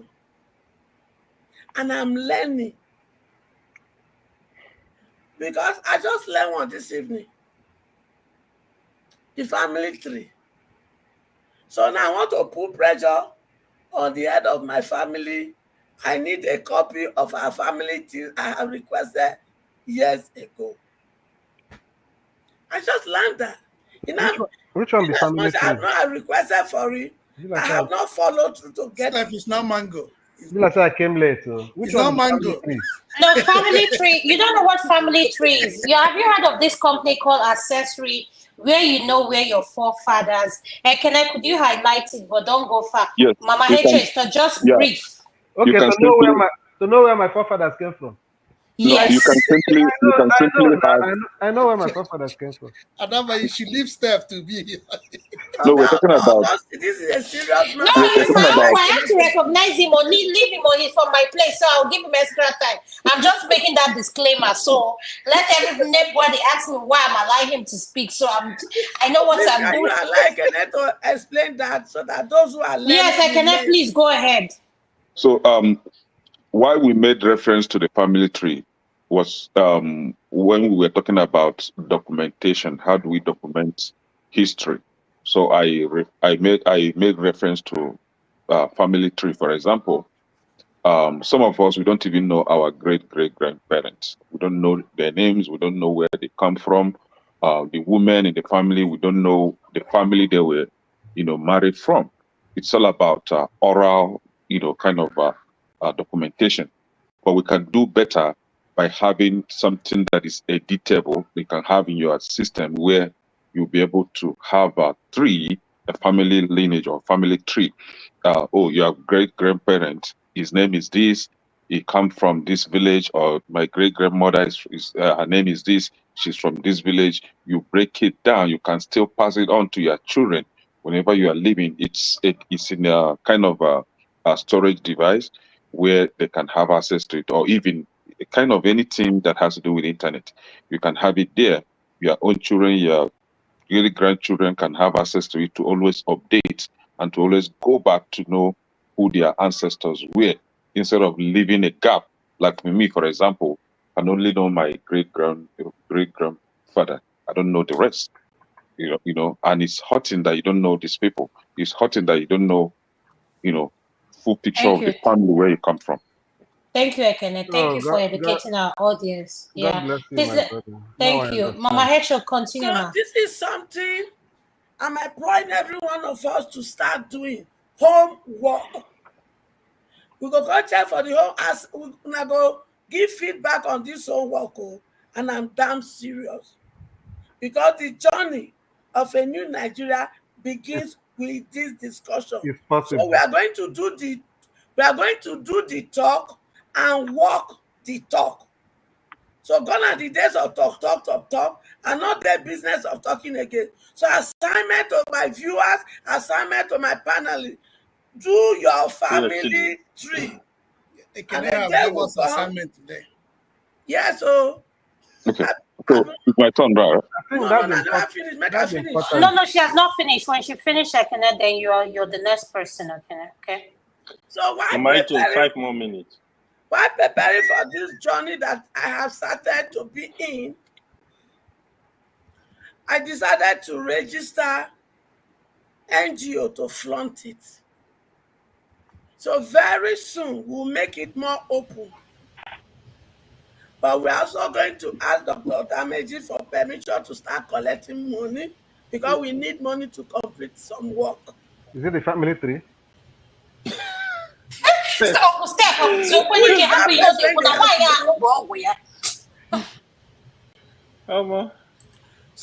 why use love keep person? Because the NGO has a lot to do, all of us will walk the walk. Because we are intended to operate in the 6 political zones, where that is where most of you will come in. Because of all of us came from one zone, and we then divided each zone into states, and each state into local government, and each local government into community. So from community to the zonal, we're going to be having zonal coordinator from the community to the region. We're going to have from the diaspora, and we are going to also have at home. So the diasporas and those at home, they will be working together with me and us in Andamogosharity organization and anti-muggle foundation in Nigeria. The thing we are all enjoying here, it is high time we now replicate it in our community. Our government has failed us. Like I said, in creating a new Nigeria, we are going to work as a team. Me and my children are a bunch of broom. You cannot break a bunch of broom. And you can sweep the house neatly with a bunch of broom. So we are going to do the talk and we are going to do the work. So we will be needing men and women of this value, because this is our value in anti-muggle. Accountability, competence. A.k.a, are you listening? Please start listening, please. She needs all It's the men, AY, please. All it's the men. AY that should be listening. AY, yes, AY knows his position. They don't need to tell him. Like this at Is that all. why now? I'm from Biafra. Mama, please stop me. Mama, please don't listen to them, please. I just want to make sure the men are listening. Go ahead, announce the position you're looking for. Anyway, our core value are this: accountability, competence, compassion, good character, empathy, integrity, honesty, transparent, truthfulness, love for humanity, above all, the fear of God. So if you sabi say you get this core value, because they say two cannot work together except they agree. So when the Google form is out, I will be letting it to you guys. Those who want to walk the walk, not just do the talk, you are highly welcome into this journey with us. And see, if you don't want, make me and you wear the same trouser.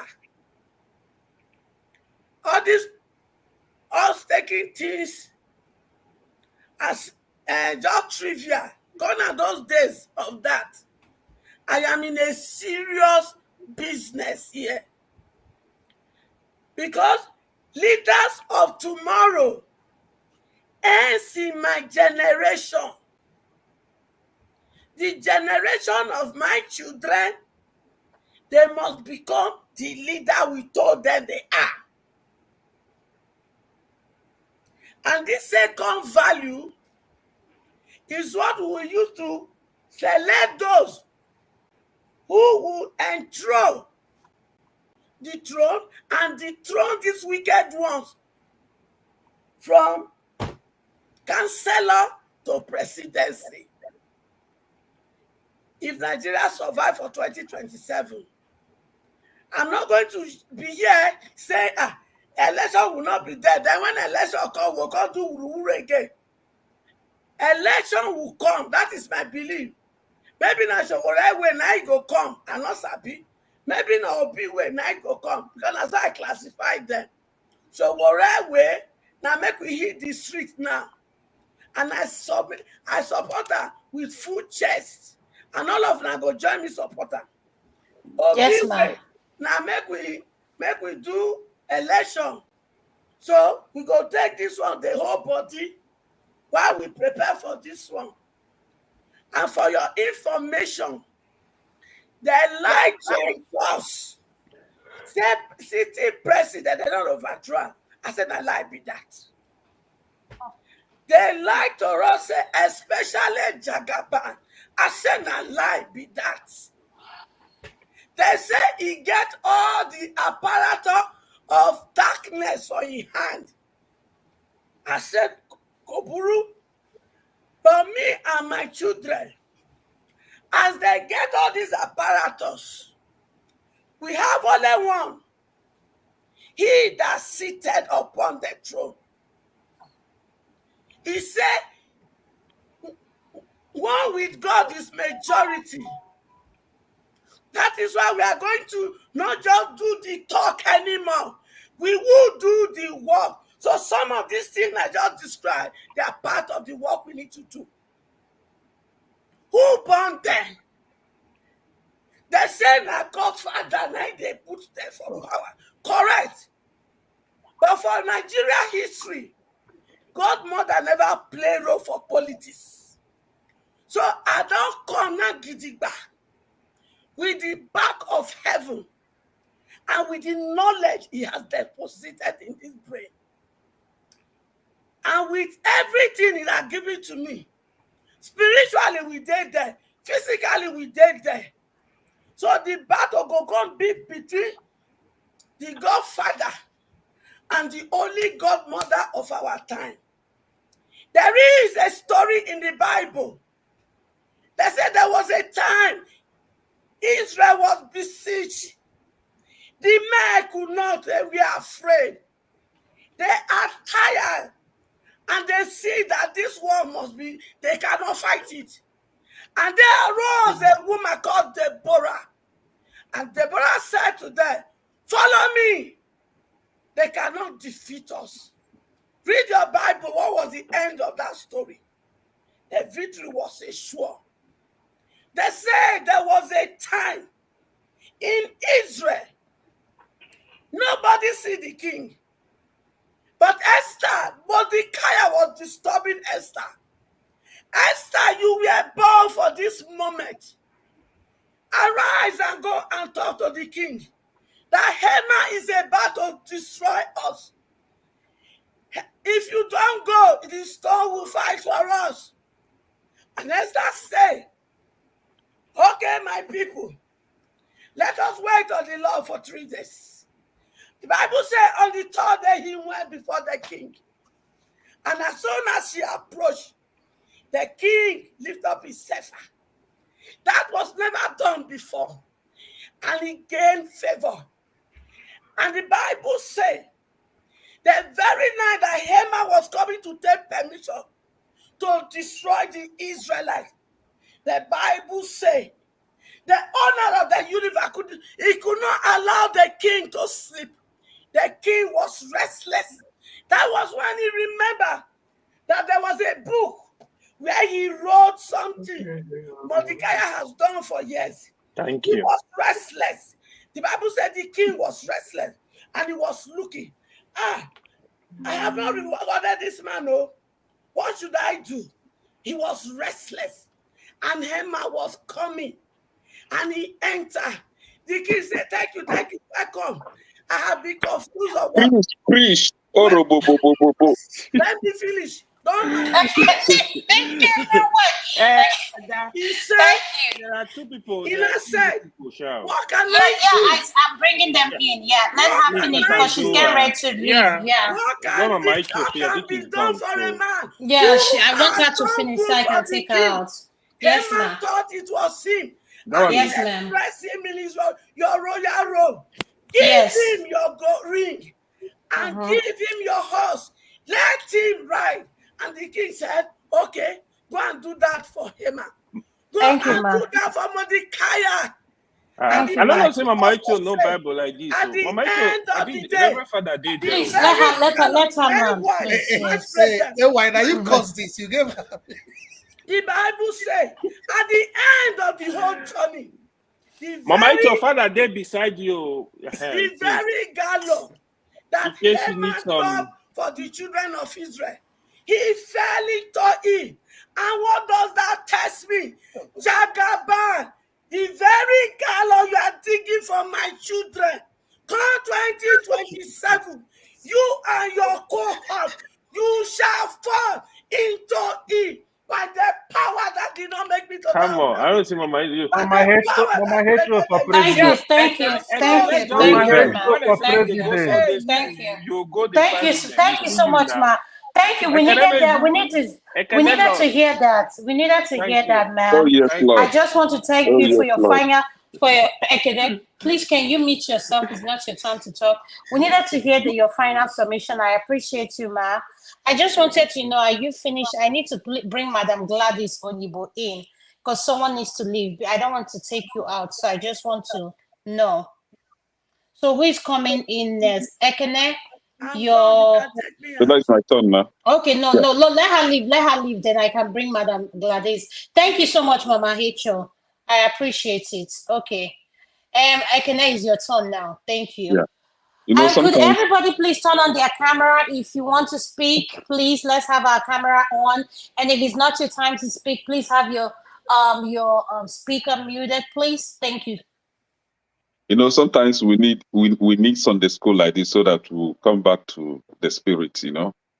My brother, Loco, I think you made a lot of sense, especially concerning the insurance. There are some things that we have in Nigeria that we don't even know that we have it in Nigeria because of how we thought Nigeria was when we left Nigeria, and we're still looking down on that country. It's not our fault anyway because the government is not helping issues. So we still believe that is a shithole, you know. And talking about security, thank you to Madam Luke for actually stealing it from my mouth. If I would be scared of going to a place, I won't go to that place. I won't even think of spending a dime going there. For Nigeria, I know that some of us we do higher security to take us around, but I go to Nigeria frequently, of recent, I mean, but I don't Can I hire. you the share? You carry security? Wow. Why will I do? You are Why will I scared? do that? What me and him, who will secure each other? Why will I do that? I'm surprised though. Yeah, no, I can't. I thought you and have liver. and I don't It's have okay. and I don't have to call any embassy to tell them that I'm going to Nigeria. You are breaching your own I just security. as if you call the one can speak for Yeah. you. You're just Can breaching your. I just interject for 30 seconds? Okay.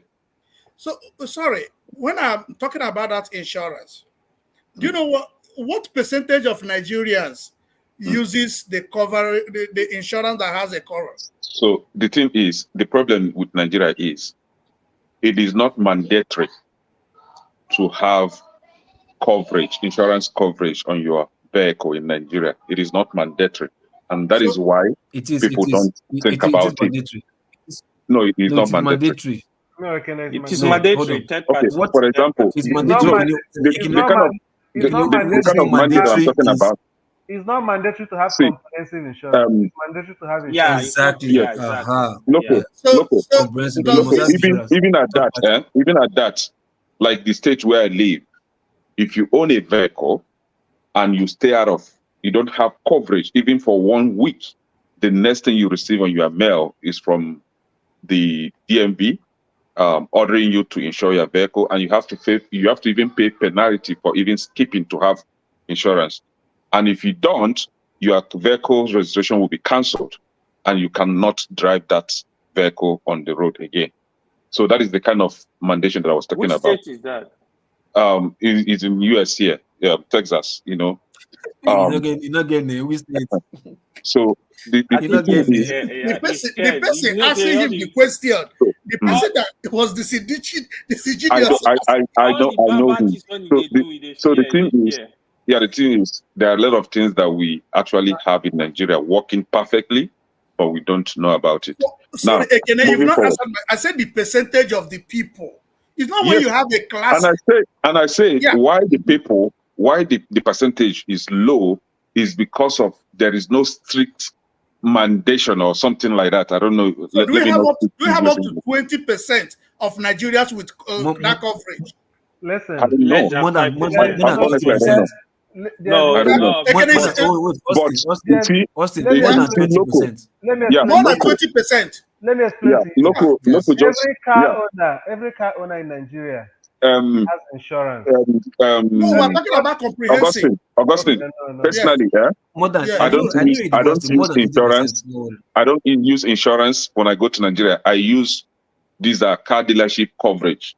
I use their own, so I don't buy insurance. So any car that you see me driving in Nigeria is covered by car dealer. So I don't dealer's number.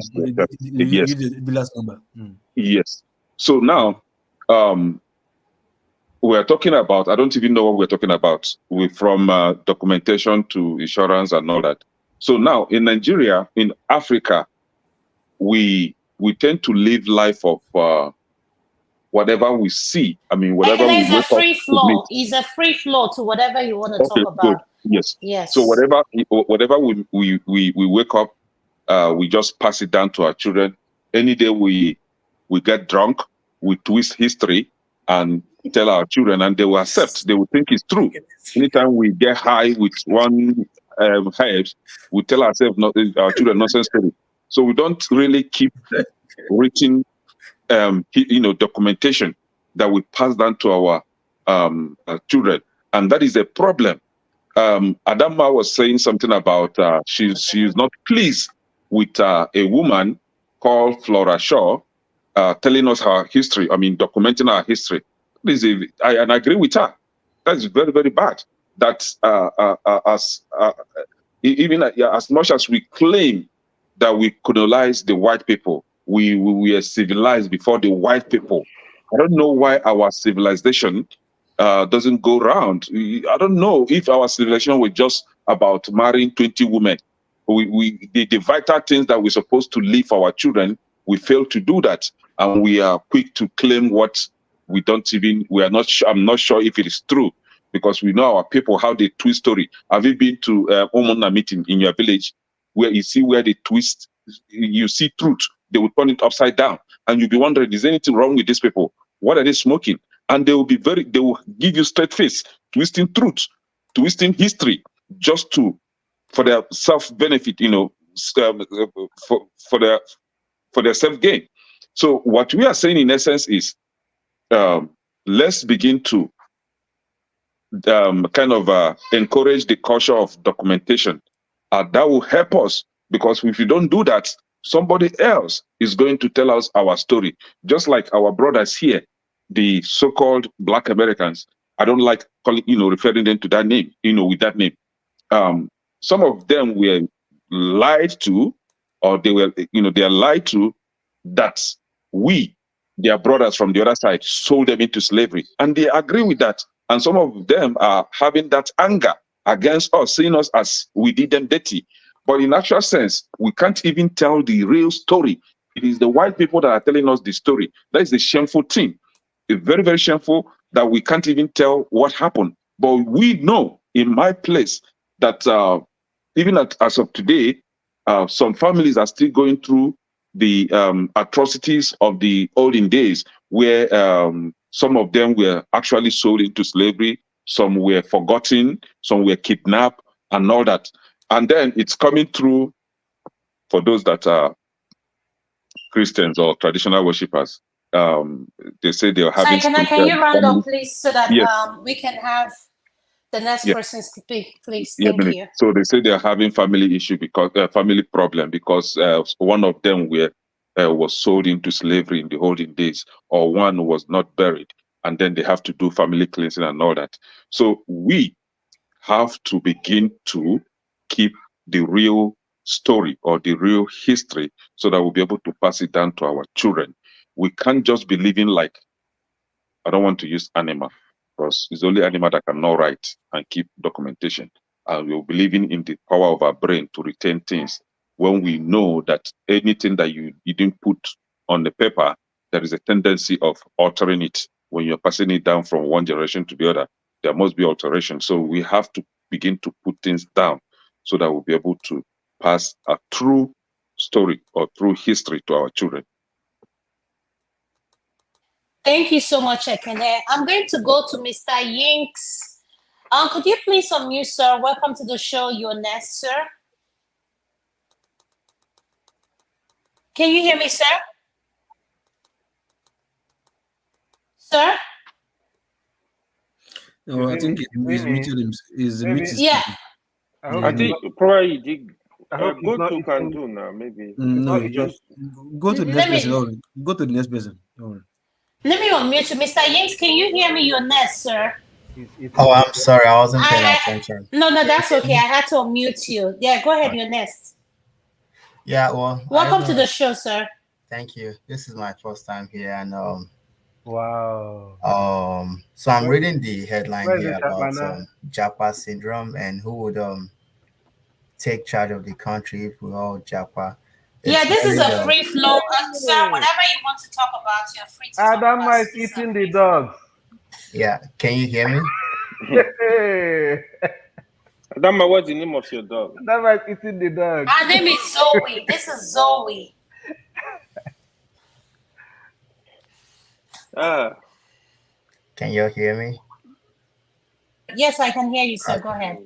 Yeah, it's very painful to watch what's going on in Nigeria. I was home last year for my cousin's wedding, and my grandpa passed away at 98, pretty old. But the Nigerian culture I recalled was during holidays, Christmas, New Year's, Easter, we would all go to our grandpa's house, uncles, aunts, cousins, who eat, you know, a goosey, pounded yam, and everyone's always together. We'll play, wake up in the morning, eat breakfast, eat brunch, lunch, dinner, we'll sleep siesta. But we don't have that anymore. A lot of my younger cousins don't even experience that. When I was back home, I called my cousins, and some of them were in the UK working 12-hour shifts. And then it dawned on me that, I'm here in the US in Houston, Texas, but I fear even my kids, I may not see them as much as, my grandparents saw theirs because we all scattered across the world. Even my siblings and I, we all scattered across the world. And it's terrible because the foundation of who we are is being eroded because we live in a foreign land.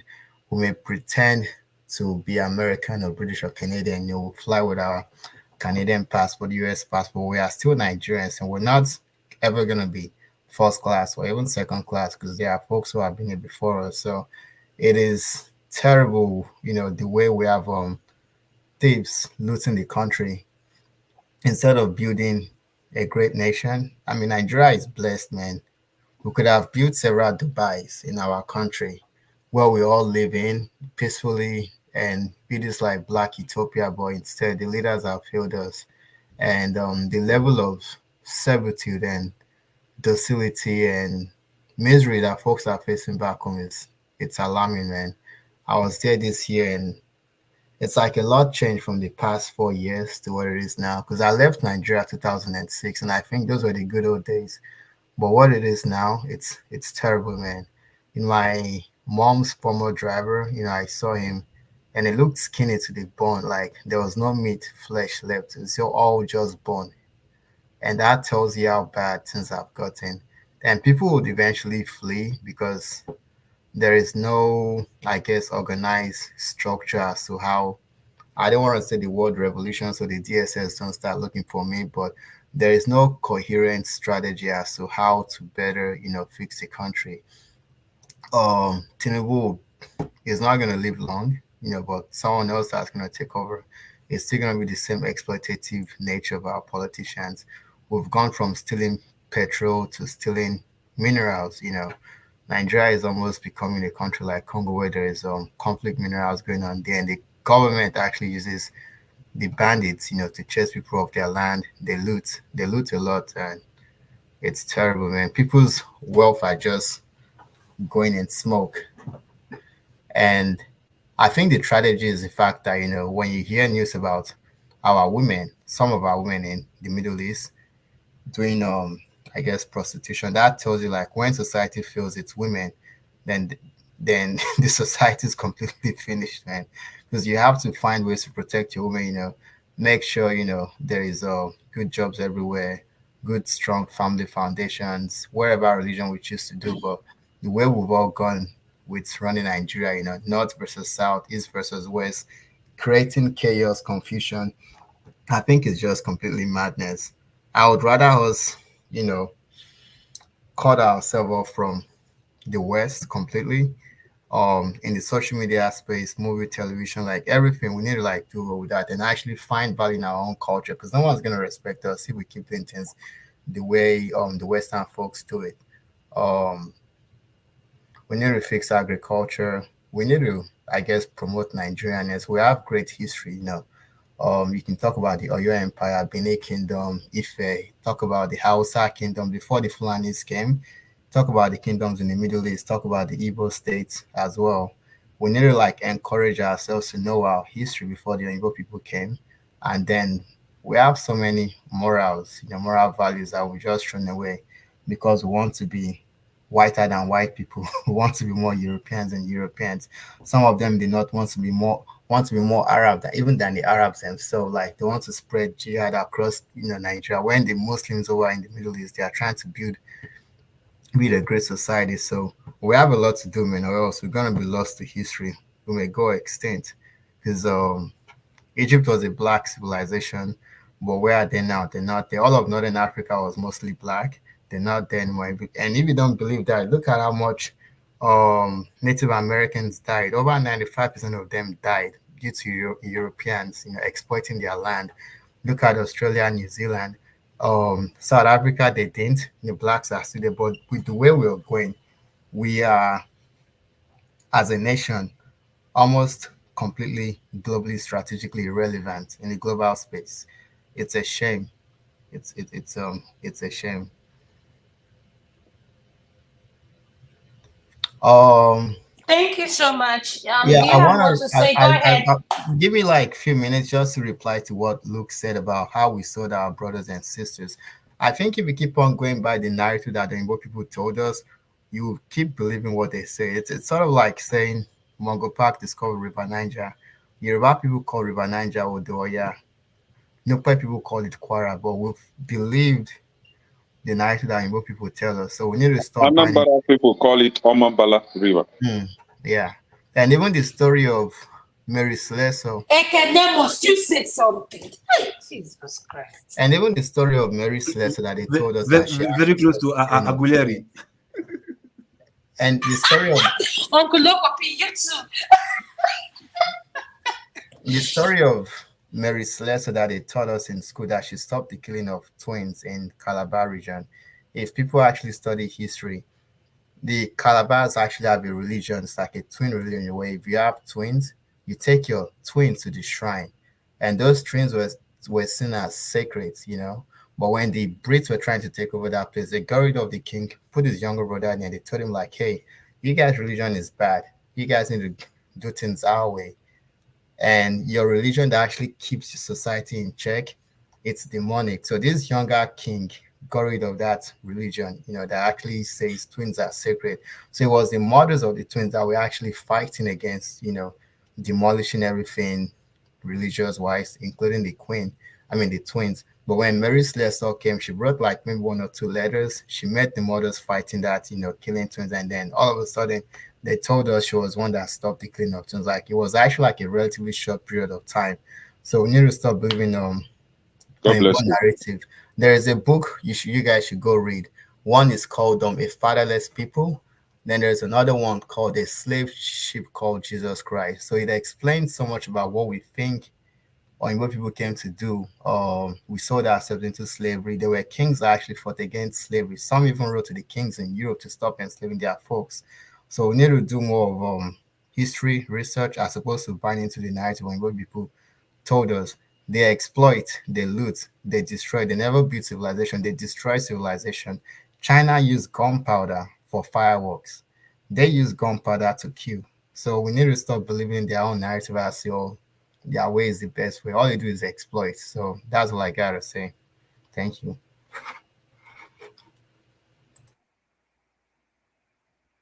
Thank you so much, sir. I'm going to go to Madam Gladys before I go to you. Come to you, Mr. Kandu. Madam Gladys, welcome to the show, ma'am. Ndewo, ndewo ma. Ndewo kedu uri. Ode mama. Quite a long time. Yes, it's been a while. Welcome. So this is a free for whatever that is in your mind that you want to talk about, you can talk about, ma.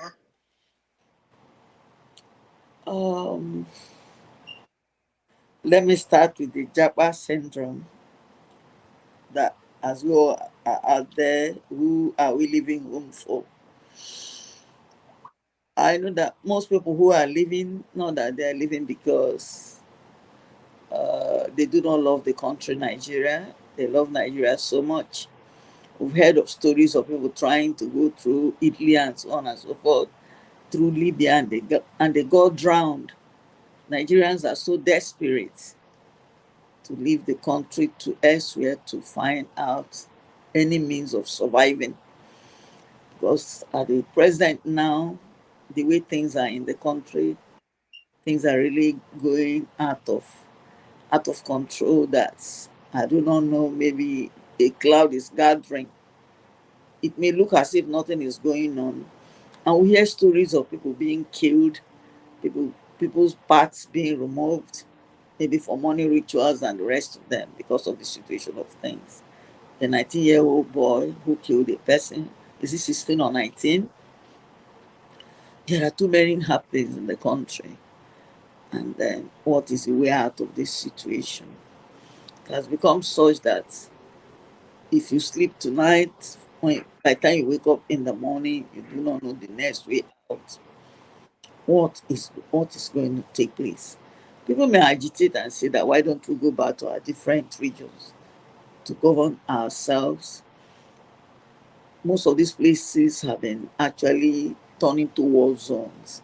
A lot of things have happened. If at the state level or the local government level, we couldn't arrange things to this point in time, when are we going to arrange them? Nigerians went on, they went on, what did they call it? Strike, or what was it? They went on protest for about, was it for just 10 days or so? What is the next line of action? What is going to happen again? Because things are not actually looking rosy or nice for us, or we all know it, that the cloud is gathering. And what shape or form this cloud will take place, no one knows. We may pretend that we do not see what is going on, but I know that those who have actually plugged us into this bad situation, they also have most of their family members living outside and schooling and working. They don't have their families in Nigeria. Their families, are, most of them are out here in the Western world, Europe, and so on and so forth. To pray that maybe the youths, if we leave it to the youths, because the older generation, they have failed us.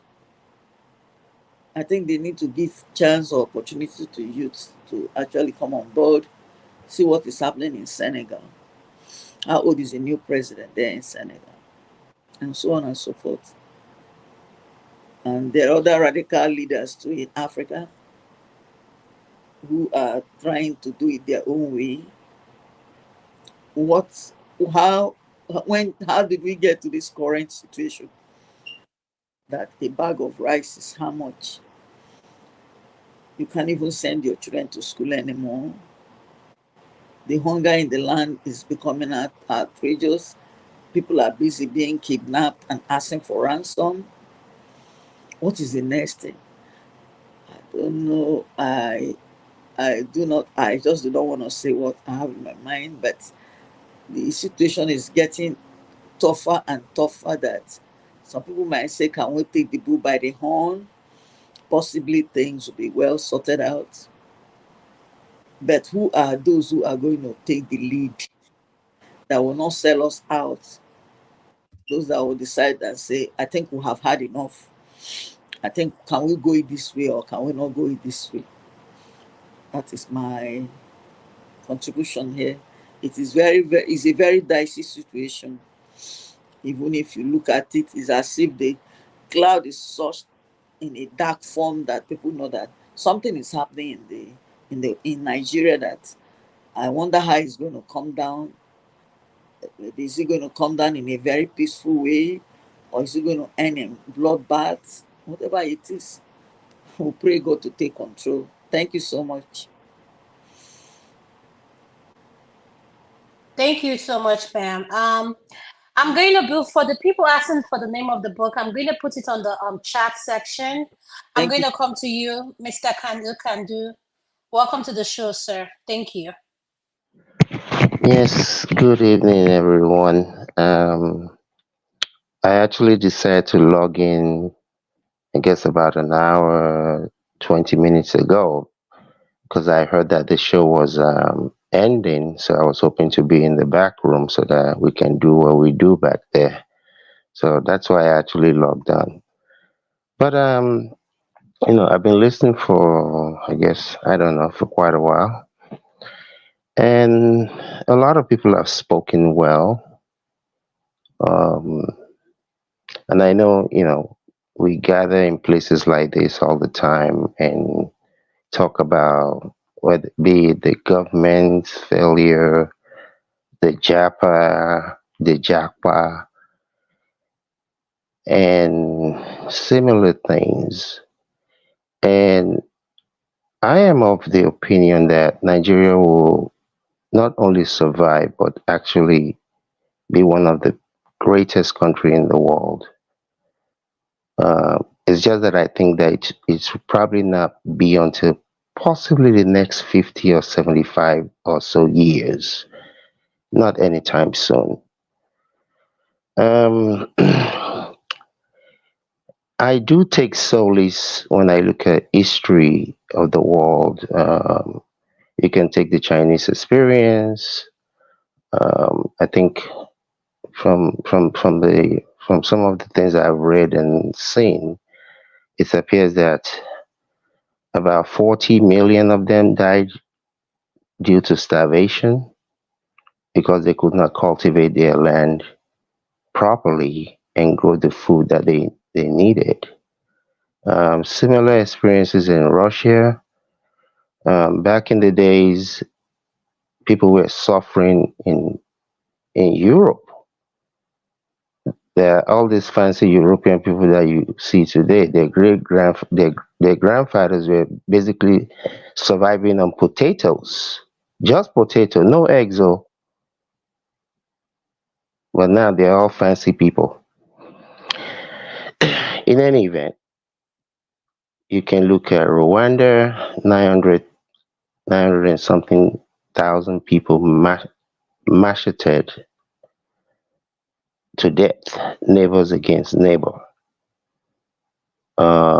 Look at where China is today. Look at where Europe is today. That's why I say I don't believe that Nigeria is going to just fall into whether it's the lagoon or whichever ocean. I think the country will survive. I think just by nature, we're intelligent people as a group. So I believe that Nigeria will survive. But my belief has always been that I don't really care who discovered what river. I don't really care who did what back in 1770, whatever. Um, and I say those things because a lot of other people have been enslaved. The Japanese were enslaved. The Chinese were enslaved. Even among Europeans, there was enslavement. It might not be of the same caliber, but I believe that people go through things. You go through things, know what it is that you went through, acknowledge it. But to say that is because somebody enslaved your grandparents, or when I go into some of these places and people talk about, oh, Africans were more civilized than anybody else before. Africans are the ones that came up with how to establish motor car, or establish this, or establish that. Me, I don't care what you used to have. I care about where you are and your design plan for where you're going. I don't really care if you are the one that founded, established fire. What have you done? And regardless of whether your ancestors or whoever gave it away, if those people could do it before, why are you not doing it now? If you're the one that colonized the rest of Africa and you're the first people to develop this and develop that in the past, where is all that energy today? So me, I don't really care who came first, who developed what first, who developed Tylenol or aspirin. It doesn't. To me, it's really irrelevant. If you're not doing something with yourself today, it is immaterial what your grandparents did. If your grandparents were the first people to do whatever. Why are you not doing it today? So again, I don't sit around and cry over spilled milk. I believe each each group of people, they pass on what they can. Those who can, they copy and paste. We all know where China was in the 60s and the 70s, and look at where they're today. They went, like I said earlier, they went through untold pain, you know, true pain. If you think people are suffering in Nigeria today, go and see what the Chinese people went through. Yeah, people are suffering in Nigeria. Um, but any group of people anywhere that has ever excelled in any civilization is because you have people with plans, leaders with plans. Unfortunately, the leaders that we had in the 60s and the 70s, they were not visionaries. They were not people that could look 50 years down the road, you know. And I think the Bible says, in all you're getting, get understanding. But with those understanding has to come people who are going to create a future that they themselves will not live in, who are going to create a future that their children and grandchildren will be able to see. They themselves will not get there. It's just like Moses in the Bible. You sit down, you anchor down. It's never about you. It's always about the next generation. And unfortunately, we've never had that. As far as I know, in Nigeria. And unfortunately, some of the cultures that we have cultivated from the 60s, the 70s, 80s, it's all about let them see me. I better pass this other person. I don't know where people get that foolishness from, but that's part of the problem. The average people in places where things work, they don't worry about what you drive compared to what I drive. But that's the average Nigerian mentality. Even here in the abroad, you see them. you know, you see them. It's about, hey, who has more of what? I don't even understand. Something that you cannot take with you when you go. So it's like I said, at the end of the day, I know because of the people, we're naturally brilliant people because anywhere you go, you see us, we excel. So I know the country will survive. But it's not going to be this generation. It's not even going to be the generations of the Mr. Kennedy, Gen Z, the newly defined Gen Z, Gen Z, Mr. Kennedy. So you guys are leaving AY that is the Gen Z among us now. You're referring to him as old man.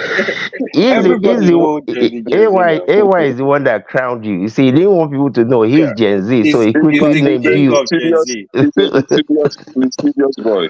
It's Yeah. good. It's a good child. It's learning Yeah. fast. So I mean, again, we can talk from here till the tortoise come home. None of this thing is gonna change because it's a mindset each issue. When the leaders don't have the mindset that I want to create for the next generation, if you as a parent you're not willing to sacrifice for your children or for the children yet the grandchildren yet unborn, it's the same thing. You have leaders in Nigeria who are not willing to sacrifice for the country. It's all about me. It's all about what I have. When you have a leader or people like whatever his name was, who has an oil block, that said, I got $500 million from this oil block deal that I don't even know what to do with. When you have a leader like Jonathan that said when he went to one of these West African conference thing that because of the number of Nigerians that attended that function that came in private jets, that means that Nigerians are not some of the like Nigerians are wealthy. You don't define a society by how many people have private jets. Why the vast majority of them cannot even eat 2 square meals. Like that gentleman said earlier, he saw the parents former driver and how thin he looks. I experienced the same thing when I was in Nigeria in March, April. People that I've known for years, I mean, they look like they were 2/3 of of what they should weigh. So we're going to the average Nigerian on the ground is going to go through this suffering. You cannot not go through this. You have to go through this. The Well, reality Mr. is most. Kandu, the question I have for you is how long do they have to go through it?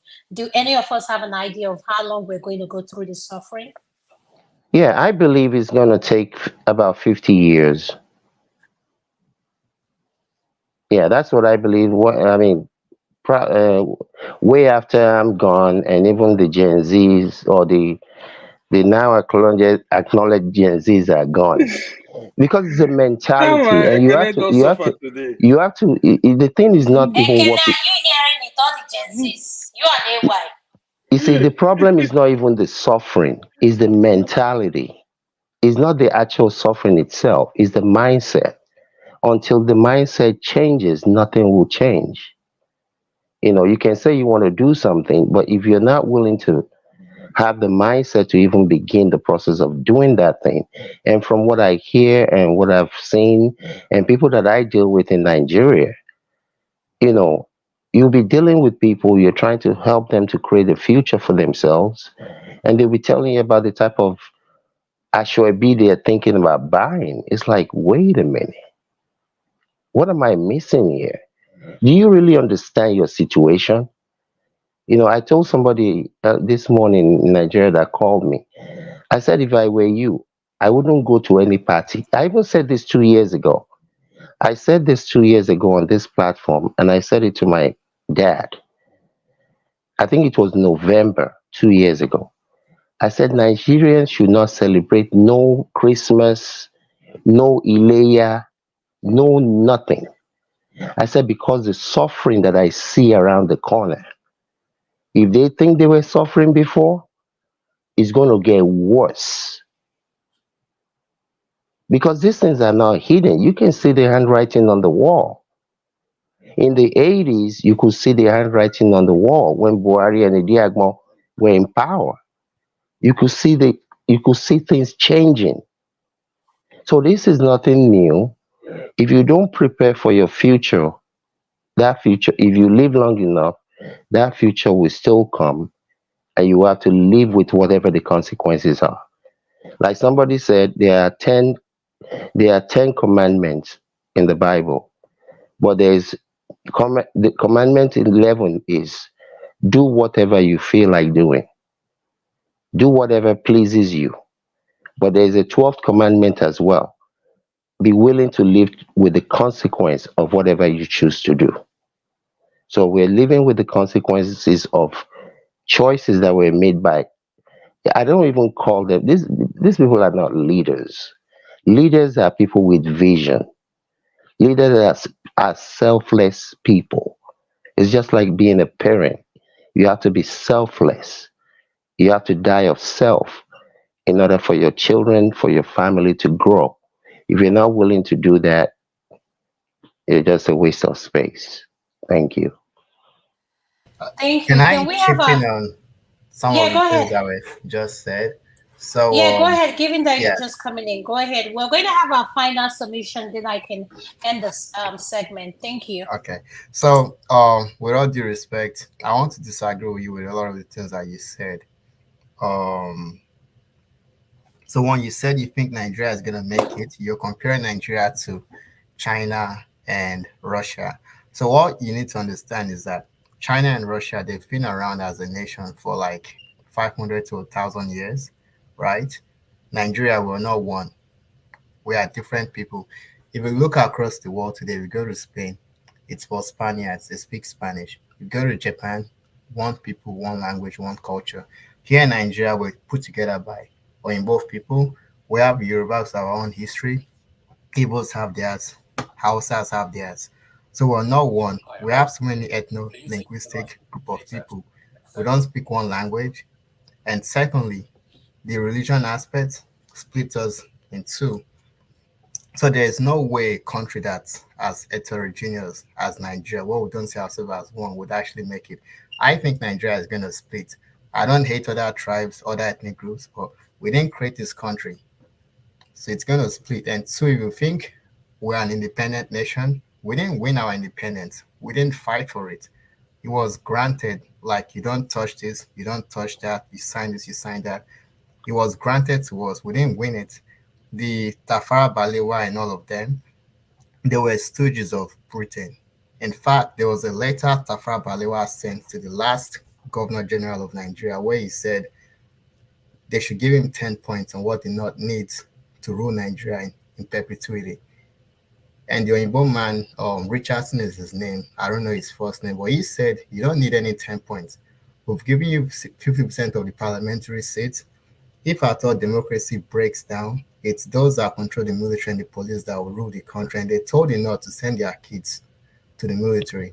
They also prevented them from going to education. They Okay, said, sir. A lot of what you're saying, and I see where this is going. I know. Me too. I went to school. You see, I don't care who put you together. It's immaterial. And if what you want to do is split, go and split. Nobody cares. If you survive, nobody cares. If you don't survive, you think you're really that important because you're 200 million people? You're not that important. You're just one of many. So if you people want to split, split. If you want to put it together, put it together. But because whoever Oyinbo man put you together, so what? This is where you are. the Do so whatever you what want to means do. what Look, okay. I don't, all this minutia of intellectual, whoever wrote the constitution, it wasn't really put together by the people. This is where you are. I don't, you see, the problem is most people don't understand. You don't understand it. You don't understand where the country is. I'm telling, not just you directly, where this country is. Where this country is. I want to give you an idea. Go on YouTube and type in Sanusi Lamido Sanusi crude oil. What do they call it? Crude oil. What's that thing called? Crude oil subsidy. It's about a 26-minute lecture that Sanusi gave. Dangote, Tedola, all of them were sitting there. Um, I've seen the video. I've Mrs. seen the video. No, I've seen the the video. point of it is this. You see, you have to be able to see where you're going. That man told them back in 2014, where all subsidy, no subsidy, anybody that wants to go and see it. So this, what's going on right now is not new to me.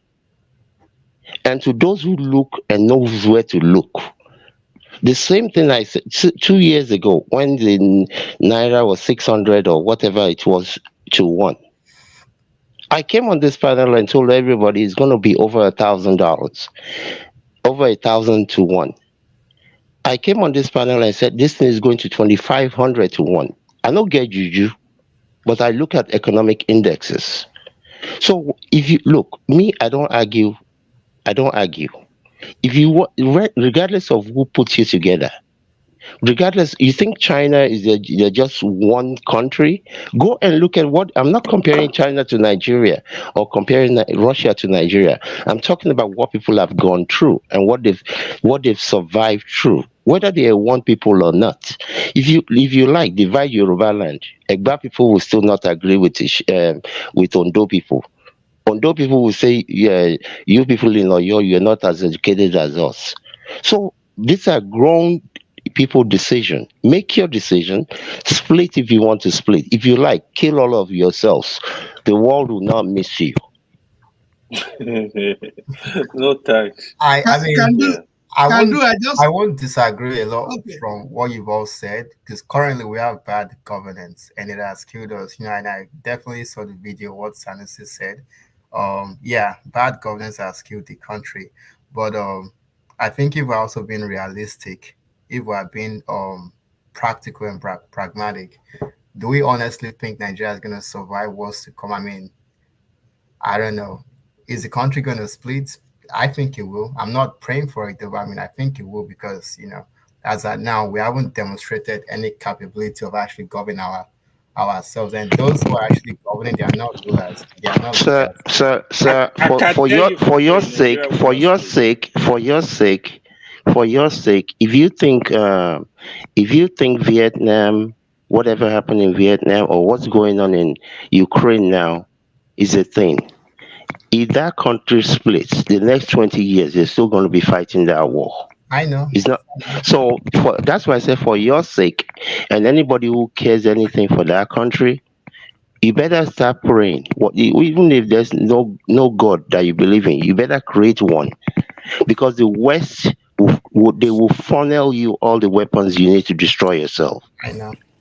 And they'll get all the Okay, resources. thank you, Mr. Kandu. Can we have Madame Luke? I think she's joining from works. Can we have her speak? Madame Luke, welcome to the show. I can see a patient room, just saying. Hello, how are you doing? I'm doing good, ma'am. Welcome. All right. I'm going to be sneaking in and out because we are busy doing our brew here. No problem. Go ahead. So, a lot of things people have been saying have been catching my attention. And one of the things I think it was Kene, this problem with African Americans and Africans go back a long time. We actually did sell our brothers. It's not a matter of what they told us or what is not there. Once one tribe with another tribe fights, they will be the ones to supply the slaves to the West. It's still going on now, even in Nigeria as we speak. We're still selling ourselves. We export ourselves to Italy. We export ourselves everywhere we go. So no, it's not what they told us.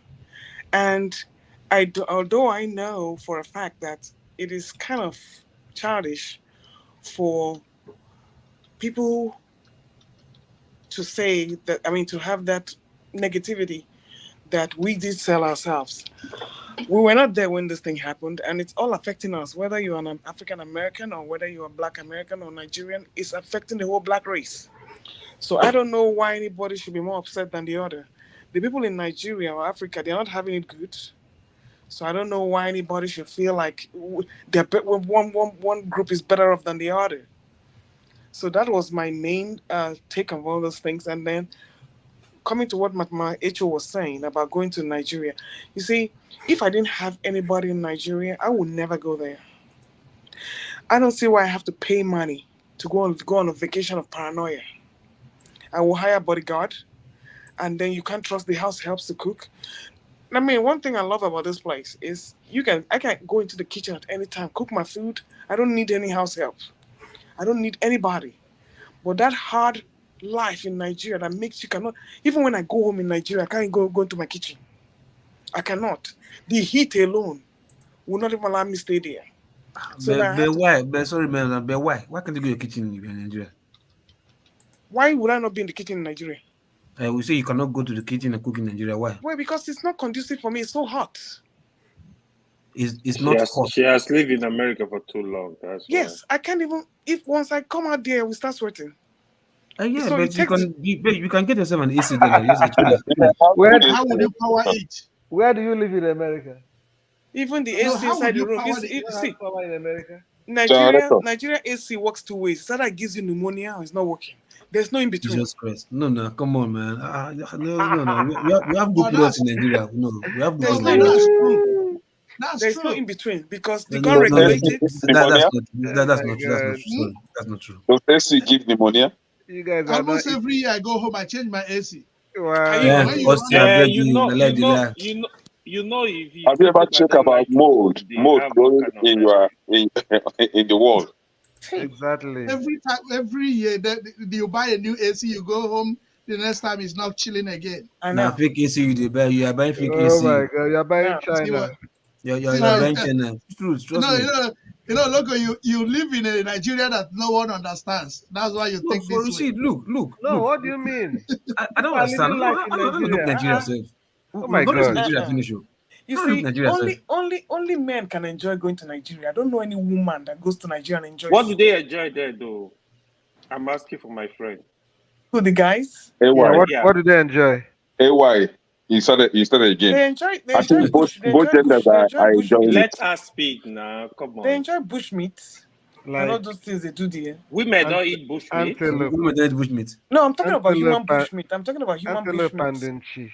Madam, look, say the Human. way they do, they get there to misbehave and have the side chicks they want to and do Thank whatever you. they get to do to. That's what So bush they meat all know is. what they enjoy. For them to come here and act naive and Adam act they don't know naive. like what we're talking about, they can pretend all they want to.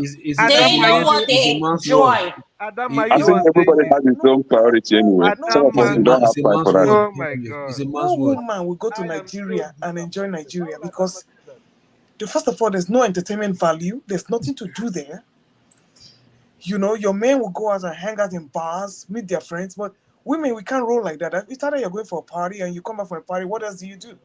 When I go to Nigeria, it's like my brain dies.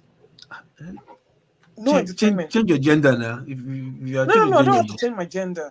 I have to change my location. But it depends on where you live.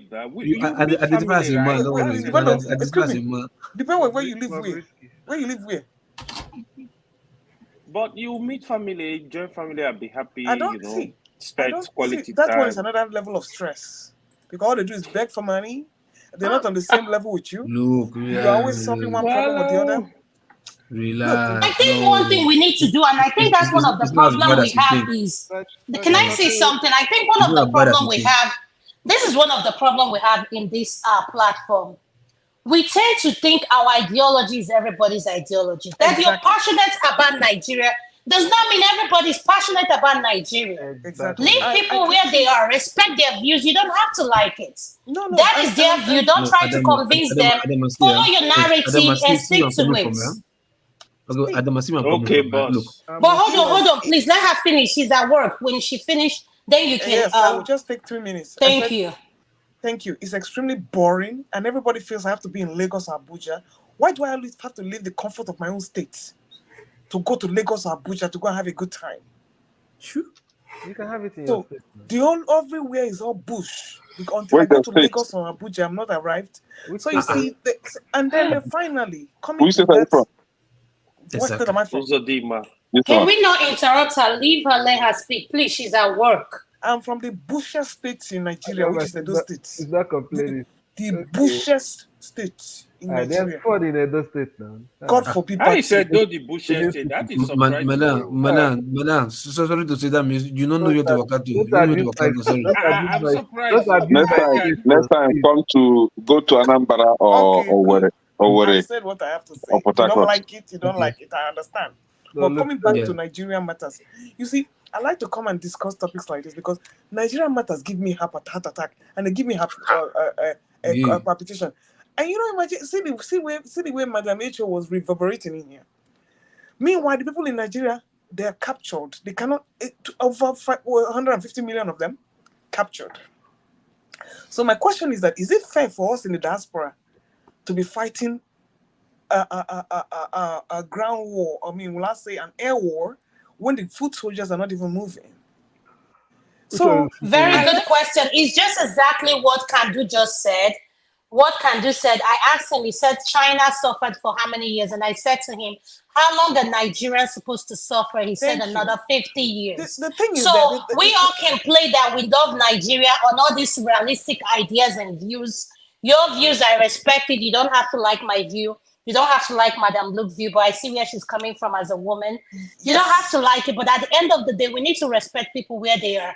If Kandu could say, and none of you men challenge him, that Nigeria has to suffer for the next 50 years. That's right. But when it comes with ideologies, you guys are so good with ideologies. Yes. Very good. Are you saying the men is women? Adama, wait, sir. Let me leave. I will leave now. Wait, I will leave now. Hold on. Look, Madam, look, don't leave. I have a question for you. Kandu is being very conservative now. If Nigeria better listen. No, the man just asked him a question and he buttressed what he said. None of you said anything to question what Kandu said. You all kept quiet and allow him to speak on his views. But when a woman says something that doesn't sit well with any one of you, you guys have a million things to say. And I don't think it's right, quite unfair. And why I'm speaking, let me finish. What the point I'm trying to make here is give the same energy when a man says you guys have to suffer the next 50 years to get to where you guys are going, and all of you kept quiet. So why should you have a problem with Madam Luke says she doesn't like going to her kitchen in Nigeria? That's her opinion, and that's how she feels. You don't have to like it, but respect it. That's what I'm saying. Exactly, and So I she take the doesn't men have to and go give to the her women kitchen in of Nigeria. Is Nigeria. that what you say? She doesn't have to go to her kitchen in Nigeria. Thank you, What Uncle question Steph. do you Uncle have, Steph, thank you Steph, so I much. know I you see. against No, well, for Steph, me, Thank Steph, you. I know you're against Madam Luke. I'm for her. see, for me, I always Everybody support this for Madam her. Luke because she's a woman just like me. And you see guys, this can't kitchen all the men opportunity. want to. Madam Gladys said she's three, Ekele, is three Ekele or is See, four. for her. look, Ekele, not for her. Now. see, look, this kitchen of 18, look, There you are see now, food uno get money, delivery, go I'll to put say, Madam they say, Luke. be the bitter. Oh, what food a delivery creative apps. If you have Honestly, what it takes, you have your account is fat. Whatever you need in Nigeria, you can get it. You without going to understand? the I kitchen. don't think But look, Opi, can we be realistic? Can we be Uh-huh. realistic? Adama, You're wait. able to say that because you live in the diaspora. Adama, wait. Go to No, your kitchen. No, Adama, hold on, no, no. hold on, look, Adama, Opi. wait. Go Adama, to your. wait. Go ahead, Wait. Luke. Madam Luke, go ahead. Listen to me. I have cooked my own food for how many years? And I grew up with house helps. It is repulsing for me to eat any food that I cannot be part of cooking. You understand what I'm saying? Yes, normal. Very good. I When support I that. wake up in the morning, I go into my kitchen, I fry my own eggs. That one that somebody will bring me food to my, it's very foreign to me. And then we don't agree a lot with our house helps. They're very disgruntled. They're from a different socioeconomic class. I feel very paranoid, even eating their food. I feel very, you know. So And they I may don't. poison you, sir. That's just me because, like I said, I have cooked my own food for so long. Steph. And when I cook, Cooking Uncle your food Steph, is the thank best you thing for now. adding that they will poison you, sir.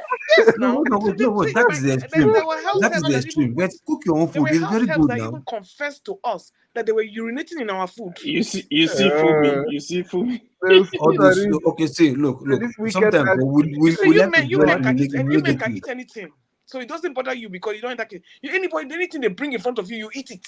No, There you go. There you go again. madam. See, It's Women true madam. now cannot eat anything. Let me because say that something straight here. domestication part is not your There it's you not go. your turf. There you go again, Luke. Stop generalizing. Adama, have you seen Madam, that see, We don't let eat me tell you something. Let me anything. tell you No, we something don't very eat easy. anything. Very easy. Do you know She's you the can one that employing you this can gender hire war. caterers? You People can hire caterers in their Nigeria to food. cook for you.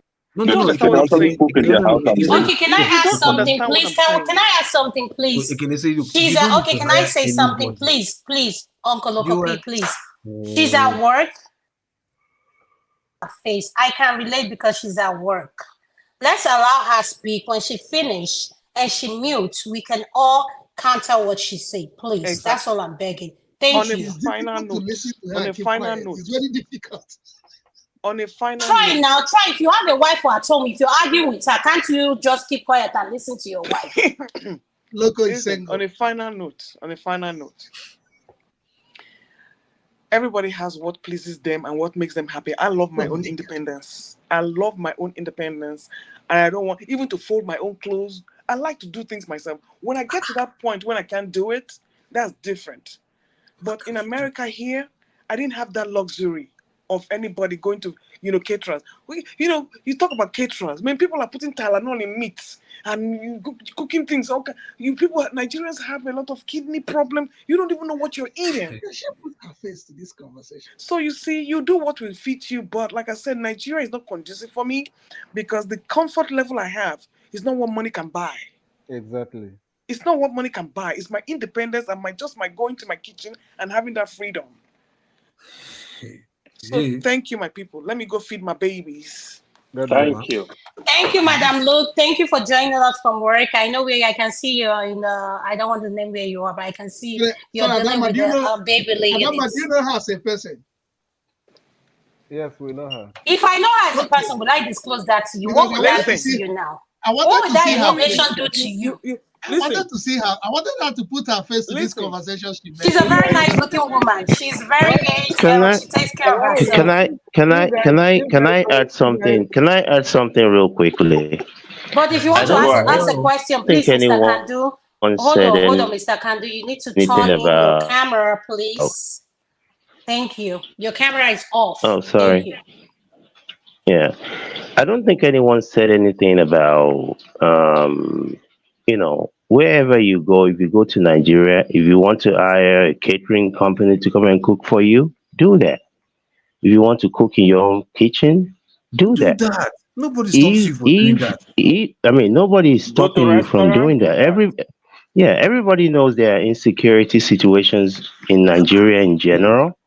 But at the same time, there are certain cities in this America that I wouldn't even go there to go and buy anything. I won't even go there to go and buy a bottle of water because the neighborhood is bad. And so, Philadelphia. I just had this conversation with my brother-in-law about one of my sisters, and he was trying to convince me that my sister, who lived in Nigeria before she came to America, cannot be in Nigeria or she will faint.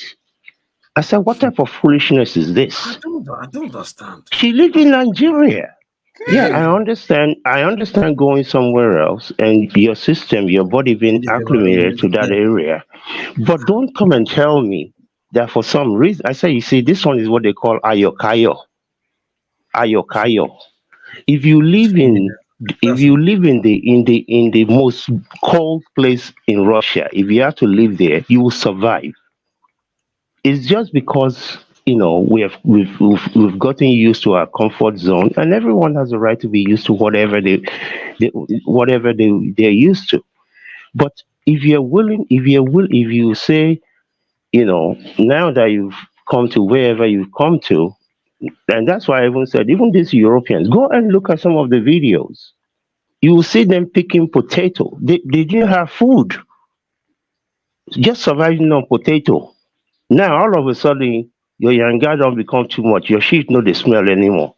Level don't It's just change. Okay, foolishness. okay. So can you guys challenge what Can, Kadu is saying? If Madam lose submission, challenge can do, what Kadu is saying. He can do. went I back have, to saying that in order for things to get better, 50 years. Let's be realistic. This is all I want. Let's have a balance here. We don't have can, that much women coming to this platform Adama, because Adama, you why, now. Can why, I why are you say shifting the something? goalpost? Why are you shifting the No. goalpost?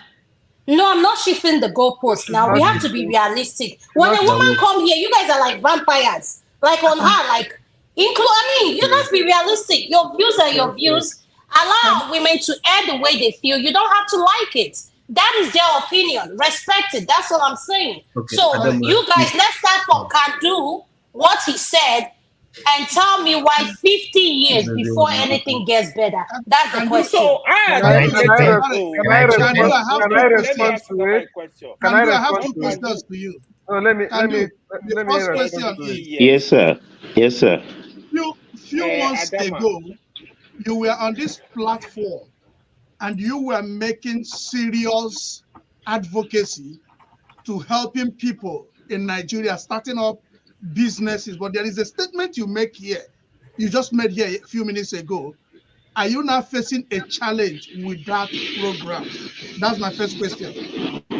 The second question I have is the second question I have is about the 50 years you mentioned. Where we are now, is it a journey towards that 50 years? Have we started the progression towards that 50 years, or are we going backwards, or are we stagnant?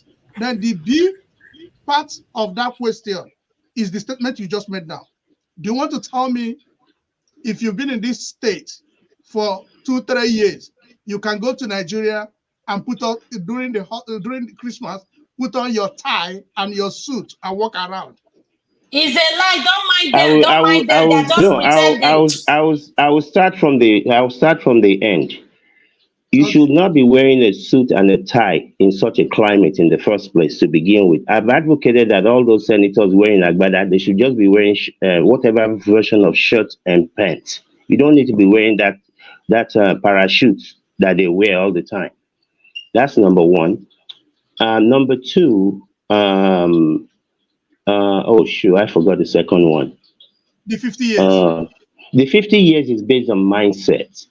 I don't believe Mm. that even the average person in Nigeria today, that their mindset is about doing for the country or even doing for their own immediate family and sacrificing what it takes to provide that avenue for their family to grow. So that's why this 50 years is that hopefully all these people will have died off. And some of the young people that I see growing up these days, I think some of them have that service mindset, being of service. And you're not going to get that when you have people that are, it's just like in a relationship. If you have husband and wife who are fighting each other to, I want to do for you, I want to do for you, I want to, both of them are fighting to do for each other, you will have progress. But when you just have one that's just willing to take, give, and is not willing to give to the other person, you're not going to Can do. progress. Yeah, I'm sorry to cut in. I'm sorry, but my problem is look at why I'm cutting in. One of I don't know is Yinka or who that proffered a solution. Said his own solution is if you divide, we can develop. Now you were against that solution, but your 50 years does it have a solution? Yeah, it does have a solution. I'm hoping, really, I'm not guaranteeing it. I'm hoping that because of the what I see of some of these younger people all over the world, not just Nigeria, their mindset is about service. So that 50 years is a hope and a prayer. Because with the mindset of the people now, you cannot do that. You cannot do that because people are too selfish. And the first part of your question is yes, I do. I mentioned it earlier on that I was talking to somebody just today in Nigeria, talking about how to increase the market that they're selling, how to put more money into it, and they were talking to me about they need to go and buy some ashwabi to go and do something, and I'm like, I don't think you understand your situation. So I'm working with those people every single day, including Sunday, and I don't know how that conversation came by. Whenever it was that I had it, it must have been triggered by something somebody said. It wasn't intended to be, oh, I'm doing this, I'm doing that, but that's what I love to do. I love to see people grow. I love to see things grow. That's part of the joy that I have, and I'm not doing it as a business partnership. There's nothing coming back to me from it. So are you seeing progression or you are becoming? What's your motivation there? No, it's not. I mean, my motivation is to help people help themselves. I don't believe in helping people. I believe in helping people who want to help themselves. If you're willing to help yourself, then count me in. But if you just want to sit down, me sending you money for your children's school fees, for this and that, I'm the wrong person.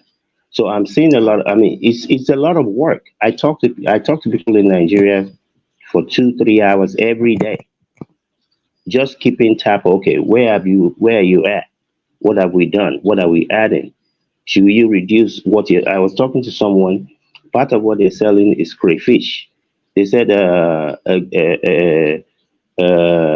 do they call it? A paint bucket of crayfish sells for 7,000.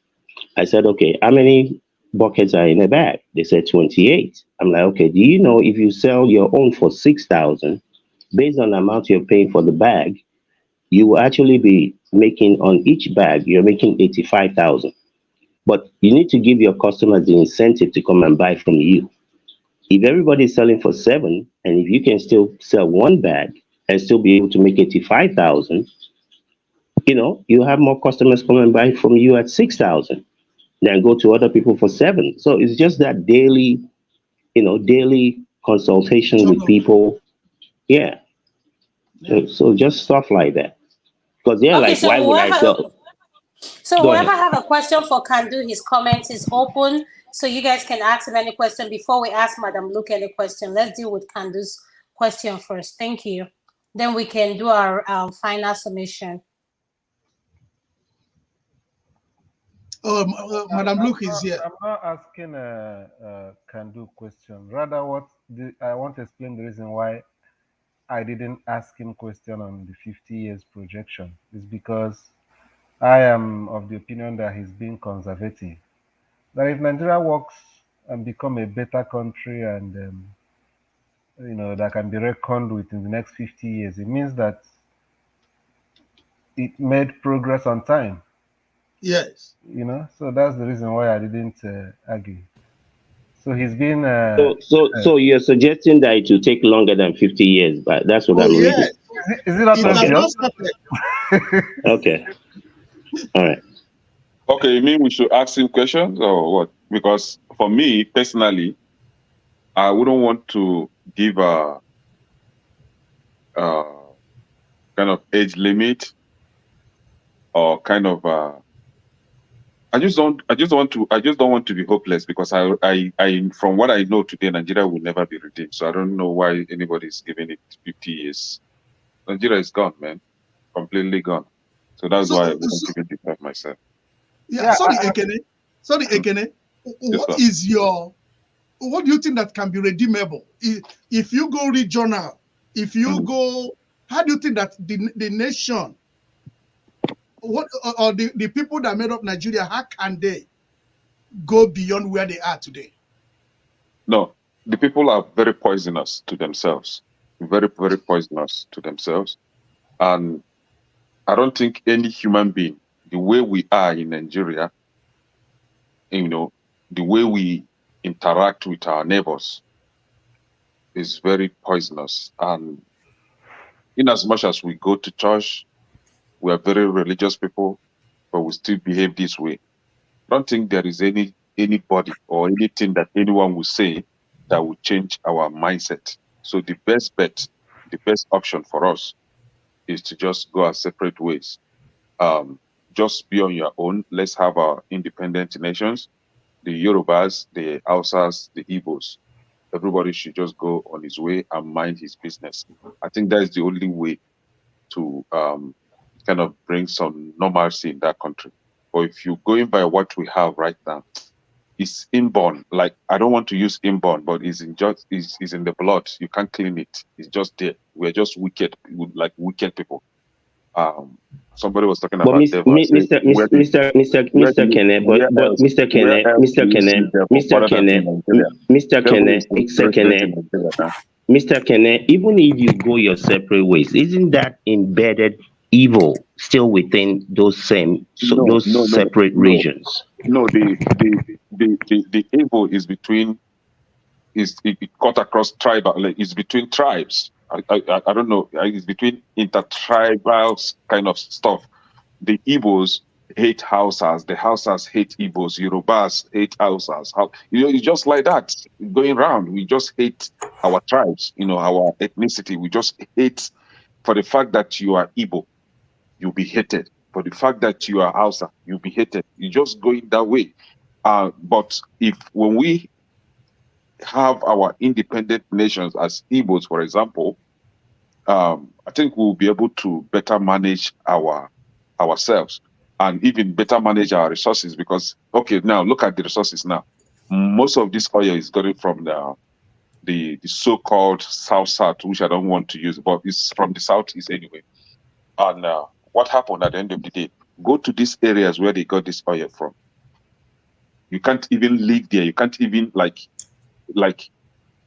pick something from the market square to eat. No, you can't. It's just so dilapidated. Their soil is destroyed. Their water is destroyed. Yeah, but Mr. Kenneth, Hold on. But go to Abuja, for example, that don't even generate one kobo to the country. See how developed Abuja is. Go to Kaduna, Kano, all those northern states. So it's more or less like a parasitic relationship, and that is the reason why they will not accept to go separate ways. And if we manage to have it, you see those people that own the resources will better manage themselves. They will have a better kind of way of living. They will, the resource will be for them, and them alone. They will be able to use it for themselves. Yeah, as much. Hold on. As much as I hold on. Can we say something? Hold on, please. Let me land real quick. Please. Can we wait? Can we all mute, please? Let's wait. And you said something about everybody going their separate ways. Yes. So, in your views, you think within the Igbo communities and whatever, the Biafra thing, whatever your belief is, you think we all get along real well? So, if someone asks you now, you say within ourselves we get along. No, even when we go to our family unit, you find out that in family unit you don't even go along in family unit. But what I'm saying is, you were better. Like our people say that you were one when your brother, the same blood, offends you, it's easily for you to forgive the person than compared to when a stranger does the same No, I thing. don't agree with Not you. not Now, in my hold world. on. Can Not I in my add? Okay, Can but I world. add thank to you. that? Can I Not in add? my Hold on. world. Let Mr. Fem ask his question. Go ahead, sir. Let your brother ask his question. Can I go? Okay. No, you can ask your question, sir. Yes, you're next. Okay. So I want to say I completely agree with what Mr. Kenneth said. And let us do this logic. If Ghana was a state in Nigeria, right? They have their own tribe. Do you think we're going to get along with them? But we get along with Ghanaians because they are neighbors to us. We marry them. There's no beef. Also, which European country do you see one single country, Germany, where there are two different people, two different linguistic groups in one country? All European countries, they have one dominant ethnic group. Iceland, as small as they are not up to 1 million. They have their own country. Igbos are up to 45 million. Why should they be in this contraption called Nigeria that they didn't choose to make? We have Yorubas in Benin, Togo, and in southwestern Nigeria. Why can't we form a nation with them? Why are we in this contraption called Nigeria? There is no single European country, no single Asian country where you see multiple ethnic group. Yugoslavia split, Czechoslovakia split, the USSR also split. In the UK, you have the English Parliament, you have the Welsh, you have the Scots, and they all play in the World Cup as different countries. So this contraption where one man from Daura makes himself petroleum minister, he knows nothing whatsoever about oil and gas, and he doesn't care about the environmental degradation of the place. If you actually live in the Niger Delta, if you are Igbo and whatnot, someone can say, "Oh, they will fight. I'm Yoruba." That's their own business. Let them fight. They will sort themselves out. If we form a nation with Ondo, about whatnot, if we fight, we're gonna deal with our fights however way it is. But the fact that one person calls his shot makes this guy, he can close the border of Lagos to Benin Republic because you're from Daura and you don't like it. Well, that just doesn't make sense. Everybody And should. the current president is also the petroleum minister. Again, this is minutia. Oh yeah, yes, Mr. yes, yes, Ekene, listen, and listen. he For has me, no business. if And he my has no mama born business. you, if my mama born you, or not you personally, if my mama born person, if they do me wrong, you will pay. I don't care who you are. So just because you and I are coming from the same See, place look, don't mean nothing. I deal with sometimes, each yeah. person as an individual. But hold on, Mr. Kene. You see, your narrative will hold ground. If some of those states, they do get money. I've heard, somebody has explained to me what states got whatever. If the leaders in those states, if they took the little that they've been getting and did something, no matter how little, improve their environment, then I can understand your argument. The reality is you have selfless people all over that country, north to east, south, Yeah, wherever. sure. They're selfless people. So when you even give them more, you can say, hey, they will sort it out among them. So I'm not saying that they shouldn't. Just like I said to the gentleman above you earlier on, if you like, divide this thing. But I promise you something. It's not going to be sorted out by the ballot box. It's going to be war because one party is not going to Okay, so want the country to let's go. allow Uncle Lokopi to talk. Mr. Lokopi, you're next. Please go ahead, sir. See, yeah, sometimes, yeah, instead of you to be, because you don't want to call yourself, like yourself, say you be witch or you be wizard, you want to like cast aspersion on something else. You understand? You said you're not speaking the same tribe with somebody else, so you cannot live with the person. As in, you cannot live the ultimate, reason for living with that person. But you can move across to go and marry from that tribe and decide to live with that person in the same roof, household God for bless you for years that comment. till you die. Thank you. The women are good to be married. No way to you individually can go there and marry from another tribe, even if you cannot do it. Your cousin did it, your nephew did it, your uncle did it.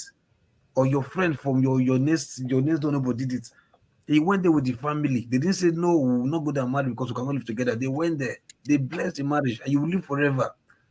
But you say no because you are speaking different language. Like sometimes I just look at people like it's a bit you call yourself saying you wish you did fly. You don't want to talk Loco, about did you know of the existent see, listen. You can listen. You can threat listen. You can against listen. some You can ethnic group listen. in that I country? can let him Are you finish. I aware of can that? listen to what See, he's saying. you Then you can can listen. ask him You his can listen. question. Go ahead. Listen. Sometimes now this religious or political divide, we don't brainwash ourselves, blind our head, trap us, imprison our mind, our mindset. You see, you look another human being, you cannot live with another human being because of what? Just because you don't understand the person's language. I don't understand. You can live here in Nigeria, you can travel to somebody that don't even look like you, don't have the same complexion like you, don't even speak the same phone like you, or maybe German or whatever, or China. You can marry the person, stay with that person. You can even marry from Southeast. You can marry a Hausa woman or a Hausa marry an Igbo woman, and they will live forever. No problem. But just because of your own selfish reason, you say no because you cannot see beyond your nose.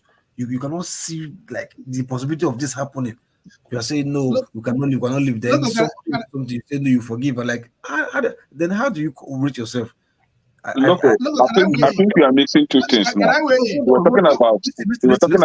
a nation, not individuals now. No, We're so talking so about the again, politics. Hold on. We're See, talking now I about can listen. No, I can hold on. I the get your point. political Listen. structure, I not can no, listen. individuals. sorry, look, Okay, look, listen. let me You look, understand? let me weigh in. Let me use your statement. Just See, wait now. 30 Austin, seconds. Austin, hold on. Austin, 30 seconds. I I please speak on give it myself. No 29 worry. seconds. You continue 29. Oh, Jesus Christ. Oh, So the man. selfishness you're talking about No, is what no, I Mr. want. Austin, you can't do that. Let him finish. Let him land, You please. gave me He 39 may leave seconds. his thought, please. Let him land.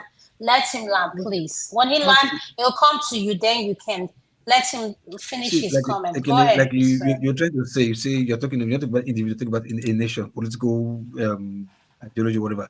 Look, it starts with individual. You get my point? Look, it's Adam and Eve that started this world according to Bible, Biblical, whatever. You understand? That It one starts lie with you. okay, whatever it is now, but it started with a unit. It started with a subset. It started with a micro before it went to micro. You understand? This thing that you do, what they say, Igbo people say, you pay millions for you marry their women. It started from some greedy few uncles and whatever, and it's not like a culture. But in the olden days, it wasn't like that. You just pay come, you show your handwork, you show your respect for the family, show your capability, whatever. It's not Loco, about money. It's not Doing even Look, true. can business. I It's look? not Loco, I even you, true. want to It's still look. Let me just put stereotyping. the word. It's Loco, still the stereotype that we're See, talking about. It's not make even a true. point without okay, hold In it, Igbo fine. You land, start.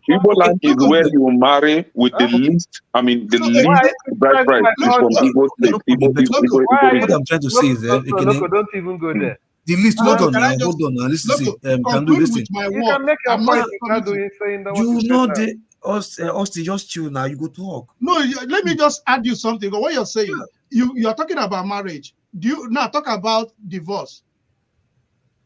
Okay. That's just what I wanted you to add. Add divorce to that You can't tell conversation. me where to go my narrative now. Why are you No, controlling my So, no, narrative? but I don't understand why you want him to ask divorce. Are you trying to say the divorce rate is higher if you marry someone that is not from your tribe? I don't get it.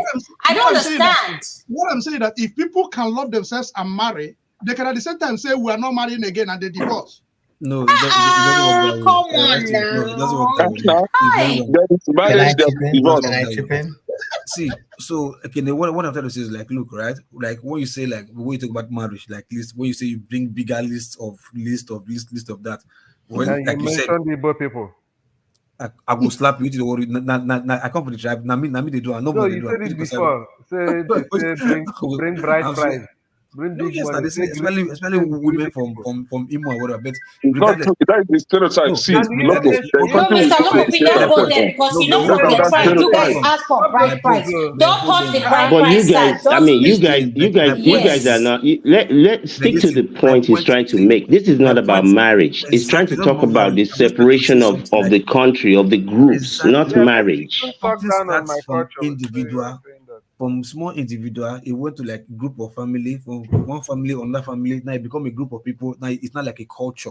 You understand?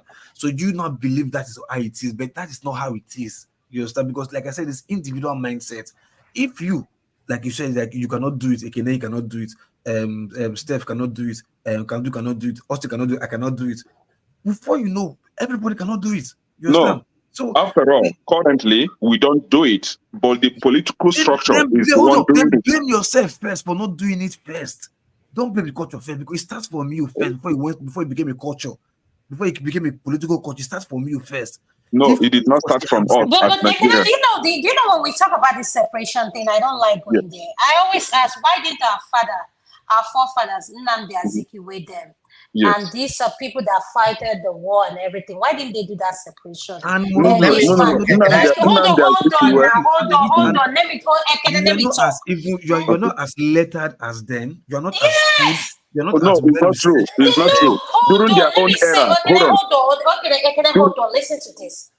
All I'm trying to say is that we thinking that separating will solve our problem. I am of the opinion that no, it won't solve our problem. We in the Igbo community, we don't even get along with each other. Let's say Okay, the way now, it is. If they hold call on. Umunna meeting, you will find Hold on. something that is wrong with Hold your on. other Umunna. They call the Yoruba meeting. Adama, Yoruba people will find something that is wrong. Adama, It's the truth when it now. comes Let's to say the way it Nigeria, is. right? Let's actually define this very well.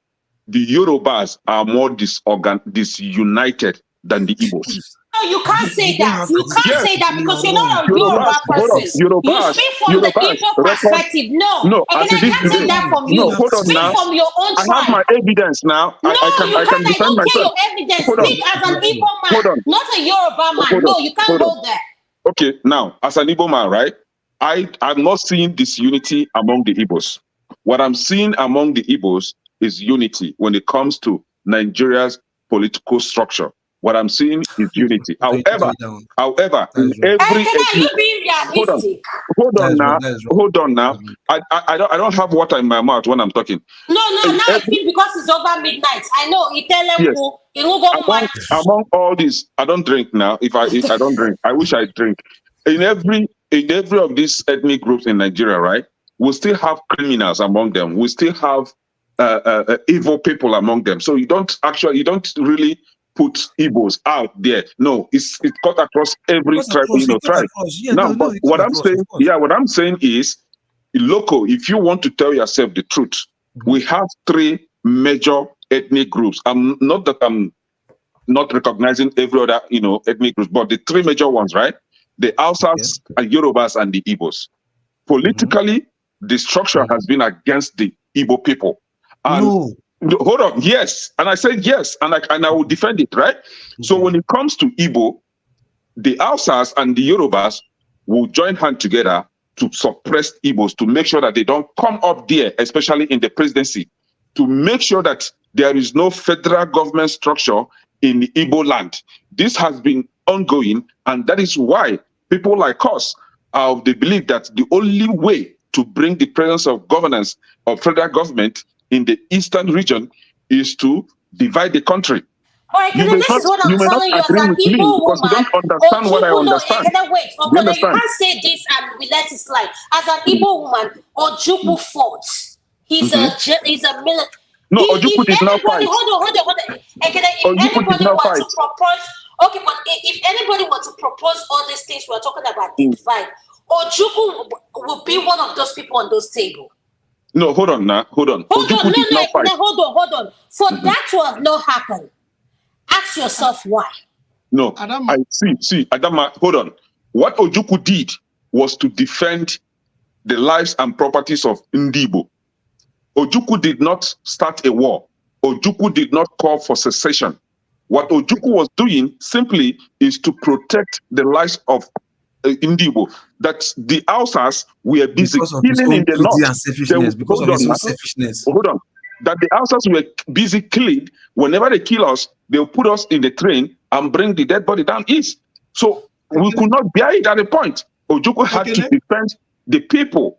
Now the war happened. The war happened, and we know how the media was used against the Ndibo. The likes of BBC. The BBC is from the UK. The UK is supporting Nigeria with arms and every other thing. So the war was fought without publicity. The world could not know what was going. They didn't know what was happening in the Nigeria. So, and whatever nonsense that the Nigerian government, in collusion with the UK, cook up and tell the world, they will believe because they were in charge of the media. Now, Ojukwu did not succeed because we fought it alone, because it was a lone fight. But what I'm saying is this. What I'm saying is, even before the war, there was an agreement. There was what they call, is it accord or whatever? Accord agreement, right? Yes, Aburi Accord, right? Aburi Accord. There was an agreement, and that agreement would have brought a lasting solution to the problems that we're having in Nigeria. The Hausas were there. What is the agreement? The Yorubas, hold on. The Yorubas were there. The Igbos were there. What happened at the end of the day? The Hausas, hold on. The Hausas went against the agreement, and the Yorubas went was the agreement first now? and then allowed the Igbos to bear the brunt. See, hold on. Some local. Hold on. Let's not be behaving like this. Let's not be behaving like this. So let us not behave like this. So the Hausas and the Yorubas colluded. They worked together to making sure that that agreement was not respected. What happened at the end of the day? So we can't keep living this way. Every little thing, two ethnic groups will join hands together against the other. And you want us to keep living like that Can we because we have are Mr. food. Yinks ask his question? Mr. Augustine, could you speak then? And Mr. Yinks will ask his question. Go ahead, Mr. Augustine. Yes, for my own solution, I thought we were. Yinks, am I pronouncing your name right? Yinka, is it Yinka? Yes, it is. Yes, it is. Thank you. That's what I thought. So sorry about Yoruba, that. right? And yes, go ahead. They said, I would actually agree to it to a larger extent, not 100%. So if you look at Nigeria's history, when we started, Yorubas were the first to gain education before Britain came.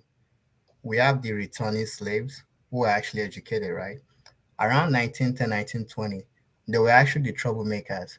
Britain did not like the Yorubas. So they actually stifled education in the West, and education went eastward. So could you raise up your voice some more? I can't hear you clearly. You said the Yorubas are actually what? Oh, can you hear me clearly? Can you hear me clearly? Yes, I can hear you now. Okay. So education actually came to the Western region first, but because of education, we started protesting against British rule. So they hated us. Frederick Lugard. Hold on, local please. What year was that? Wait. What year was that? What year?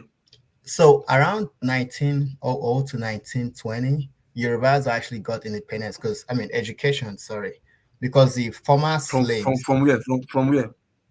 Before, let me land. So before colonization. Mr. Lokopi, let him land now. Before colonization. I want him to carry us along. Okay. So before colonization came, right, Yorubas were the last group of folks sold into the slave trade. Many came back from Brazil. They got into business around that Lagos place. So when colonization came, we were educated and we were speaking against the colonization. You have folks like Herbert Macaulay and all that. Lugard became governor general, and they hated Yorubas because when you have education, you start to speak against what they were doing. So it was transferred eastward, education, because they needed folks to run the empire for them. So the Igbos did that. So at independence, Igbos were mostly civil servants. They were everywhere. Yorubas were just caged in, and the North, they said, hey, your religion is not compatible with education, so you guys don't go to school. That's pretty much what Boko Haram is.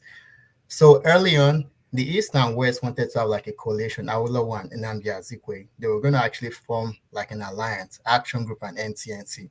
Britain forced Nnamdi to sign with the North. Nnamdi won most of the vote. Awolowo got the second largest, but they forced Nnamdi to actually give power to Tafawa Balewa.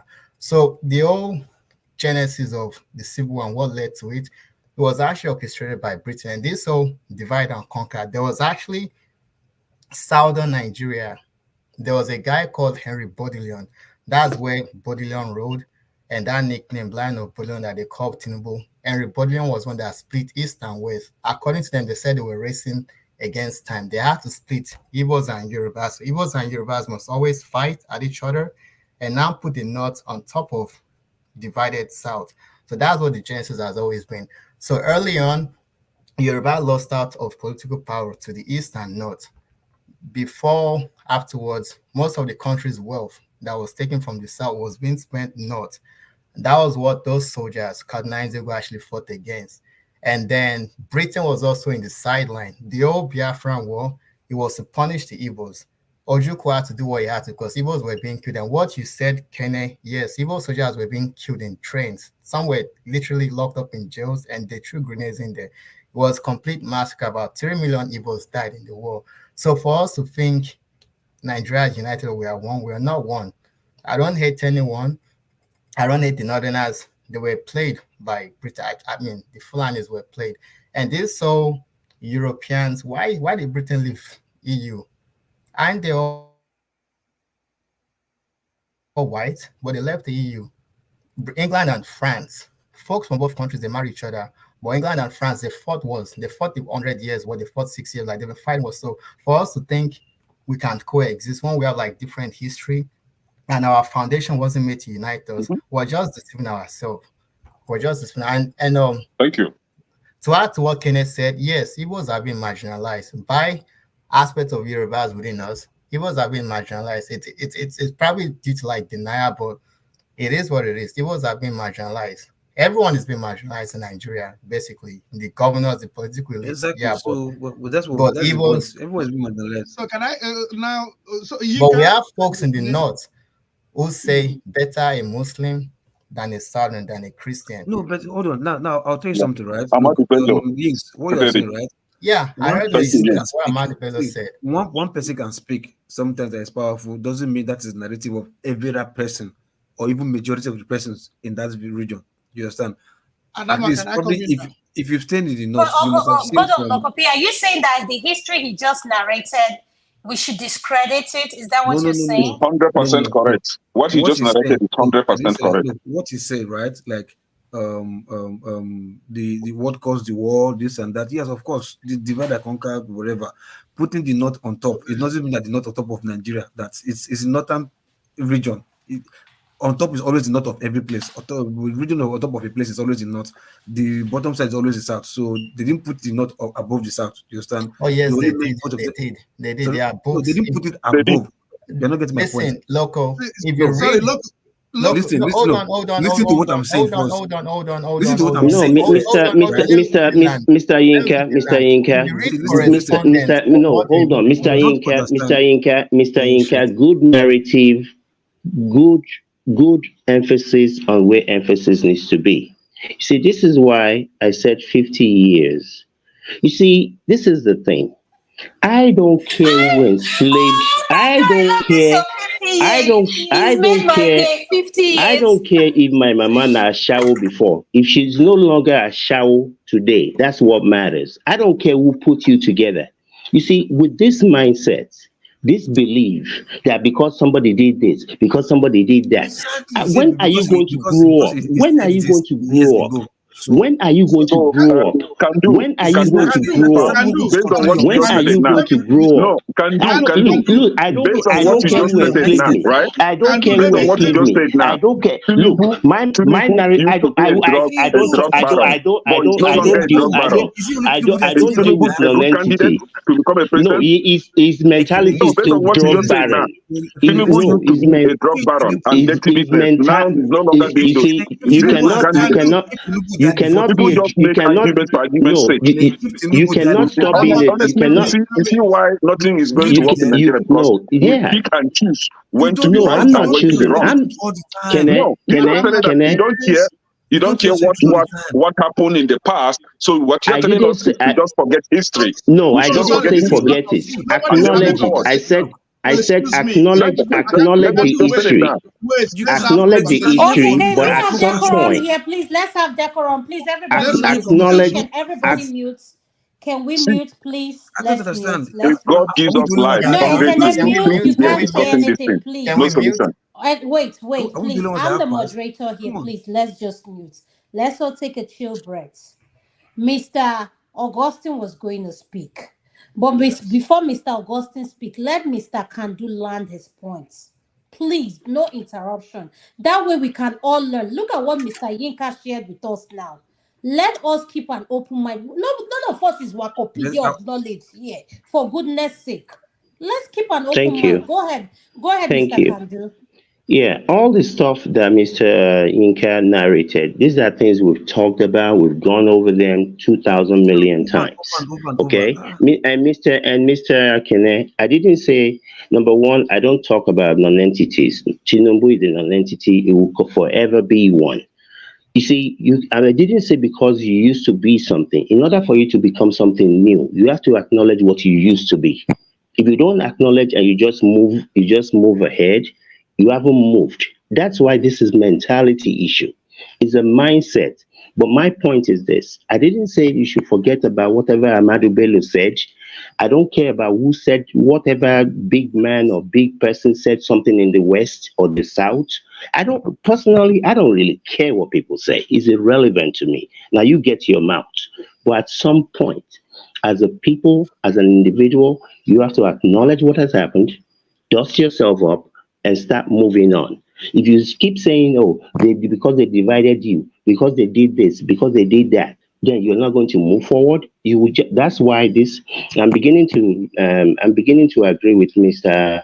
If not now, that 50 years is that's minimum at this rate with this type of mindset because you will never be able to move on. You want to talk about England get out of the EU because they were stupid. No, Those of please us don't who say knew, that 50 years. When I hear no, that 50 years is so long, please don't. yeah, Please. no, but that is because the mindset of the people has not changed. As long Mr. Loco Yeah, was trying I to agree with explain this you. thing. Mr. Loco was trying to explain this thing that you shouldn't say because your neighbor is this or because you find a way to deal with people where they are. It doesn't mean you give away you and what you are, but you have to find a way to move along. Especially look at what is going on in the world. People are moving on from agriculture to nanotech to healthcare. We're still sitting around. Your leaders are still going abroad to go and get treated. I mean, when are you going to? When are you going to look at Rwanda? They killed themselves. They didn't shoot themselves with guns, with machete, but they sat down. They borrowed themselves some brain and said, "How do And we they've move? How understand do and we look move at it is right forward? now. Yeah, How do we move forward? they're If you want telling to live Okay, in you the okay. these past, are Thank you you, will Mr. never things. move Kandu. Can we forward." go to Mr. But Augustine? Mr. The Augustine, same or can I Rwanda is still please? killing Congo. Okay, Thank you. hold on. Thank you. I was This If going to is you're say not that, but I speaking, kept executable. please quiet. mute. I want to see everybody. If you're not going to mute, I can mute everybody, please. Mr. Augustine, you're next to speak. Please unmute. Go ahead. Thank you. Thank you. So mine was to moderate this conversation because I was the one that brought back this conversation. And we've just been rubberizing over 1 hour. Ekene and the Yinka have gotten a solution. Now, Kandu and Loco disagree on the solution. What is their own solution? That is how we can hold this conversation. How can we get that 50 years possible? So, are you Because asking a question to Kandu? I want to make sure before I tell you mute. Who are you posing that question to? so And the Mr. question is If Not Now is here. Let him comment. Then so I the see question where is, position he is. So we know now this is a debate. This is the have and have nots.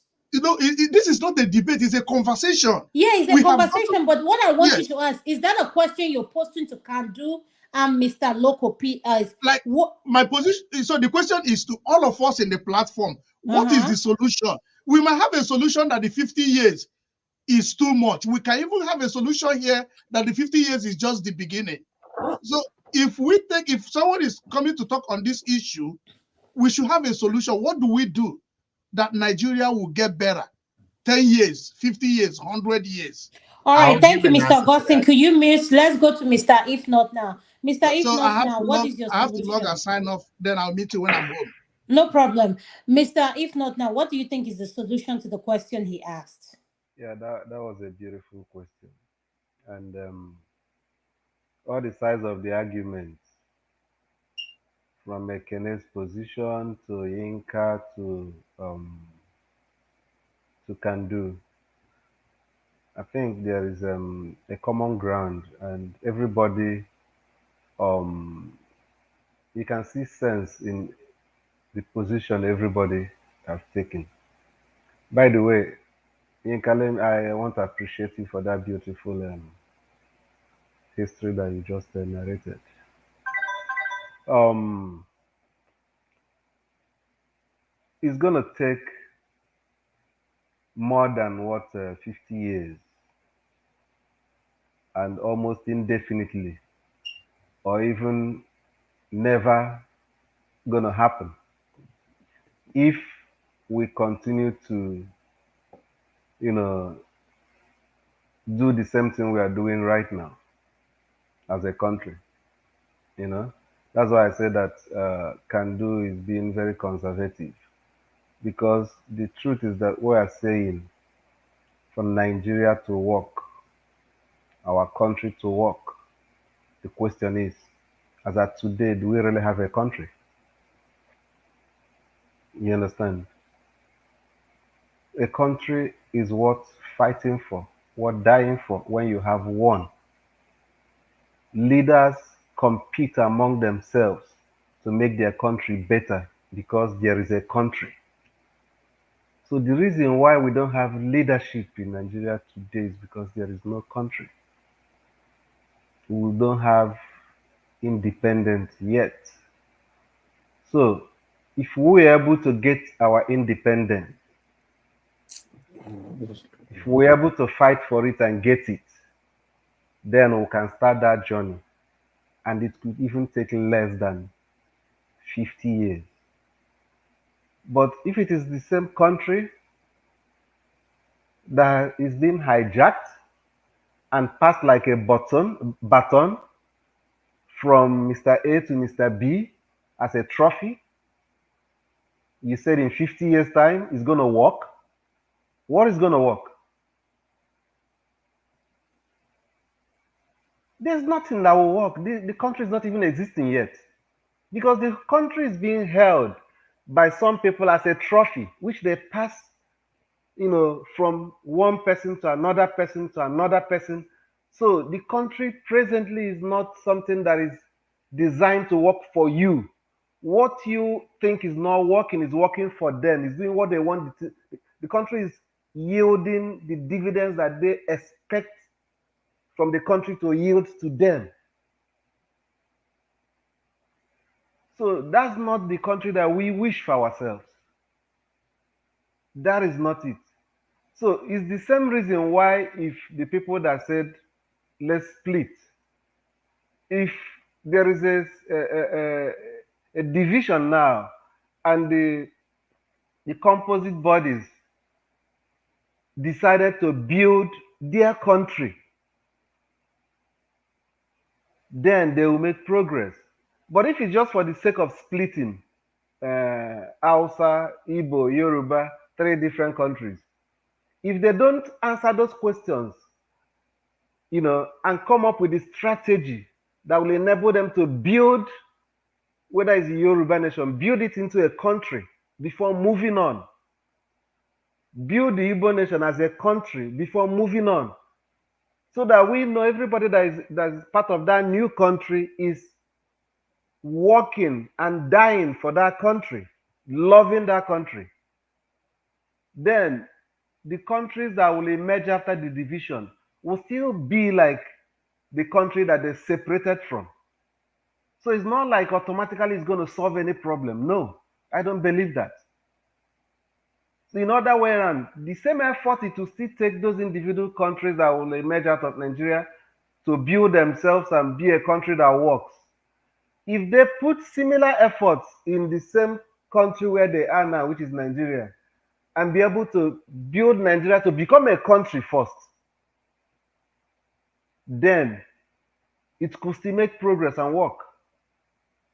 So it's not like just, okay, let's divide, it's going to bring a solution. No. The question is, what is going to happen after you divide? Because don't forget, if you made a valid point, when you go back to the east or the west or the north, maybe in the north there may be no problem, but absence of problem in the sense that The Igbos, when they divide and get Igbo nation, they are not at war, right? But are they really making progress? That's the question. Or is it the same criminals that are running the affairs of the politics in the southeast are still going to be in charge? Of course, there's not going to be war among them, but are they going to make progress? They're not going to make progress. So that's the problem.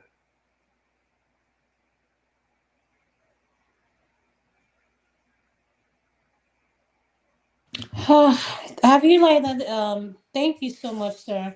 Mr. Lokopi, do you have anything to say? You're next to answer the question Mr. Augustine asked. I'll go to you, Mr. Yinka. Could you please unmute? Lokopi's okay, he's here. Mr. Lokopi, you're next. Go ahead. The question Mr. Augustine have, what is your response to that? Which is the what's the solution, all right? Yes, sir. It's easy. Tell yourself the truth and just reorientate yourself on the way things to do. Because it seems like most of us Nigerians are selfish people. Selfish. We don't want to take responsibility. We always want to blame somebody else for the generality of what is going on around us. Meanwhile, it starts from us. You can imagine somebody telling you, like, okay, fine, we want to rally around and put somebody who is going to lead us, to wherever we want to go. And some people, out of their own selfish interest, are saying, no, we don't want this person to, because it's from this tribe. We want to put this person because it's from this tribe. You understand? If everybody, okay, let's do it this way. Assuming we have a person of Lee Kuan Yew in Nigeria tomorrow as a leader, is any of us going to be sitting down here to say, okay, no, we cannot succeed because we have different tribe? We will know that kind of leader is a brutal and straightforward to the call kind of leader, where if you err, you are gone. You understand? When you know, like, it's the country first. It's not about the tribe you come from. It's the country first. You understand? And like any little mistake or whatever, you are gone. No mercy, no nothing. It's brutal to the heavy latter, but it means well for the country. If you have somebody like that, we cannot be sitting down here to saying 50 years or 100 or whatever now. But because we don't have such leader, and the ones that we are even wanting to put there, most of those leaders we want to put there is even based on sentiment, not even based on quality. You understand? Not even based on quality, it's based on sentiment that we are electing these leaders. Let's tell ourselves the truth. So we'll tell you because it's from my tribe, because it's a Christian, because it's this and that, that's why I'm voting the person. That's the reason why all this mess is happening. But if we tell ourselves the truth first, so like, no, I'm putting my vote out there for the most competent person, regardless of who the person, where the person comes from. I think that would be a very great solution. Not about like we would divide. Okay, yeah. If we divide, okay, like okay, look at what's happening right now. In I think from the south is that they're trying to advocate for a new state, and Neoma state. You understand? Okay, why do you want to create that new state? Are you trying to extend development to that place? No, because you want that state to have their own money that they can share to. Same thing with other places in Nigeria. This division of this state, you want to create state, create state, all is because of their own selfish interest, because they want this money, this allocation to get to their pockets directly, not going to one government before getting to them. So by the time we create new state, now you now have direct access to the federal to national cake. That is just the reason for all this nonsense. But none of us want to tell ourselves the truth.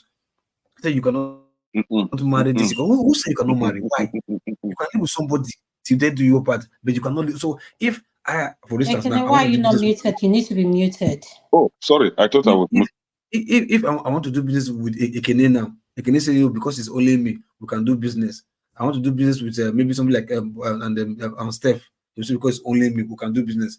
But if 100 of us, of my type of person comes, and you have 100 of persons like you, so make it 200. So we cannot do business with each other anymore because of we are now much in number, so no more trust. But if it was one-on-one, we can trust each other. I mean, what kind of mindset is that? If one-on-one we are good with each other because we are just individual, what happens if I have 100 people like me or 1,000 people like me taking the same mindset? You understand? And we have 1,000 people like you, the same mindset. Why can't we move along with each other? But because we are selfish, we just want to oppress one another for just no reason. That is where this is coming on. Starting from the 1990, whatever the Aburi Accord they were talking about, all those two people that went there, they all went there for their own selfish interest. All of them. I not agree. Now cause civil war. Not that maybe they really mean well for like okay, one person, everybody. No, it was I'm not agree now cause civil war. Because on a very good day, look at what's happening in. Tell me which part of Nigeria now is enjoying.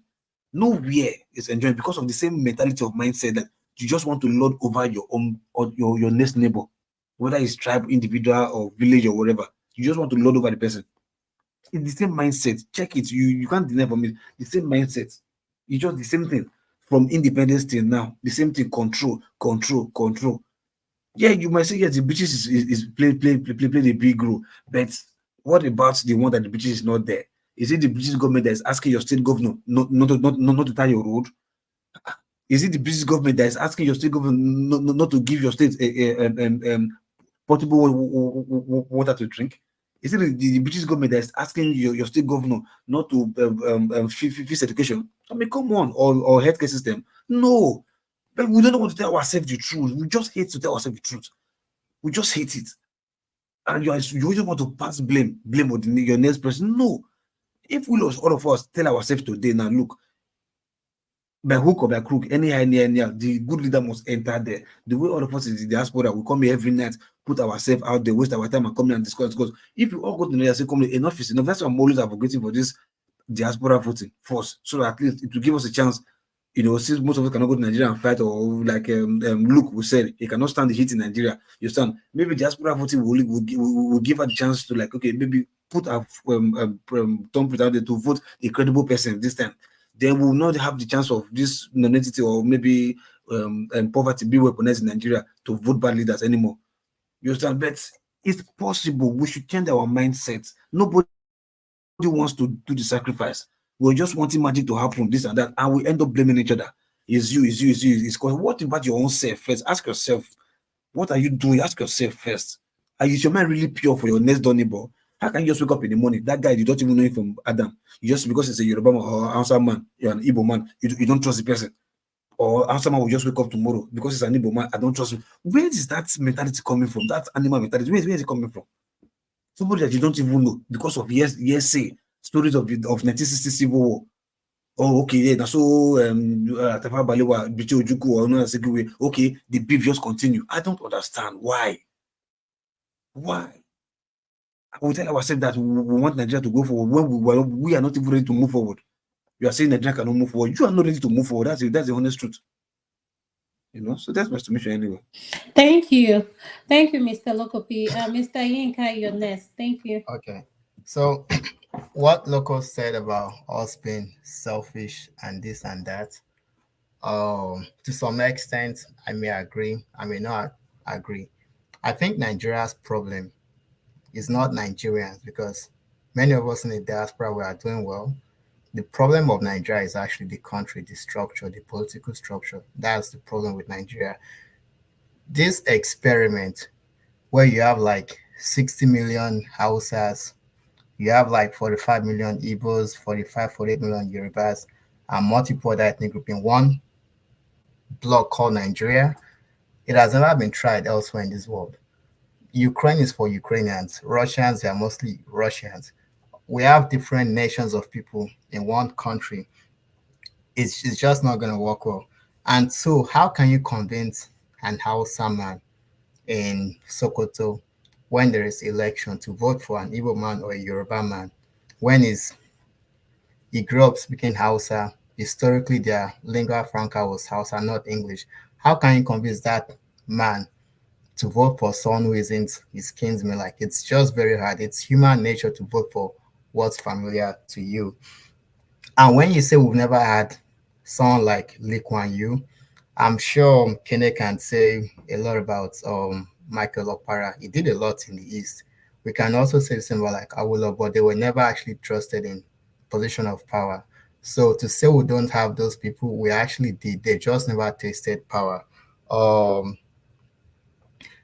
And also think about this. When there is a protest, a Yoruba man is president or Hausa man is president, what do you think the consequences will be for Igbos if they go out to protest? If Hausa protests against Hausa, yeah, sure, they are the same case. But like, how would an Igbo people protest and not actually get this harsh backlash from the government who actually isn't from their own people? Like, so it's really hard. We are deceiving ourselves. I wish Nigeria will leave it to work. I think regional system would be the best for Nigeria, but we don't have regional system. We have a unitary system, and it's just not working. 60 years, it hasn't worked. So we need to just come up with solutions. My own solution is educate your kids, work hard, make money. Don't wait for Nigeria. Just sort yourself out. Unfortunately, we may wake up one day when we have to run away from even the US, because if you look at the US economy with the debts and so much that's going on here, we may soon be packing. And I'm not saying I can see the future, but home is where we have to be. And if we can't make Nigeria work, it might just be best for us to actually split the country. And it's not like we hate each other, it's just for the betterment of everyone. Nigeria needs to go so we can save life. It's going to be bloody also, but where we are right now, it's unsustainable. Um, and I think the issue with oil, that we're always sharing oil revenue here and there, to me doesn't make any sense. Hausa land, the export leather to Italy. Italians make bags and shoe that we spend $5,000 buying Gucci and all that, right? It actually costs them $50 to make those leather bags, and they sell it for like 5,000. What if the North wasn't exporting those leather? Italy wouldn't be as rich. Who would have wealth if those leather was actually being sent to about to actually make goods? That's like money trickling everywhere. But we don't do that. Even the oil that we have, we signed a deal with Great Britain where for 100 years they control our oil. So we're basically getting peanuts from the oil that we export. We could probably have more oil than the Saudis, but the terms of relations that we have with outside world, we have puppets who don't have the best interest of our leaders, who don't have the best interest of people at heart. So those that are governing Nigeria, they are idiots, they are inept, they are tribalists. But I think the issue is, moving forward, man, you can't wait for the country. You just have to like educate your kids about history, how the country was formed. If some of you don't even know, right, there is this trend with Britain when they colonize and when they leave. India was colonized with Pakistan, Burma, Bangladesh as one nation, but they all split. Bangladesh is its own country, Burma or Myanmar, Pakistan, they're all doing whatever they are doing. Why should we, when the North and South were actually two different colonies? You also see this trend when Britain leaves in South Africa, they left the Dutch, the Boers to rule the blacks over there. When they left Sudan, they left it for the Arabs to rule the blacks. When Belgium left Rwanda, they left the Tutsis, who are more white-like, to rule over the Hutus. When they left Nigeria, they left the Fulanis. It's like you create a company, right? And you're retiring. You have to give it to someone that you know would actually manage it for you, not for the best interest of your workers. Those are clean. So in essence, the Fulanis are basically safeguarding Nigeria for Britain. We need to understand that Nigeria isn't for us. Until we understand that history, we'll know actually how to like pick things going on forward. And this, folks use tribalism to divide. We are currently using that. Like, I wouldn't hate someone who's not Yoruba, but let us just face the reality. Like, I don't mind dating Igbos. They are very beautiful. They have beautiful women there. But I would wish Nigeria can work so it can be like a superpower, the black nation, black utopia, but it is just not working. So we need to just prepare for the worst to come. Either the country breaks up, there is civil war, I don't really know. I can't say I can see the future, but what I just can do is to work hard, make a lot of money, educate my kids, live a good lifestyle, before I die. I can sit here and listen to advice from my folks, from my parents, because some of them have like tribalist sentiments amongst them. They blame Mochuku, they blame the first coup wasn't even an Igbo coup. Educated soldiers against the system that was in place by Great Britain. Yorubas were there, Hausas were there, but we've been told lies that the coup was fomented by Igbos. No, those soldiers, Cardinal Ezegu and Ifeanyi and the other Yoruba guy, they were learned folks, and they knew that the quota system in the military was basically skewed to have uneducated northerners fill the rank and file of the military. They plan to take over, but there's so much that we don't know. I think if you look at the correspondence of those that created Nigeria, right, from the colonial office in London, they had letters that actually reveals like what they intend to actually create. And let us not underestimate what Britain did. England ruled Scotland, Wales, Ireland. They starved the Irish people to death. Many of them had to leave. They colonized the US, they colonized large swaths of the world, including India. So what do we, so we were just babies. Our lower Namdi, they were all being used. They don't really know a clear path as how to actually get the country ahead, especially when you're dealing with Britain that has actually colonized the world. Many of them were actually negotiating independence for Nigeria. Their rooms, the conference where they were staying, talking, was actually being recorded by Britain. When they send letters amongst themselves, Britain was actually looking at those letters, what they were doing. They would invite them for tea. They would actually poison people's heart. Hey, don't trust the Yoruba, so they are trying to dominate. They did that for Nnamdi Azikiwe. If you read Nnamdi Azikiwe's book, My Odyssey, it tells you the things that it was more or less working with Britain. When Igbos were suffering in Biafra, it wasn't really taking any clear stance on what Igbos actually wanted. I'm not sure if Igbos like Nnamdi the way they like Michael Opara. And I'm actually for the first coup, honestly, because those that did the first coup, they had an ideology, a revolution to actually stay Nigeria on a brighter side, but the coup failed. It did. Britain also said it was an Igbo coup. Britain actually orchestrated Ojuku's escape. He was actually going to kill himself, but they let him go. The prime minister was Howard Wilson.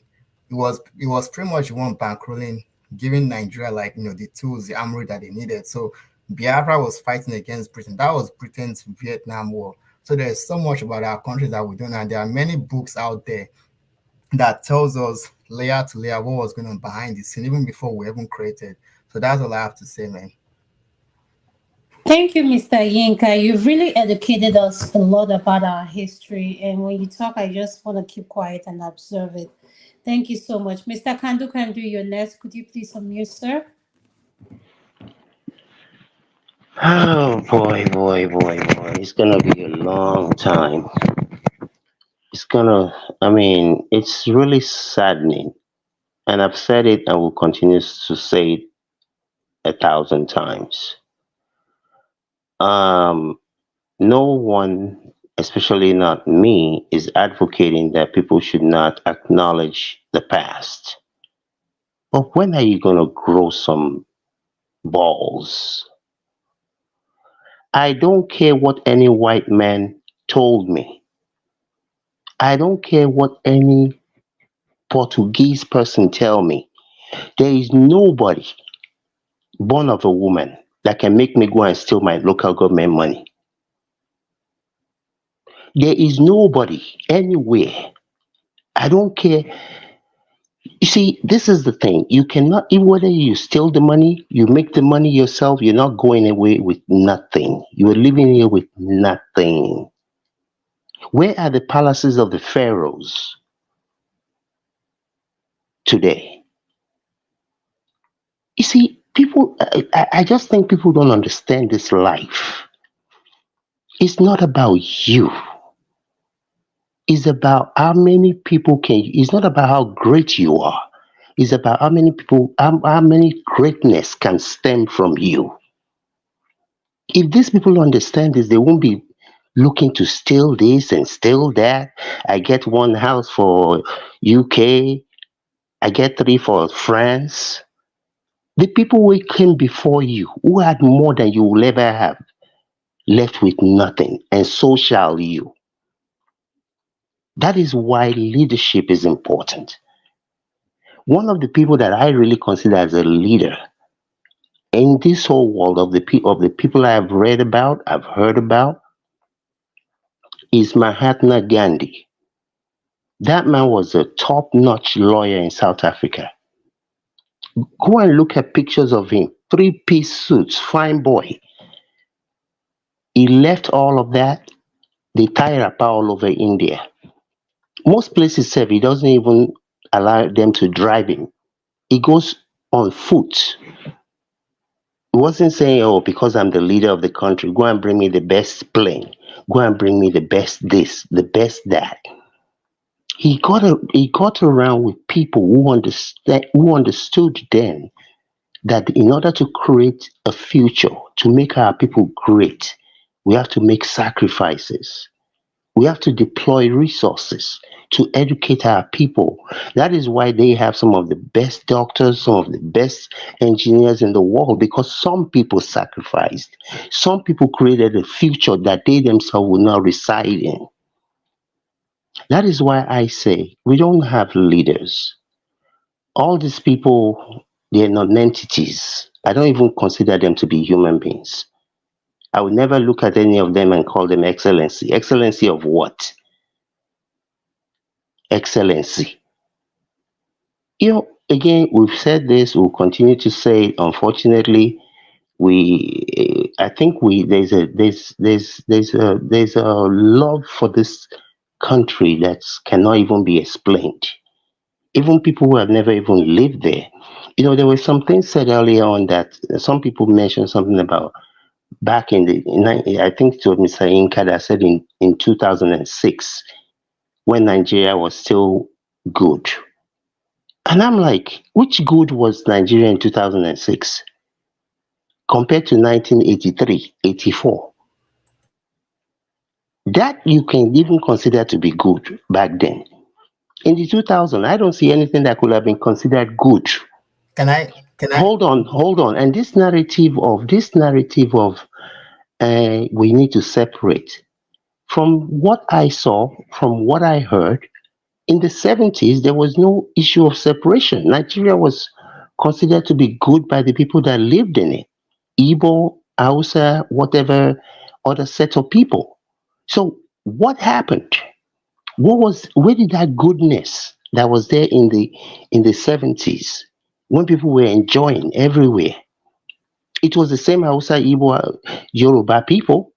It was the same people that were enjoying. That even the president said their problem is not money but how to spend it. Unfortunately, when you have leaders that don't have vision, it takes a vision to take people to anywhere you want to go. Whether it's in a business, whether it's in a country, it takes a vision.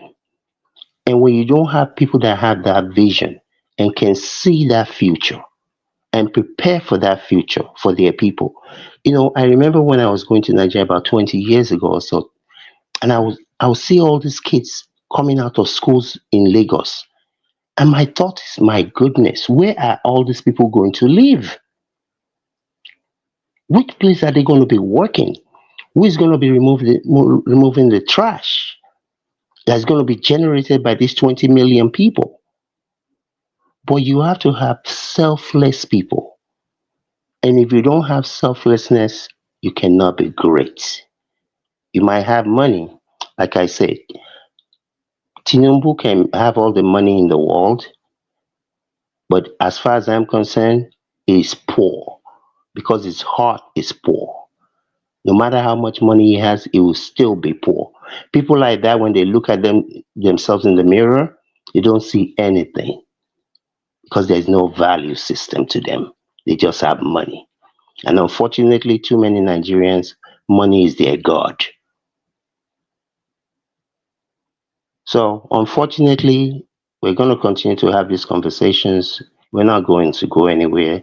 Separate the country into three groups. Those groups will still separate themselves.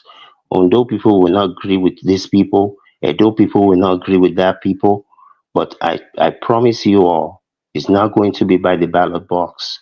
It's going to be by the stance of a gun. And the people who produce guns, they'll be willing to sell your future just to provide you the gun today. Listen to Mr. Loco P. The people in Rwanda, that was not 100 years ago. They just fought that in the 90s. They might be doing whatever else they're doing in Congo. There is no perfection. There is no life that will ever be perfect. But at least they're moving forward. And that's all we're saying. With all of the challenges, with whoever wrote whatever book, with whatever Europeans they divide and conquer. Look, I don't care. When I have a goal, if I have to go through you, go above you, dig a tunnel under you, I am going for my goal and you will not stop me. Whether you be European or you be whoever Chinese, so I don't care. I will achieve my goal. And all I'm saying is we need to grow up. We need to grow up. Forget about, acknowledge it. Forget about whoever told you Igbo people are not good. Whoever told you Nigeria people are witches and wizards. We're going to live together. Nobody's going anywhere. Grow up. Thank you, sir. Are you ready? Could you please unmute? Yes, thank you. Uh, Yinka, I really appreciate your depth of knowledge when it comes to Nigeria's political structure. And I hope my brother here, Loco, is around to learn, because that country has gone deep into its mess. And I don't know the messiah that will help Nigeria out of it. So, my brother, Loco, I think Yinka has answered you that yes, we had, is it Lim Kuan Yew? And I think you're making reference with Chinese president, right? No, he's So, Singaporean. Singapore, yeah. So we had people like that in Nigeria, and we would have won again in 2000. I just concluded election, but as you all know, that the people that think they own Nigeria refuse to have such opportunity, assume office. Then we have you're talking about the creation of an Ioma state. Yes, in Nigeria, it is only in Nigeria that we have uneven distribution of resources. Um, I know it's to you, it's all about sharing of money, but I don't see it that way. It's all about bringing down development in those geopolitical regions. There is no way you will tell me that in Nigeria, Selfishness. yes, Selfishness. that in Nigeria, Selfishness. North Central, which I don't want to call them North Central, that is the Middle Belt. They have the geopolitical zone in the Middle Belt. They have 6 states plus FCT. And recently, because of election, they now are claiming that FCC should be equated to a state. So basically, it's not middle belt has 6 states plus FCT. Then we have the Northeast. That has 6 states. In short, all of them has 6 states, with the exception of North Central, which is the middle belt, that has about 7. Only Southeast, only Southeast has 5. Now, tell me that. Tell me what you think about the distribution of wealth or distribution of resources. And again, you and I know that some of these states from the south, or most states from the south and so-called south-south, is where the resources are being generated. I mean, the nation's money from oil. And at the end of the day, the north, the northeast, northwest, north central will have the lion share of the money. Then the southeast is on the least part of the what they call it, the distribution. We have the least. So calling for a Nioma state shouldn't be a problem to you if you really love me as your neighbor. Because from your statement now, you are against creation of a Nioma state. And that is what we are talking about. We don't love ourselves. We hate ourselves and we pretend as though we love ourselves.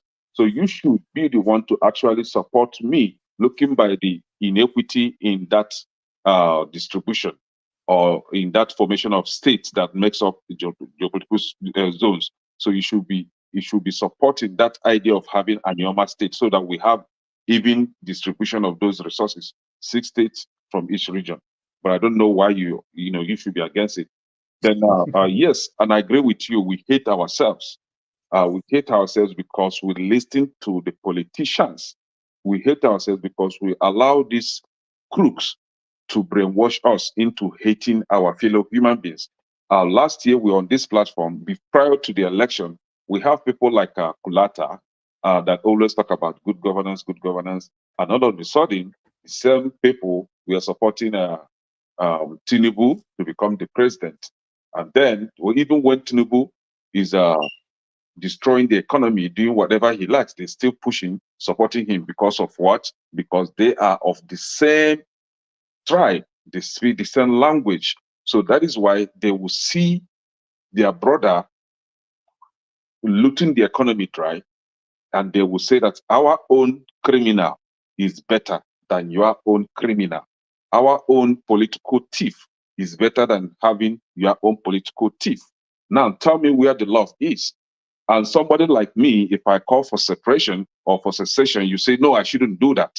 Why should I be living in a country where I know that you don't like me, you hate me, and then you come here, everybody is talking about how to move the country forward. I said my own, that the only way to move the country forward is to divide the country. Yinka said his own, but you and Kandu are busy telling us about loving ourselves. My question still remains that how do you intend to move the country forward within that 50 years a gap that you're giving?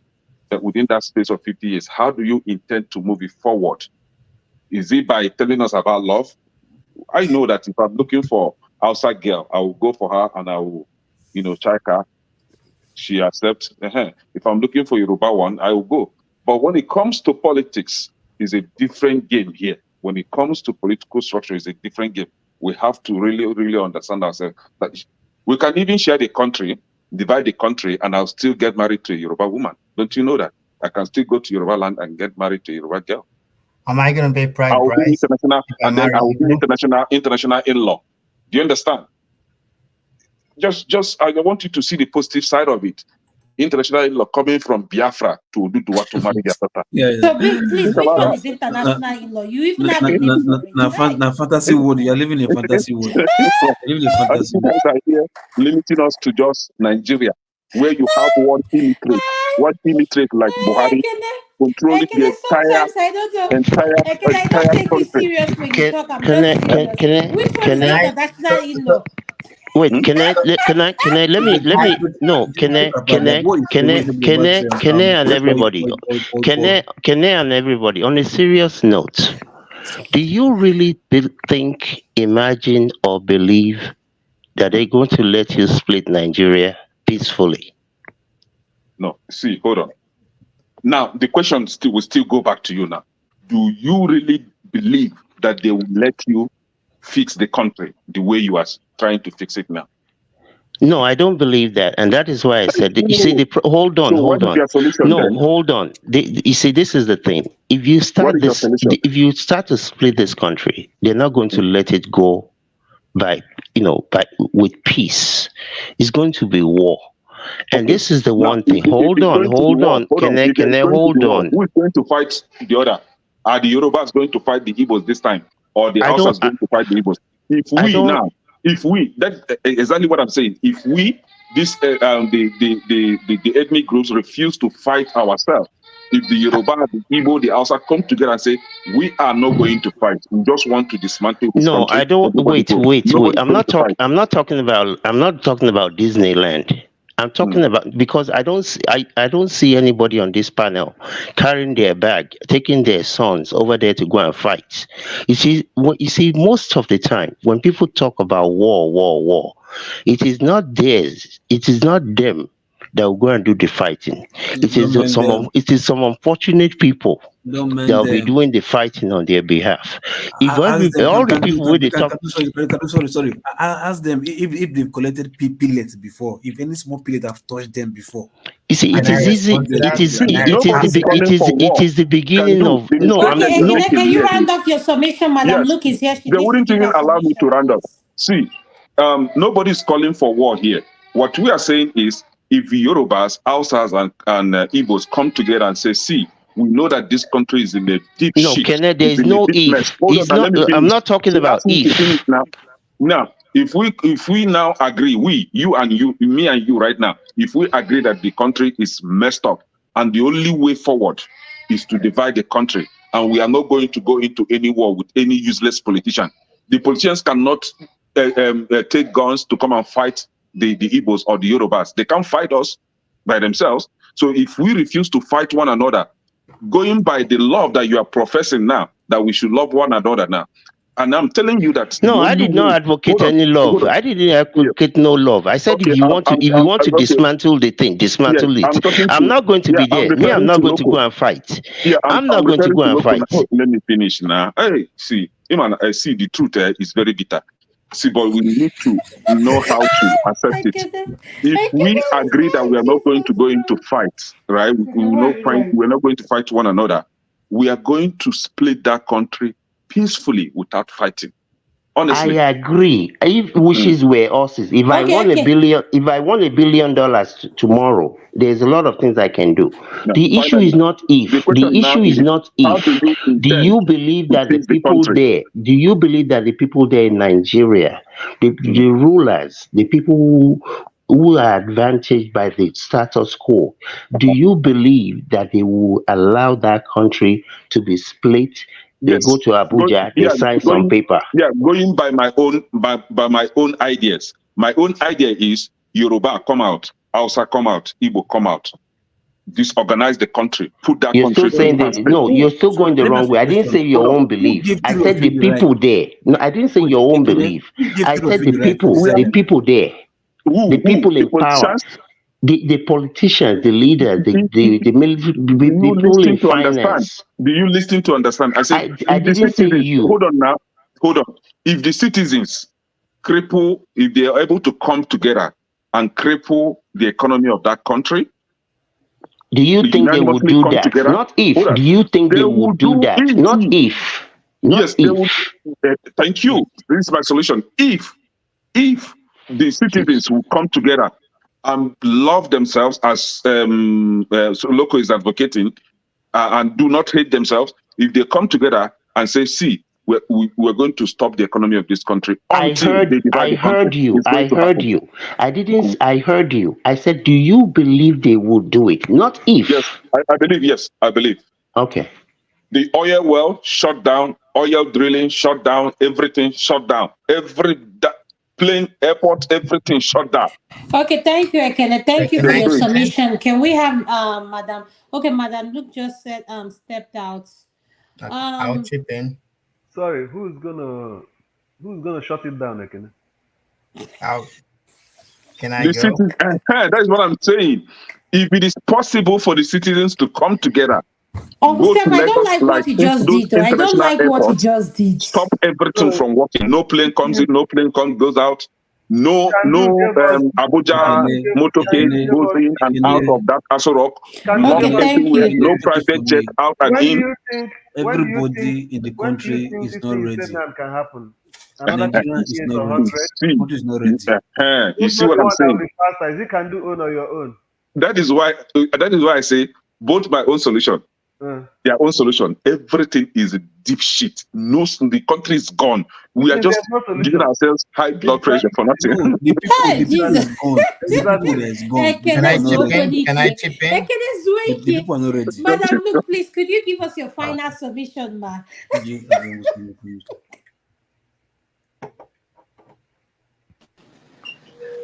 Okay. Let me go excuse myself. Can you hear me? Yes, ma'am, I can hear you. It's just Obvious very AC. entertaining. Obvious AC there. You guys will Yes, fight. there's AC there. There's Thank AC there. I Thank can God I see have my she's in own the hospital. country already. There's AC. And I'm she's the in the Okay. NICU president. unit. There's AC. Advocate. Thank you. Senior advocate. You Well want done, me to senior give this advocate. up? I'm the president of my own country. You want me to give this up to come and study in one ramshackle place in Nigeria? But now people like you now do we with you. We are waiting for you to go Let build me our see. our father's It's house. people like you that did it too. I'm listening to you, but I'm just laughing. We will discuss this thing till we grow gray hairs. Let me tell you, I have found, that I have been mourning my country, and I have found, when you finally put something on the ground and you let it go. That's the point I'm in right now. Ekene is talking about peaceful separation. You cannot even do peaceful election. You're talking about peaceful separation. You see? And then you are Thumbs telling me up. they will Thumbs up. come and give it to you on a platter of gold. Okay, all of you Thumbs go your up. way. You see, let me tell you something, I'm very indifferent about this Biafra thing, and I will tell you why. I have always said it that Biafra can be actualized even without any kind of secession. If with the kind of caliber of Igbo people we have, we could have been China. They could have made the East China. Nobody will tell you that you're in Biafra. Nobody will tell you you're in Biafra. I've told them they have the numbers. Can no one believe me? You think it's when they cut you a piece of your own land, then you will see fight amongst them. Soludo and Uzodima cannot agree. Then you want to cut Biafra. See, if it was actualized, if it was possible, that is, but I don't even see that happen. Like Madam Adama said, they will never agree because everybody wants to be chief, everybody wants to be king. Everyone wants to be Iche yes, one. they are so proud. They don't know how to agree. Look at Ohanes, they will talk from both sides of their mouth. Listen, it's a mess. Those people that you are referring to now, we won't even let them come close to the corridor of power. They are your leaders. They know they are. Let me tell you, the people who come close to the corridor of power, the people who are ruthless, who are cannibals. I'm telling you. We are peaceful people. You know what? You see, look at us. No, let's start by asking Ekene, who did Obi Kobana and the E-Money support during the election? Did you hear them post anything? You are here saying those people you just mentioned now are flavors. Do you think we care who they are? They are nobody when it comes to Southeast. Good. And those are the flavors that will rule Biafra. No. We don't. If they are ruthless, we have more ruthless people than they are. That will not even allow them. They are big headed. No, they are big headed now to come to the corridor of power. When we have Biafra, they won't even come close. They know. If you have Biafra, yes, they will not. Listen, they won't come close. Let me just say this because it's late and we have trashed this topic a lot. We are living. See, you see, as we all sit down here now, there's light everywhere. I don't think anybody in Nigeria is on this panel. I not get light. Do you, when we come out, do you have anybody in Nigeria that represents Nigeria that comes to this any panel at night like this? Even with the time difference. Even with the time difference. So you see, we in the diaspora here, we don't even have any business talking about Nigeria. You know, people like Showore are people that I respect. They can leave the comfort of this America, go to Nigeria, sit down there for 5 years. He can't go anymore. Showore cannot go anymore. He said, did you know what he just said? He said they should wait for him, he's coming. Okay. I like that kind of person. Hold on. Look, that 5 years he went. That 5 years is still there. It wasn't. But we are here. We are just here talking. He was held captive. He was arrested. We cannot fight in the trenches. We can't fight in the trenches like these people. So we're just here. We're gonna sit down here and be entertaining ourselves and be talking and be laughing. One news, one disaster.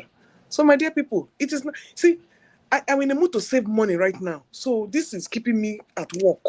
So I like this kind of thing. I don't go out, I don't spend money. So Madam, more of this, please. I hope you have another show tomorrow. Yes, the women's segment is coming on tomorrow at 6 p.m. We have our Have Your Say coming on at 12 p.m. So yes, the women topic, we have very good, interesting topic. Very good. Yes. Okay, so you see, my dear people, let's keep entertaining ourselves. And for people wishing for Biafra, you will keep wishing. Like I said, can I nominate you to please go and see the Biafra thing if you survive, but knowing good night, my people. Okay, good night, Madam Luke. Thanks for joining. Let's also advocate for diaspora voting. Okay, it will help a lot. Mr. Lokopi, that's a good point you just made, though. That is a very good point. Diaspora voting. I've always been saying this. Yes. Voting. That they go rig, and before you finish voting in diaspora, they don't call results. No. Abike Dabri will call results in your front here. You cannot do it. You see the problem. You see the people advocating for a better Nigeria. They don't trust themselves. That's how it is. But you think it's a joke. That's how it is. You see, like egg, You see egg that fell off from your hand, hit the floor, hard floor, and break. Nigeria is like that. I just want you to imagine Nigeria like that. It's Can broken. I also say Guy, something? if you are Let me looking for quickly land. Let progress, me you quickly land. gotta wait. Yes, Can go I You ahead, quickly go gotta land? wait. ahead. But Tinubu will Mr. finish Augustine is here. He asked the question, so whenever he's going to Tinubu have the finish his final own. say to close the Okay. segment. Okay. So Let, ask let your me quickly question, land so he before will I go. say. Can I go? Well, no, good Can night. I? I don't want to Okay. move. Thank you. Yes, Okay. go ahead. Okay. So the issue of, I don't want to say Biafra or Igbo land or whatnot, right? Um, to me, I see it like abusive marriage, right? One partner wants to leave, the the partner that's abusing wants to keep the other one that wants to leave in the marriage. And two, if Anyoma wants their own state, they are Igbos. I don't think anyone else but Igbos themselves should decide if they want their own state out of Delta State because they are Igbos. No one should say stay or form your own whatnot. They are Igbos. If they want to leave, What is the reason for that? that is none of No, anyone's no, reasons. no. You think no. If I'm asking you, think critically. What do you think possibly the reason of that? But at least as a human being, As a just your thoughts. What do you think is the reason what for that? Maybe, if maybe, maybe, if maybe. they feel marginalized, I mean, why shouldn't they be in the larger Igbo land as opposed to being like minorities in Delta State? Who say they're minority? The landmass is still the same. The population is still the same. I mean, Okay, let me land. Let me land. But yeah. And if also, that's what they want, why if stop that's them? what, yeah, if that's what they want, no one else should tell them, hey, still, it's no. They No, should I'm let them. asking now. I know. I'm If asking. What do you if think is if if, maybe if you're talk, possibility? I'm a Yoruba man. So if you're talking about love, live and let live. Then the other thing someone mentioned about like oil and something is selfish. Whoever has the resources should keep their resources. If they want to give 10%, they should agree to that. It is not right, not just for you to rob Peter to pay Paul. The North is endowed with resources also. If you look at milk, do you know how much milk we import in Nigeria like every year? It's probably more than how much we make from oil. We import milk, but when Nigerian cows, one cow fetches us maybe like 50 kg of milk. One same cow in the Netherlands produces about 40 kg. So if they invest in agricultural business, agricultural like innovation, the North will actually feed the entire Nigeria. So there's money everywhere, but we've just stuck to oil. If you have oil, keep your oil, develop your resources. Let everyone else develop their own resources as well. We Nobody need to wants to do the stop work. good. Go on. What are you saying? I said nobody wants to do the hard work. They just want to Well, put yes, the because business oil has now gotten us. and reap tomorrow. Oil has made us lazy. Like Docile. the southeast or south, they could be like the Norways or the Dubais if that wealth was actually well managed. The West, we all have resources everywhere. Like, why are we importing what we can actually make? So like we keep on importing poverty and we're exporting jobs. Like if we actually get our hands going, agriculture, we'll be the richest country. Like if you know top 10, like easy, we should be a $3 trillion economy if we're actually working hard. If we are being lazy, we should be $2 trillion economy. So it's just we rely so much on oil, and oil is very volatile. Like oil price goes up. Like someone said in the 1970s, like Nigeria was doing good. Yes, because we have a bunch of idiots who didn't know how to manage oil wealth. When oil price rose, yes, we start spending like we are rich. We don't save. We don't do so much for like invest. Like Jonathan. Well, it's not just Jonathan. Nigeria's problem isn't Jonathan. Nigeria's problem started when I guess Yakubu Gowon, Murtala, all of them were making a mess of the country. Those soldiers weren't educated. They didn't go to school. So don't blame them. So what about Jonathan that went to school and is educated? He's an idiot. Okay, So okay, all right. uh-huh. To Jonathan's defense, Uh-huh. I'll say something Jonathan did right. Uh, when we import goods in, agricultural goods in, Jonathan actually put a tariff so that those goods will be expensive, so that Nigerian farmers can actually. Yinka, can you wait, please? Okay. Please, to our viewers that are watching, if you've not liked, could you please like this program, subscribe, please? The thumbs up button, please, so that our message can go out to anybody watching this. And share. That's all I want to say. Please subscribe to the Dr. Damages Show. Thank you. And I want us to have our final submission. And while we're doing that, if you finish, I'm going to be taking you out so that I can close the segment. So Yeah. go ahead, Yinka. Okay. After Let that, me go Madam first. Gladys, are you there? Because you're going to be next, then Father Augustine will be the last. It's okay, guys. See you Okay. later, man. Let me go. I have to do later in the day. Good night, Yeah, let everybody. him go Good ahead. Like morning. no, Yinks, you can finish your submission. Go ahead, finish. Then Me? Madam Gladys, you can. Okay, Go so ahead, about Jonathan, I think comparing Jonathan to every other heads of state we've had, Jonathan was averagely smart, smarter than what we had before or after. He's a doctor, so he had some policies where whenever we import goods and we actually make agricultural goods, there's actually a tariff. So that was like a sovereign wealth fund that he created. He also wanted to make a sovereign wealth fund when we have like excess revenue from crude, it gets saved. The Tinubu's, that guy from Edo State, Adams, they all protested. They wanted to keep the money, like excess crude, they wanted to keep it. We all thought Jonathan was, I guess, lazy or scared or timid or whatnot. But the reserve Jonathan left, Buhari literally cleared everything. He cleared everything. The excess crude funds, like excess agricultural, like import funds, everything was all cleared.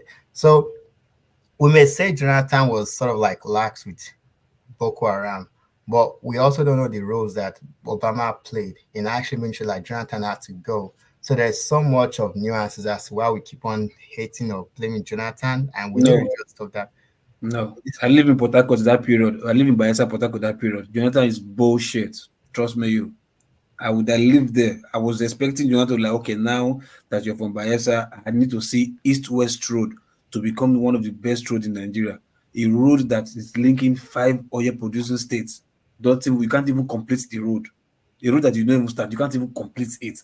The portion of your own state is even worse off from that five southwest yeah, southwest road. You understand? Sorry, I think southwest east west road, starting from what's it called the Look, what DSC are you roundabout. saying? Jonathan was under a spell now. He doesn't know what he was under a spell. Like So he was confused.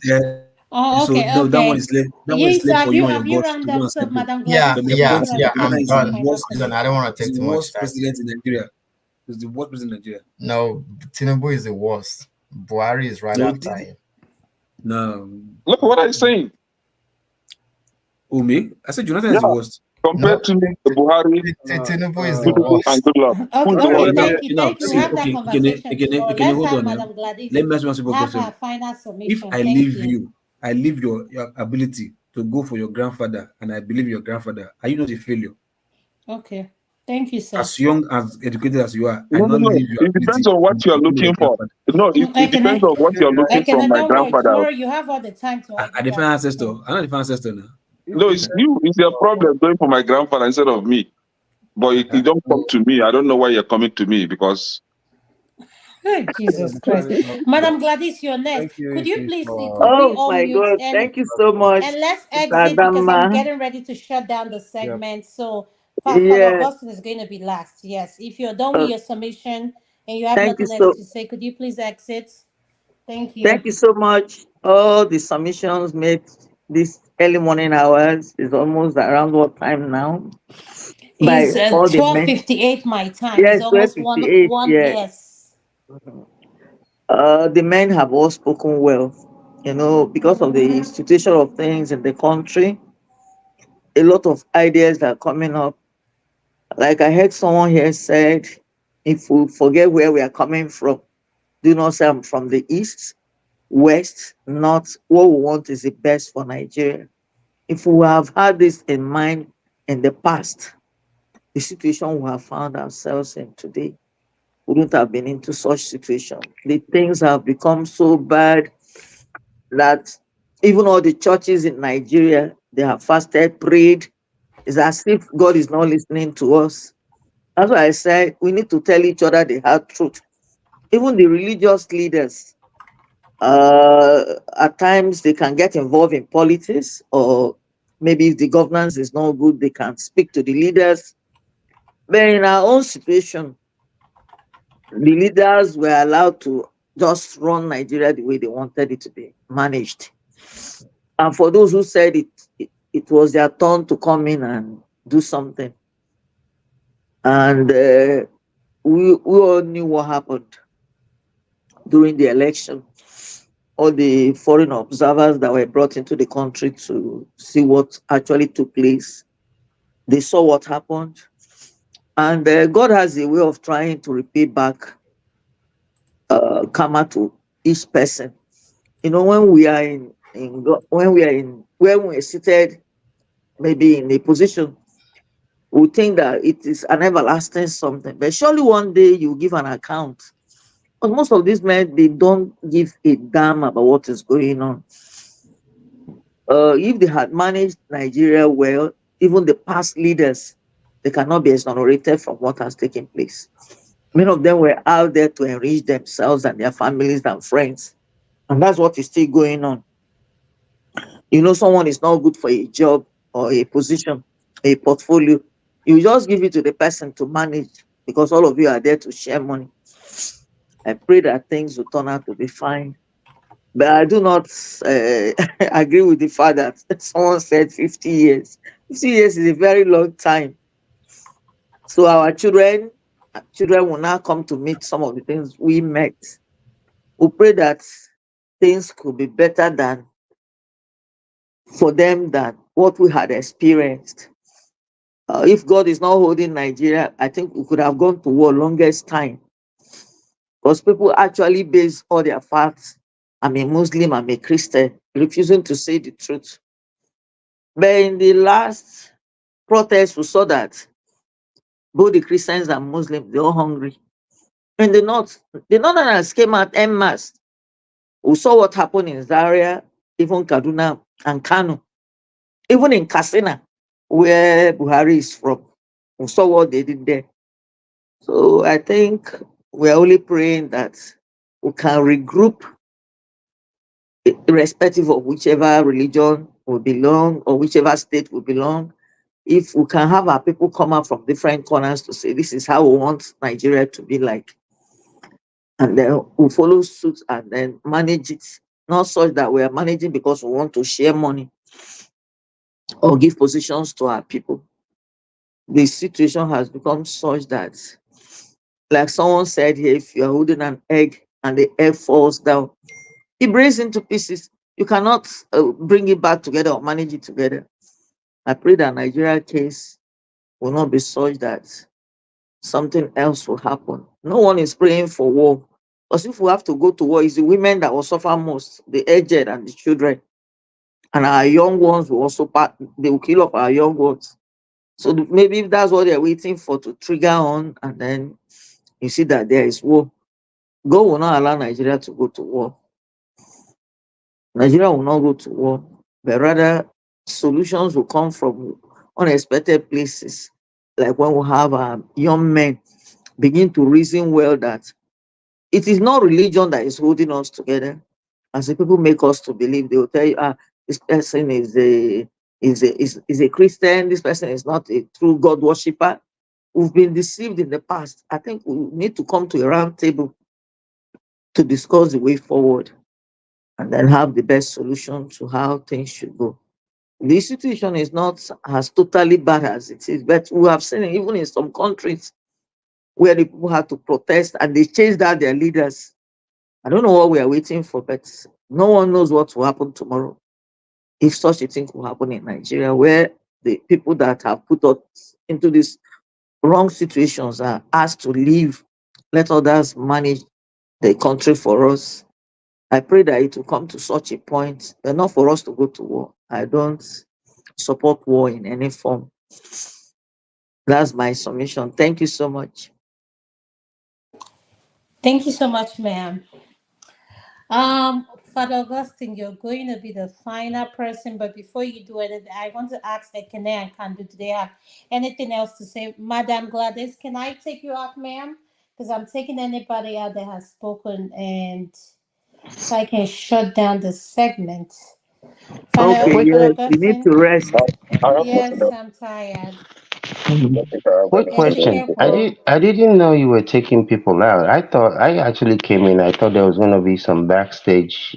Oh no, Yeah. Oh, no. okay. After this is it. I'm the Oh, one in charge, so no, no, yes. no. When backstage, you go away, you leave the people there, and the program. I mean, but it's okay. Okay. But I don't know if you asked me about. I don't know if you asked me about the final summation or Yeah, do you anything have a like that. final submission to give before we Yeah. exit? Well, I mean, I know Mr. Inka is no longer on here, but Yeah, I think I really like his input and the way Detail is. I think he's probably listening. Is there anything you'd like to say to him? No, not well. Just that I think he said today was his first time on here, and Yes, I that's what he mean, said. Yes, yeah, okay. yes, So sir. apparently, he has not been availed of the information that virtually everything that he spoke about. We've spoken about it forever. Whether it is this one, that one, the economy, the Britain, this Northwest, whoever discovered River Niger or River Benue and all that. Good, good analysis. But I just wanted you to know that those are things we've talked about and talked about on here forever, tire. But at the end of the day, I'm not an optimist. Um, I'm a realist. I look at things for what they are and what they probably could be. I don't deal in hope. I deal in reality. I don't deal in God will come and do this, because as far as I know, God has blessed. Nigeria is one of those lands that God has blessed with everything you can bless somebody with: human capacity, human know-how, knowledge, smartness, good land, good weather, mineral resources that some other countries would die for. So all this God will do it. I don't believe that. I think God has already done his own. It is up to each and every one of us as individuals to do. If we want a, to be a people, I understand the struggle of the country.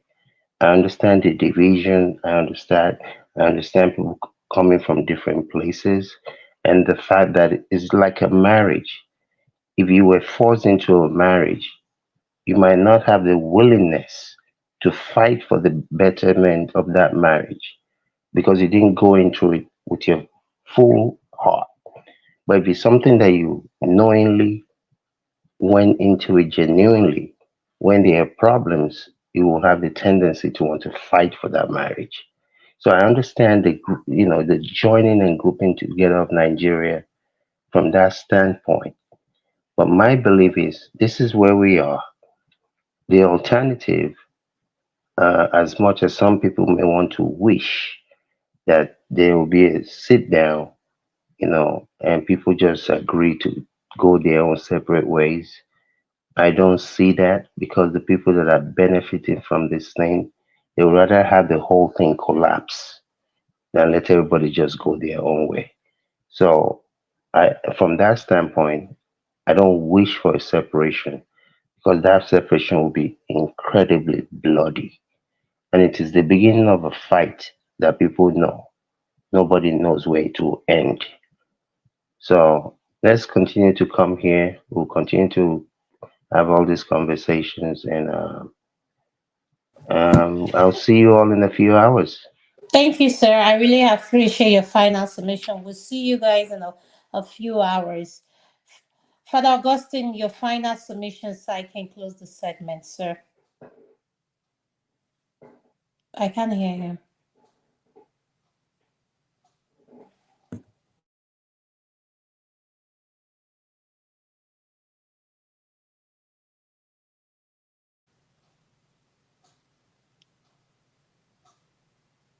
I can't hear you. We can't hear I, you. I, I think it's muted. Yeah, you're muted. Let me see. Let me try to mute you. No, you have to do it from your try to speak now. No, I can't hear you. Mute. Go ahead, try again. I can't hear you.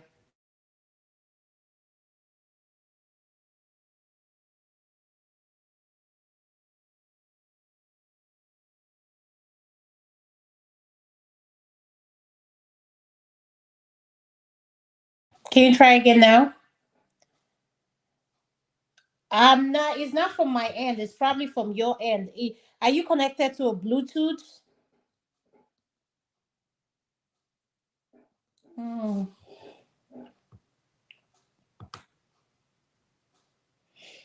Hmm. I can't. I can't hear you.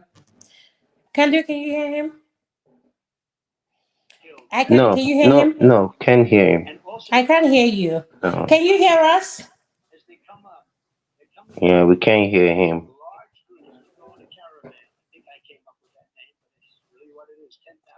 Yeah, it's not coming through.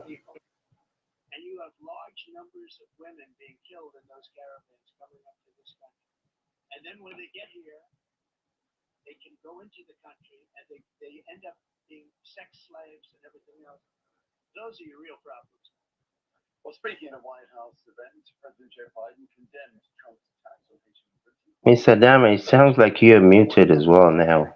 Yeah, I'm Okay. unmuted, but I can't hear him. Yeah, But I can Augustine, hear can you him go now. out and I'll try to bring you back in? Go out and try to come back in. Yes.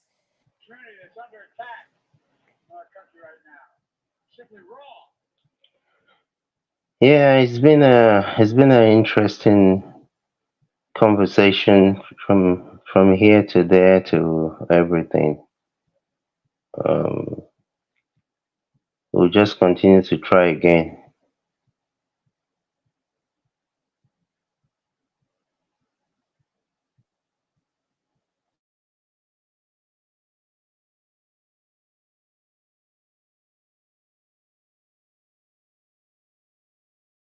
Father Augustine, if you can hear us, can you try to come back in?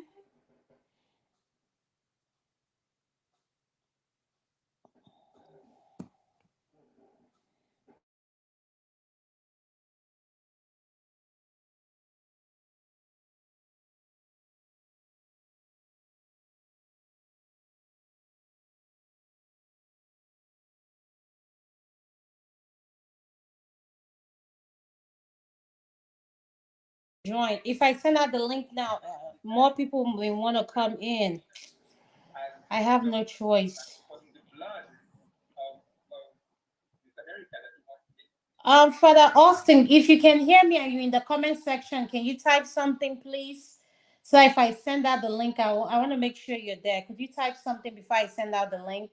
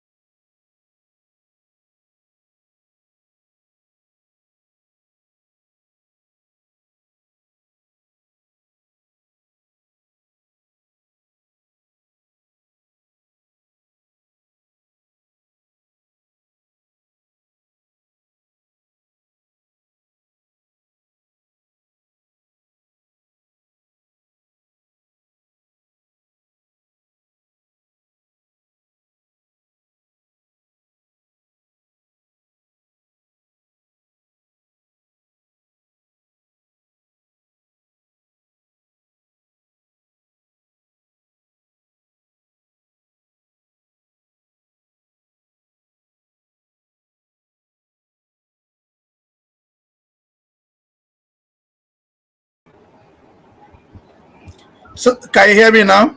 Yes, much Yes, better. we Much can. better. Great, great.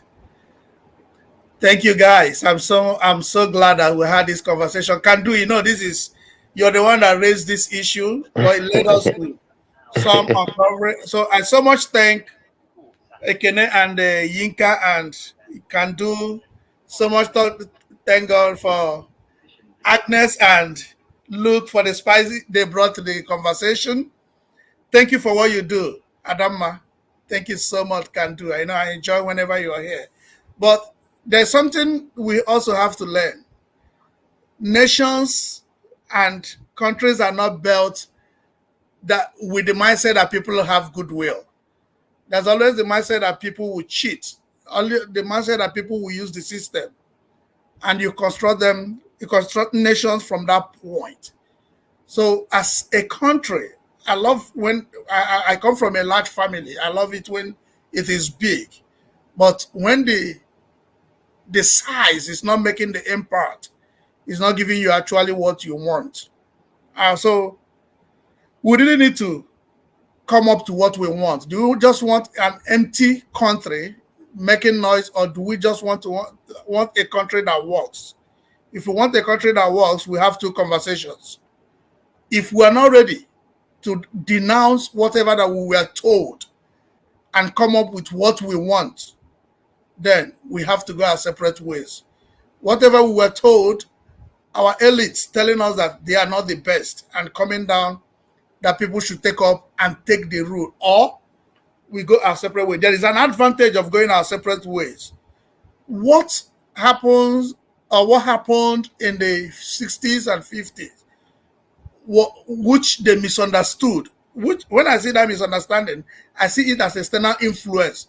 When they said there was unhealthy competition, I still see that as because nations are not religious organizations, so they grow with competition. So when the West was doing well, the East was pursuing, the North was coming, and they said, no, there is unhealthy competition.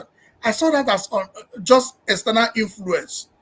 So the separation, going our ways, will lead to that competition.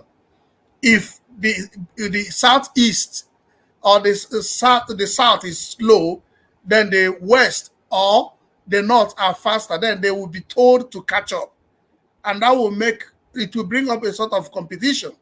But if we think that there will be a time that everybody will be in one place to say, oh, we all love this nation, even if you make the nations local government, each local government one country, there will still be division. But what can checkmate is institutions. Here, people don't slap their neighbors, not that they are not angry, but because they know the moment they do that, under 5 minutes, the police officer will come in and it will affect their work. It will affect their entire existence in this country.